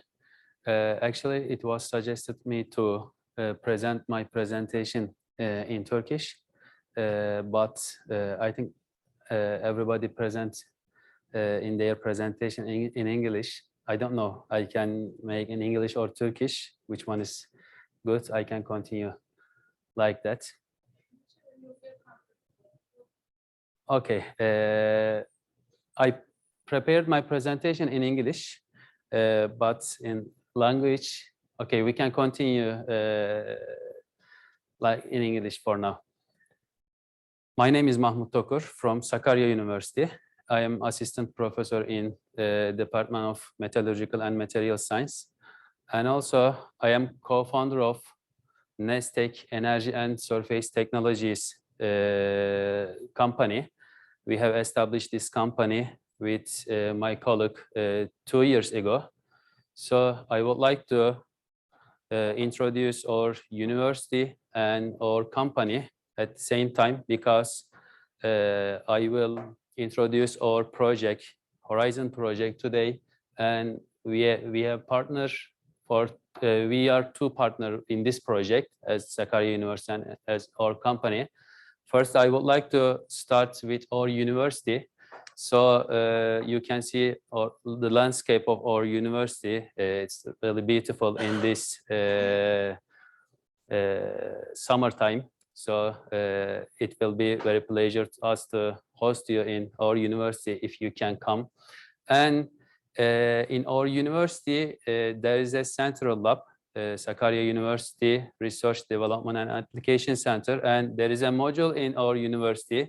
The name of the module is Lithium Battery Production and Application Center. We have established this module 2015. So for 7 years, we are working in this center. So for 7 years, but for battery studies, we have been working for 20 years in Sakarya University. So I will share with you our experiences now. Actually, I cannot see from here. I was hope that I have another screen here. May I come here? It's possible. So we have started 2002 with lithium-ion batteries in Sakarya University or battery-related studies. Then we have funded from European Union FP7 project with about lithium oxygen batteries. Actually, my story was started with this project. My academic life started with FP7 project. I will share with you the detail. Then we work on sodium-ion batteries, 3D micro batteries. 3D is sometimes 3D printing, sometimes screen printing, different printing technologies we are using in our battery-related studies. So we have also funded for airflow batteries and lithium sulfur batteries, supercapacitors and super kappa batteries. Last year we have funded. We are the combination of the batteries and supercapacitors, the name of super kappa batteries. So we have started recycling. Then aluminum and magnesium ion batteries we have started in our battery research group. And in Sakarya University Energy Storage Research Group, we are modeling some molecular and some macro modeling materials for characterization and for production. And we are simulating the studies, then synthesis of the materials, anode materials, cathode materials, electrolyte materials, and some solid or gel electrolytes and polymer electrolytes. And we have a lot of infrastructure for characterization, and we are making prototyping. Actually, the story of our company is starting from this process. After prototyping, we have started to make some application for some batteries. Our FP7 project, as we know, TÜBİTAK has informed us for 10 years ago. This project was the first project funded from European Union in Turkey under the green car specific area. So of course in Turkey. So this project was about the lithium oxygen batteries. So we have successfully finished this project, I think 2016.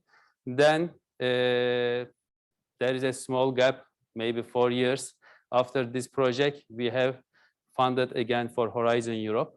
So in this project, we had 7 partners, and this is really interesting. This was really interesting for us to make a lot of experience in this project. So a lot of output you can see. I cannot, yeah, you can see a lot of.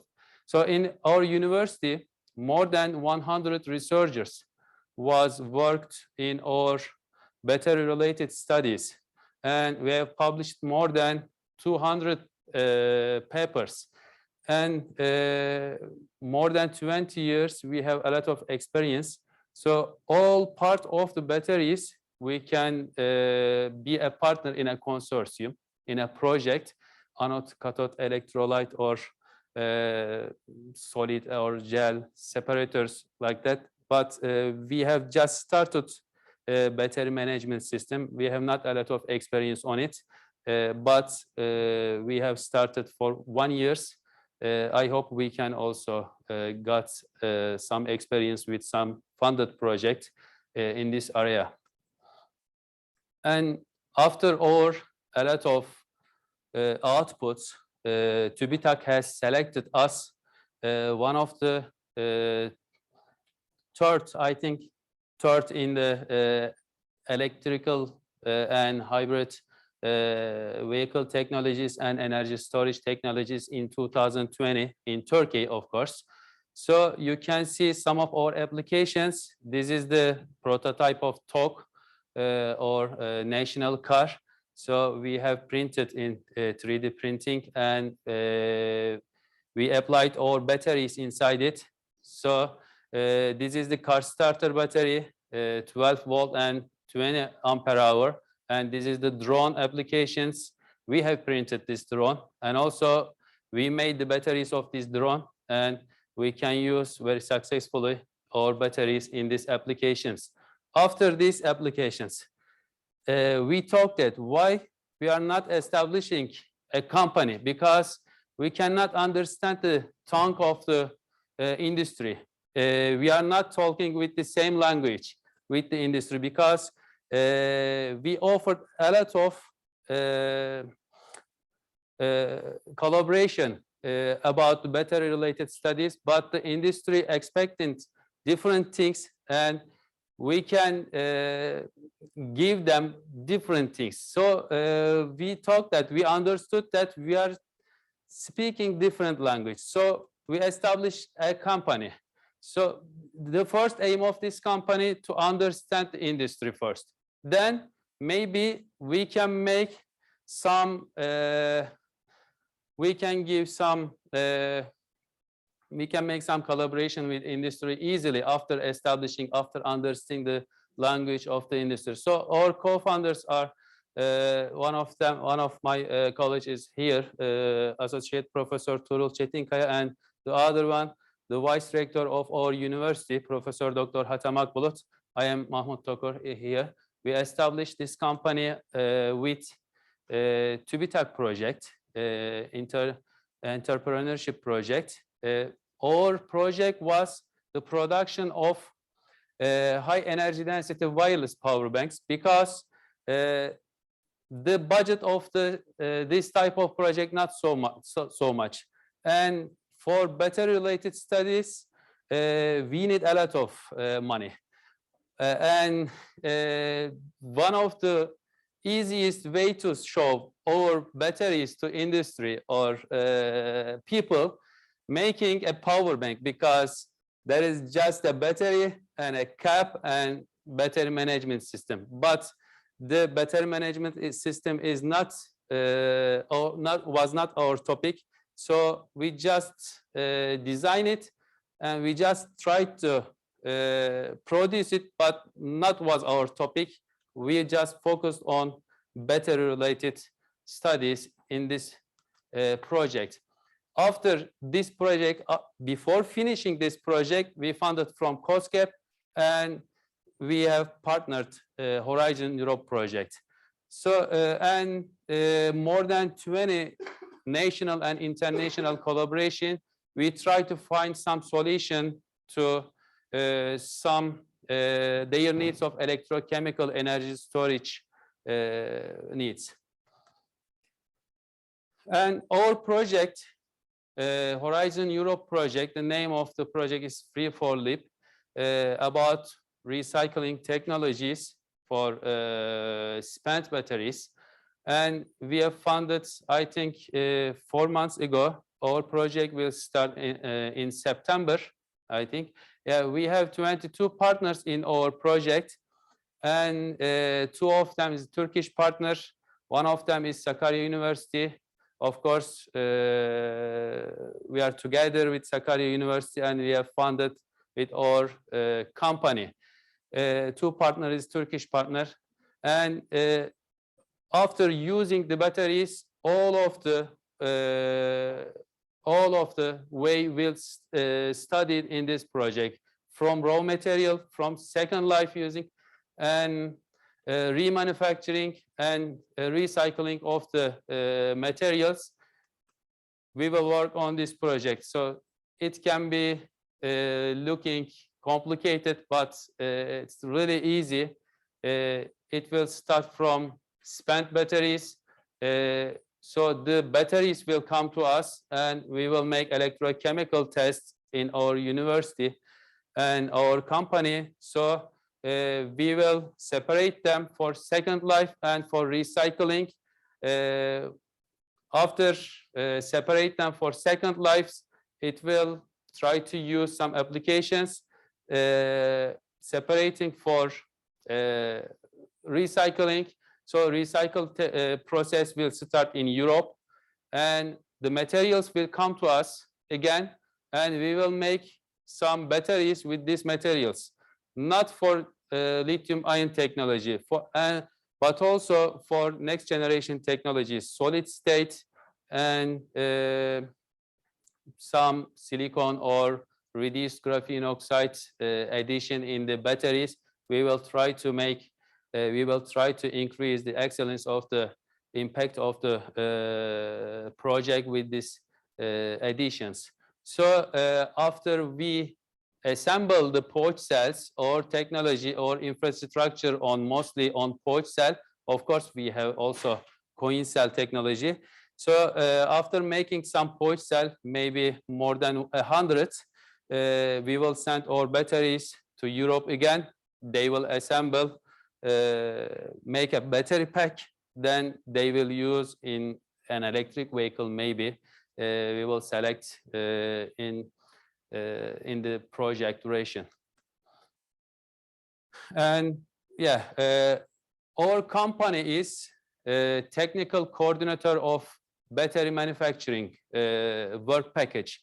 Sakarya University is reusing of recycling battery materials in this project. So we will start after the summer, I hope. Why that is so important, importance on recycling technologies? Because you can see a graph until 2030, the demand and the supply of the battery. This line is supply of the battery. We are here, 2020, and the demand and supply almost equal. But after 10 years, the supply will be so low if we can compare with the demand. And if we would like to talk about the prices, this is get these graphs getting on March 2 months ago. So this is a Tesla's battery, 60 kilowatt hour. So you can see the jump of last 1 year. So 5 times higher, maybe, yeah, 5 times higher lithium hydroxide, lithium prices, and 5 times higher because of the Russia-Ukraine war. Maybe in 1 week it jumps. So we didn't talk about the nickel prices before. So now we have to talk about. We have to talk about all part of the battery because the demand. I would like to show you again. The demand and the supply are will be, the gap will be the increase day by day, year by year. So if we can get a reference talk in, as you already know that talk. By the way, I got some graphs from the internet. Maybe some of the listeners will make these graphs. I couldn't find resource. I couldn't write resource. I'm sorry for this. If somebody create these graphs, I would like to, because of I love the graphs. I just would like to share with you. Talk established will establish a gigafactory with Farasis in Turkey. When we think about 20 gigawatt hour in a year, the need for the materials in a year was end of the 2021 was more than 1 billion. But for now, as my calculation, it jumps almost 2 times higher. So we have to gain materials from recycling from spent batteries, because it's very important. And we have submitted a new project last week. The coordinator of this project, Associate Professor Tuğrul Çetinkaya, is here. So the general coordinator of this project, and we have also we have put our company in this project. The project is about aluminum and magnesium ion batteries. This is EIC Pathfinder project. So we will also make prototype some aluminum and magnesium ion technologies with this project. I hope we can fund it.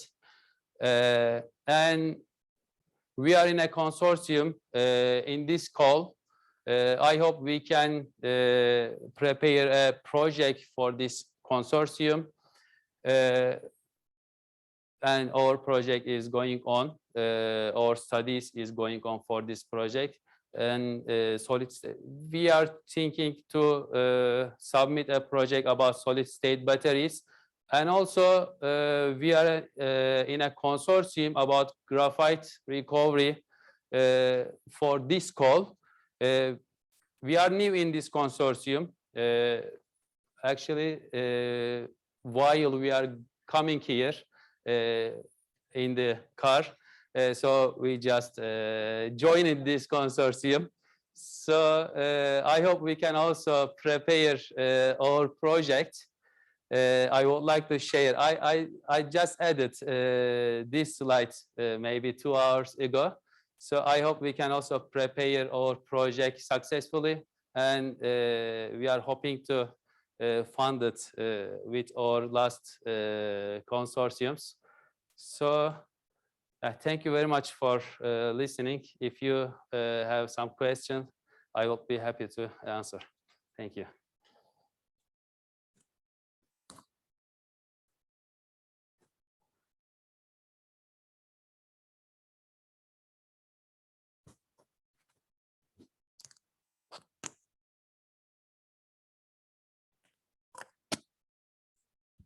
So I see that there are no questions from the audience, but taking into consideration that there were at least 2 questions before concerning how to best get networked, I would like from you to share with us your experience on how you initially got into an FP7 proposal, if I remember well. Then you had 3-4 years of not being included in a European, at least, project. And now it seems that you are really have the inertia and you are being invited to join proposal. So this, how did you, what were your steps and the actions from your side so that you can reach this stage now?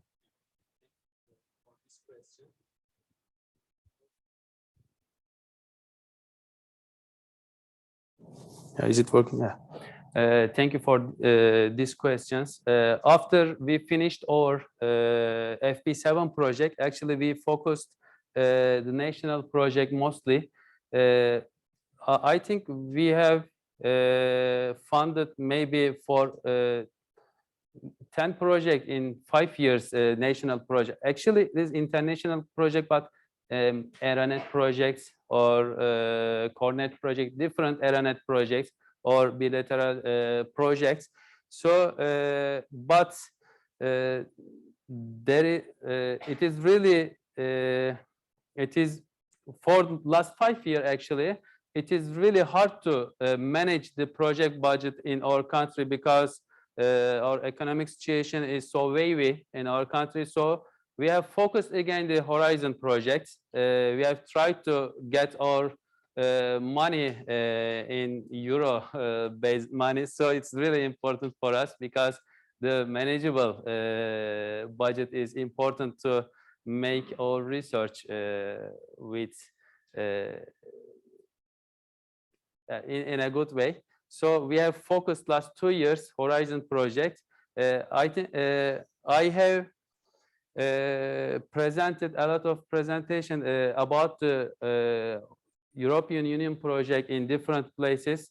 I have suggested everybody to follow the website of the Horizon Europe and the TÜBİTAK because we get a lot of information from there, and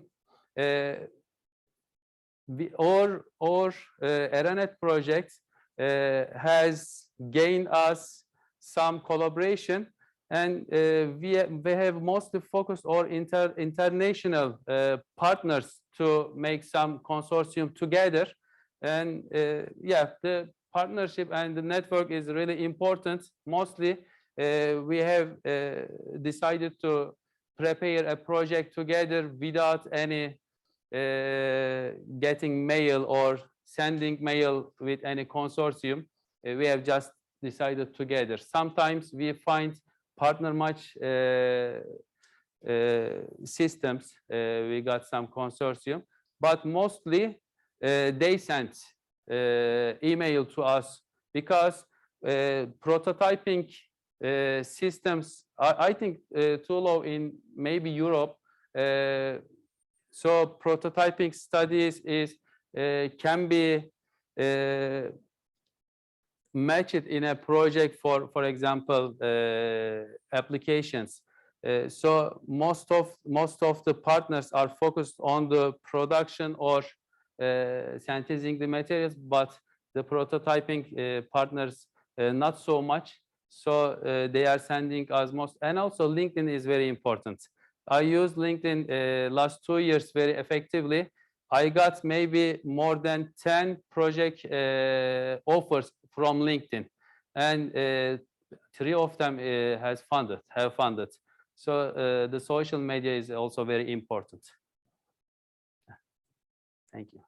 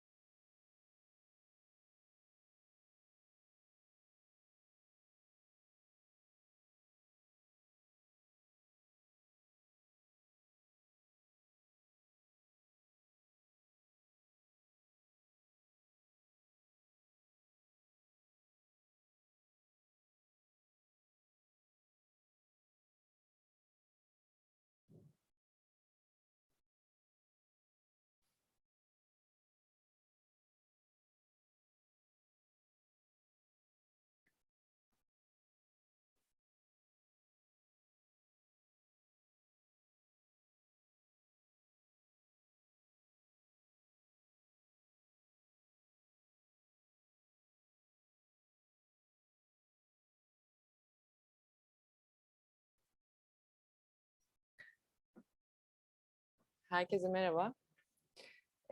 Burada Yeşilova Holding adına bulunuyorum. İsmim Merve Öztürk. Endüstri mühendisiyim aslında. 10 yılı aşkın bir süredir de proje uzmanlığı yapıyorum. Geçmişte 8 yıl Ar-Ge proje danışmanlığı yaptım Ankara'da. Daha sonra da 2 yıl Ur-Ge proje koordinatörlüğü yaptım Bursa'da. Son olarak da Kasım 2021'den beri Yeşilova Holding'de Ar-Ge proje mühendisi olarak çalışmalarımı sürdürüyorum. Bugün yapacağım sunumu öncelikle size kısaca anlatayım, neler anlatacağım. İlk olarak Yeşilova Grup olarak biz kimiz, ondan bahsedeceğim. Daha sonra Horizon projelerimiz olan Albatros ve Lewis projesi hakkında size biraz detaylı bilgi vereceğim. Daha sonra Horizon Europe'daki diğer çalışmalarımızdan bahsettikten sonra son olarak Horizon Europe'daki proje başvuruları nasıl yapılır? Biraz onları anlatıp sunumumu tamamlayacağım. Yeşilova Holding olarak biz kimiz? Yeşilova Holding'in hikayesi 1975 yılında Can Alüminyum'da sıcak satış yapılarak başlıyor aslında. Daha sonra Canel Otomotiv, Cansan Alüminyum, Can Metal ile devam ediyor ve şu anda mevcutta toplam 8 tane farklı firmamız bulunuyor. Yeşilova Holding aslında Türkiye'de alüminyum sektöründe alt komponentten birleştirilmiş nihai ürüne kadar alüminyum parça üretebilen ilk entegre tesis olma özelliğini taşıyan bir firma. Bu senenin verilerine göre 140 milyon euro ciromuz var. Geçen seneki ihracat oranımız %55, bu sene daha fazla olduğu öngörülüyor. Ve çalışan sayımız 1400'ü aşkın. Bu sayıyı da her geçen sene daha da büyüterek büyüyen bir firma olmayı hedefliyoruz. Yeşilova Holding olarak 2 farklı yapılanmamız mevcut. Bunun ilki Aluteknik adıyla tasvirlenebilir. Yeşilova Holding olarak ilk bu yapı altında ekstrüzyon ve yüksek basınçlı döküm hatlarının bulunduğu 2 farklı firmamız var. Can Metal yüksek basınçlı döküm yapan firmamız. Cansan Alüminyum'da farklı alaşımları ekstrüzyon prosesiyle farklı geometrilerde profillere dönüştüren bir firma. Ve burada kullandığımız ana metal alüminyum. Ve bu firmalarımızda yüksek yoğunluklu olarak Tier 1 ve Tier 2 otomotiv firmalarına çalışıyoruz diyebilirim. Yapılanmanın diğer oluşumu da Alumotion. Alumotion altında birleştirdiğimiz firmalarımız ise Canel Otomotiv ve Canray Ulaşım. Bu firmalarımız ise ürünlerin gönderilerek birleştirmelerinin yapıldığı firmalar. Canel Otomotiv direkt olarak Tier 1 firmamız olup burada aslında araçların çarpışma kutuları, port bagaj üniteleri ve batarya taşıyıcıları gibi ürünler üretiliyor. Diğer firmamız olan Canray Ulaşım ise aslında grubumuzun en yeni üyesi ve %100 ihracat yapan bu firmamızda raylı sistemler sektörüne yönelik ürün geliştirme yapılıyor. Canray'da taşımacılık sektörünün devi görülen Alstom'la direkt olarak çalışıyoruz ve bu firmamızda bir trenin içerisinde bulunan tüm alüminyum aksamlar birleştirilip buradan sevk ediliyor diyebiliriz. Bir de size biraz Ar-Ge merkezimizden bahsetmek istiyorum. 2015 yılında kurulduk. Şu an mevcutta çalışan 20 tane personelimiz bulunuyor. Ve 2021 Ar-Ge merkezleri performans indeksine göre kategori A'da Türkiye'de 2. sırada yer alıyoruz. Bu ödülü almıştık bu sene. Şu an mevcutta toplamda 2 tane Horizon projemiz, bir tane Europa projemiz var. Ve bunun dışında iç projelerimiz de devam ediyor aslında. Yetkin bir malzeme laboratuvarımız var. Burada da eş zamanlı olarak Ar-Ge çalışmalarımızı sürdürüyoruz. Ve Ar-Ge merkezi olarak patent, makale ve bilimsel yayın konularına da oldukça önem veriyoruz. Yeşilova Holding olarak sürdürülebilirlik ile ilgili sorumluluklarımızın farkında olduğumuz için bu konu özelinde stratejik planlar yapıp KPI ve inisiyatiflerimizi de çalışmalarımıza, hedeflerimize ekledik.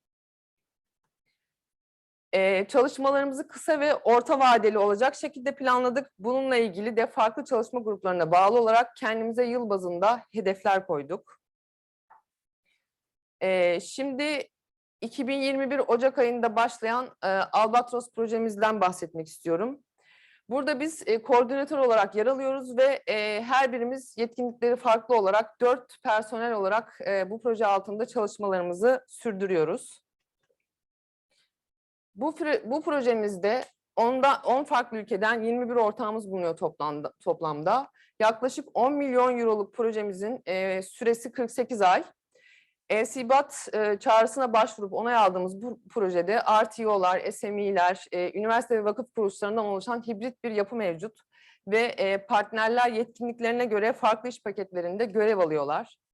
Bu projede batarya modülleri, batarya yönetim sistemi, termal yönetim sistemi ve sensörler odağında yapılan tüm çalışmalar ile BMW i3 aracına ait batarya kutusunun performansının iyileştirilmesi hedefleniyor. Bu projenin asıl amacı bu. Projedeki bir diğer çıktı da geliştirilecek bu modüler tasarımlı batarya kutusunun proje ortaklarımızdan olan MBT ve Ford Otosan'la birlikte ağır vasıta ve hafif ticari araçlara göre entegrasyonun yapılması ve sanal analizlerle doğrulama çalışmalarının gerçekleştirilmesi. Bir saniye. Neden bu projeyi başlatma ihtiyacı duyduk? Biraz onu detaylandırayım. İlk önce amacımız tabii ki rekabetçi olmaktı. Değişen iklim regülasyonlarına göre standartları iyileştirmek ve gerekli yetkinlikleri sağlamayı hedefledik. Müşteri ihtiyaçlarına yanıt verebilmeyi istedik. Ve bunlara bağlı olarak da öncelikli olarak batarya sistemindeki menzili artırmayı ve maliyeti düşürmeyi hedefledik. Burada proje sonucunda elde edeceğimiz sonuçlar, çözümler neler? Daha ekonomik, ürün yaşam döngüsü boyunca emisyonu daha düşük, global regülasyonları karşılayabilecek ve ikinci yaşam uygulamalarına yönelik katma değer yaratan bir batarya kutusu geliştirmeyi hedefliyoruz. Geliştirme faaliyetlerinden biraz önce bahsetmiştim. Peki bu faaliyetler sonucunda ne gibi amaçları hedefliyoruz? Projenin ana amaçları neler? İlk olarak ağırlığın %20'ye kadar azaltılmasını hedefliyoruz. Şarj süresinin kısaltılmasını, pil ömrünün artırılmasını, ürün yaşam döngüsünün iyileştirilmesini. Biliyorsunuz bununla ilgili son yıllarda oldukça fazla çalışma var ve global düzen, bu odak buraya doğru yöneliyor. Bu sebeple de geliştireceğimiz prototipin bu gerekliliği sağlıyor olması bizim için oldukça önemli. Bu amaçlar özelinde de oldukça gelişmiş bir sensörizasyon ve termal yönetim sistemi uygulamasına ihtiyacımız bulunuyor. Tüm bu özellikleri karşılayan batarya kutusunun da operasyonel olması hem ağır vasıtalarda hem hafif ticari araçlarda aynı zamanda da binek araçlarda kullanılabiliyor olmasını hedefliyoruz. Şu an projemiz 1,5 yılı ulaşmak üzere. Mevcut gelişmeler neler? Biraz ondan bahsetmek istiyorum. Amaçlarımıza yönelik en uygun hücre tipinin silindirik olduğuna karar verildi ve bu konu özelinde optimizasyon çalışmalarımız devam ediyor. Hücre modüllerinde konseptler bizim için oldukça önemli ve şu an mevcutta 3 tane ayrı modül konseptimiz mevcut ve bu konseptler enerji yoğunluğu, termal performans, montaj, bağlantı ve sensörizasyona göre karşılaştırılıyor ve bu başlıklara bağlı olarak da modül seçim çalışmalarına devam ediyoruz. Bizim için enerji konusu da oldukça önemli bir başlık olduğu için termal odaktaki sensörleme ve veri analizi çalışmalarımızı yürütüyoruz. Bahsetmiş olduğum tüm bu bilgilerin çıktılarına bağlı olarak da tarafımızca batarya kutusu tasarımı optimizasyonu bizzat çalışmalar olarak devam ediyor diyebiliriz. Ve bir diğer projemiz Levis projesi. Burada Yeşilova Holding olarak ortak konumunda yer alıyoruz. 7 ülkeden 13 farklı ortağın bulunduğu bu projede toplam hibe 5 milyon euro olup projenin ana amacı sürdürülebilirlik ve geri dönüşüm özelinde bir batarya kutusu geliştirmek. Bu projedeki her adım sürdürülebilirlik odağına bu konuya hitap ediyor. Buna yönelik olarak da biyomalzemeler kullanılıyor ve %100 geri dönüştürülebilir olduğu için alüminyum ana metal olarak kullanılıyor diyebiliriz. Ve projenin hedeflerinden bahsedecek olursam da yine ağırlık azaltma, farklı malzemelerin bir arada kullanılmasına yönelik uygun tasarım geliştirme ve minimum çevresel etki hedefleniyor. Bu hedeflere yönelik son derece detaylı analizlerin ve çalışmaların yürütüldüğü bu projede 3 farklı demomuz mevcut, geliştiriliyor diyeyim. Bunların ilki salıncak kolu, diğeri torpido traversi ve batarya kutusu son olarak. Biz Yeşilova Holding olarak proje kapsamında batarya kutusu geliştirme çalışmalarını sürdürüyoruz. Horizon Europe'da Yeşilova Holding olarak sürekli çağrıları ve projeleri takip ediyoruz. Bu doğrultuda da yeni projelere başvurma hedeflerimiz her zaman mevcut. Horizon Europe'daki misyonları incelediğimizde bizim firmamıza en uygun misyon Carbon Free and Smart Cities Mission diyebiliriz. Bu misyona yönelik olan çağrıları takip ediyoruz. Mart ayı itibariyle 2 başvuru daha gerçekleştirdik ve şu an yeni çağrılar özelinde de farklı firmalarla görüşmelerimizi devam ettiriyoruz.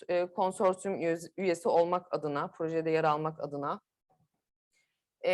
Bizim proje tecrübemize dayanarak kısaca naçizane bir proje, Horizon projesi nasıl hazırlanır? Biraz ondan bahsetmek istiyorum. Projeyi hazırlarken sahip olunması avantaj olan hususlar öncelikle bu Avrupa Birliği konusu özelinde çalışacak personelinizin olması son derece avantajlı olacaktır. Tabii ki ileri seviyede İngilizce gerekiyor. Ve şu an geldiğimiz gibi bu konu özelinde seminerlere, etkinliklere, eğitimlere katılmak da son derece önemli. Bu kişilere, personellere her zaman katma değer katıyor ve bilgilerini artırıyor. Naçizane bence çok önemli bir diğer konuda açıklamalı hibe sözleşmesine hakkında genel bilgi sahip olunması. O doküman okunduğunda aslında ve bilindiğinde mevzuata bayağı adapte olmuş oluyorsunuz. Tabii ki projedeki ilgi alanınızın firmanızın stratejik yol haritası doğrultusunda olması, yani ona paralel olması önemli. Proje çağrısına yönelik bir proje fikrinizin olması lazım. Projedeki en önemli konulardan biri olmazsa olmaz bir konu ortaklar. Ortaklara nasıl ulaşırız? Öncelikle kendi iş bağlantılarınızı kullanabilirsiniz ve onlarla fikir alışverişinde bulunabilirsiniz. Ortaklarınızın tecrübeli iş bağlantılarını davet edebilirsiniz konsorsiyumuna. Belki siz o firmayla çalışmamışsınızdır ama ortağınızın güzel tecrübeleri vardır.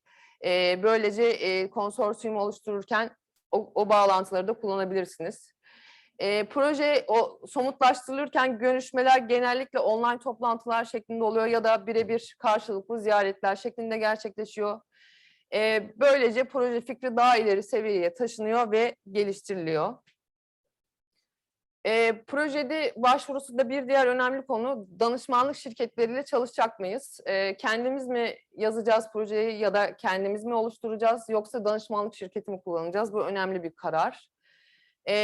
İlk olarak projedeki temel görevleri, rolleri ve iş paketlerini kabaca tanımlamak gerekiyor. Projenin ana hatları neler? Böylece belirlenmiş oluyor. Bu görevlere göre projede hangi ortaklar çalışmalı? Burada bu aşamada ortakları belirleyip iş dağılımı buna göre yapılabilir. Belirlenmiş görevlere yönelik iş bağlantısı arama. Burada halihazırda dediğim gibi ortağınız yoksa mevcut üyeleriniz veya kullandığınız danışmanın iş bağlantılarını kullanabilirsiniz ya da arama platformlarında ortak arayabilirsiniz. Projeye danışmanla ya da danışmansız yazmaya başladıktan sonra bunun çok büyük bir iş yükü olduğunu akıldan çıkarmamak gerekiyor. Bu nedenle bir an önce yazımın başlaması gerekiyor, sona kalmaması gerekiyor. Ve proje yazımında tabii ki en önemli konu ortaklardan geri dönüş almak. Proje fikri sonuçta fikir ama projeyi gerçekleştirecek ortaklar olduğu için onların da projedeki katılımları son derece önemli. Proje dilinin sade ve anlaşılır olması da bir diğer önemli konu.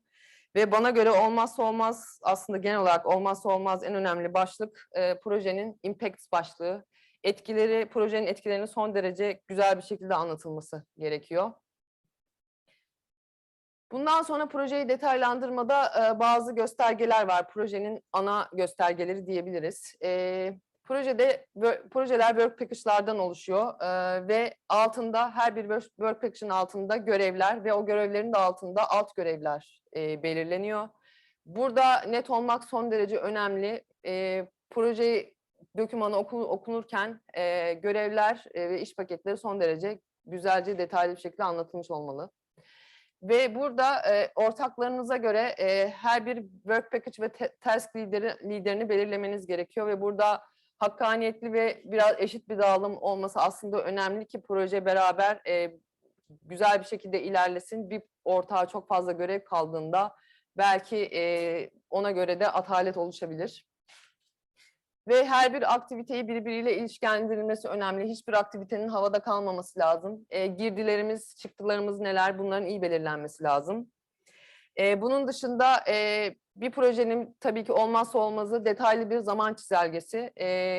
Projenin başından sonuna kadar her bir adımına bir baktığımızda gördüğümüz bir zaman çizelgesi oluşturulmalı. Detay olarak görülse de yine çok önemli bir husus yardımcı ögelerin tanımlanması. Yardımcı ögeler neler? Third party dediğimiz üçüncül kuruluşlar. Alt yüklenici kullanılacak mı? Örneğin test yapmak istiyorsunuz, bünyenizde yok. Burada ne gibi bir test firmasına ihtiyacınız var ve bunun atıyorum maliyetine. Bunların önceden belirlenmesi çok önemli. Tüm bunların da gözden kaçmaması için aslında proje oluştururken bir kontrol listesini hazırlamanız oldukça önemli olur. Böylece aktiviteleri unutmamış olursunuz. Projenin ana konularından bir diğeri aslında en önemli konu bütçedir. Bütçeyi oluştururken de risklerden ve yetersizliklerden uzak durmaya çalışın. Bu da nasıl olur? Gene her bir görev için kontrol listesi oluşturmanızı öneririm. Denetimleri, nakliyeleri, test aparatlarını, paylaşım platformu, ne gibi iletişim kanalları kullanacağım, bu konulardaki giderlerim neler, bunları da projeye eklemeli ve göz önünde bulundurmalıyım ki giderleri tam olarak yansıtmış olayım. Yani burada bir proje başvurusu oluştururken her bir iş paketinin ve görevin için bir kontrol listesi oluşturulmalı. Daha sonra ayrıca bütçe, satın almalar ve süreçler için de kontrol listesi oluşturulması son derece önemli. Burada bir proje başvurusunu hazırlarken proje kapsamındaki aktivitelerden örneğin numuneleri kaynaklama aktivitesini göz önünde bulundurduğumuzda bütçe oluştururken bunu örnek olarak veriyorum. Kaynaklanacak numuneler için ham madde ihtiyacımız ne? Üretim sürecinde ne gibi alt kırılımlar var? Post proses kapsamında hangi işlemler var? Bunların detaylandırılması gerekiyor örneğin. Daha sonra bu prosesler kapsamında hangi alet, teçhizat ve sarf malzemelere ihtiyacımız var? Hangi fixleme araçlarına ihtiyacımız var? Üretim prosesini tamamladıktan sonra kalite kontrol aktivitelerimiz neler? Hangi yöntemi kullanacağız? Buradaki gider kalemleri ne olur? Bunların belirlenmesi gerekiyor. Bunların hepsinin önceden düşünülmesi gerekiyor aslında. Son olarak da aktivitenin en başından sonuna kadarki tüm süreçlerde kullanacağımız iş gücümüz ne? Her bir alt görev altında hangi personelleri çalıştıracağız, nasıl uzmanlıklar kullanacağız? Bunların da belirlenmesi ve bu maaşların da göz önünde bulundurulması gerekiyor. Neden bütçe oluşturmak bu kadar önemli? Başvuruda hazırladığınız bütçeyi daha sonra değiştiremiyorsunuz. Hak ettiğiniz tutarın daha sonra üstüne çıkmanız mümkün olmuyor. Bu yüzden hazırlarken çok detaylı ve hassas bir şekilde bütçe hazırlamanız gerekiyor. Bugünlük şimdilik anlatacaklarım bu kadardı. Dinlediğiniz için teşekkür ederim. Sorunuz varsa yanıtlayabilirim.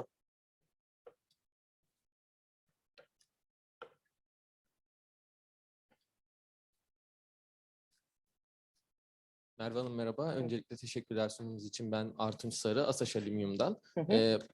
Benim sorum Albatros projesi özelinde partnerleri nasıl bir araya getirdiniz ve baştaki proje kurgusundan partnerleri bulduktan sonra yüzde kaçlık bir sapma yaşandı totaldeki yani nihai proje kurgusunda? Teşekkür ederim. Sorunuz için teşekkür ederim.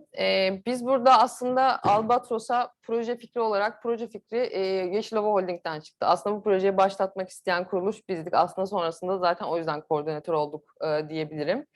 Ama personelimizin aslında altımızda çalışan, Ar-Ge merkezinde çalışan personelin kendi bağlantıları ve bu platformlardaki bağlantıları sayesinde ortaklar potansiyel olarak bulundu diyebilirim. Hani ondan önce çok fazla bir bağlantımız ya da bir araya getirmiş olduğumuz bir durum yoktu. Partner arayışıyla ve kullandığımız birkaç key partner diyeyim yani o firmadaki birkaç anahtar kişileri tanıdığımız için bir konsorsiyumu başlattık diyebilirim. Sapmaya gelirsem de danışman firma kullanarak aslında projeyi yazdık. Bu yüzden projemizin kurgusu son derece sağlıklı gitti. Ama tabii ki bazı öngöremediğimiz şeyler oldu. Ama şöyle diyeyim, hakemimizin anlayışlı olması ve yaptığımız çalışmaların ana amaçtan çok fazla uzak kalmadığını düşünürsek çok da bir fazla sapma yaşadık diyemem. Yani %10, %20'dir maksimum. O şekilde. Teşekkür ederim. Rica ederim.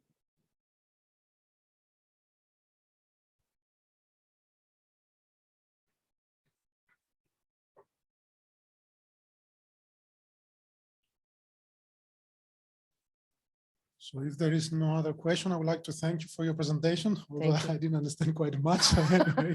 Sorry. So with this presentation, we are closing today's event. There's going to be 2 additional sessions tomorrow. The morning session would be an interactive exercise in which we will involve you in small teams to work together.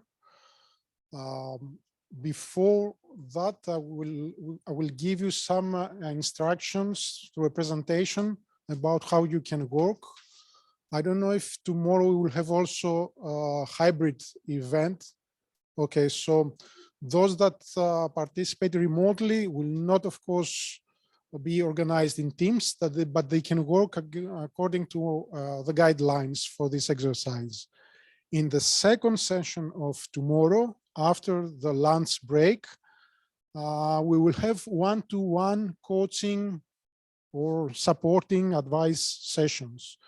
For this reason, I would like you to declare your participation to the organizers so that we can best organize these one-to-one sessions. And if you have a specific, let's say, request for Ian or me or Odysseus, please do so.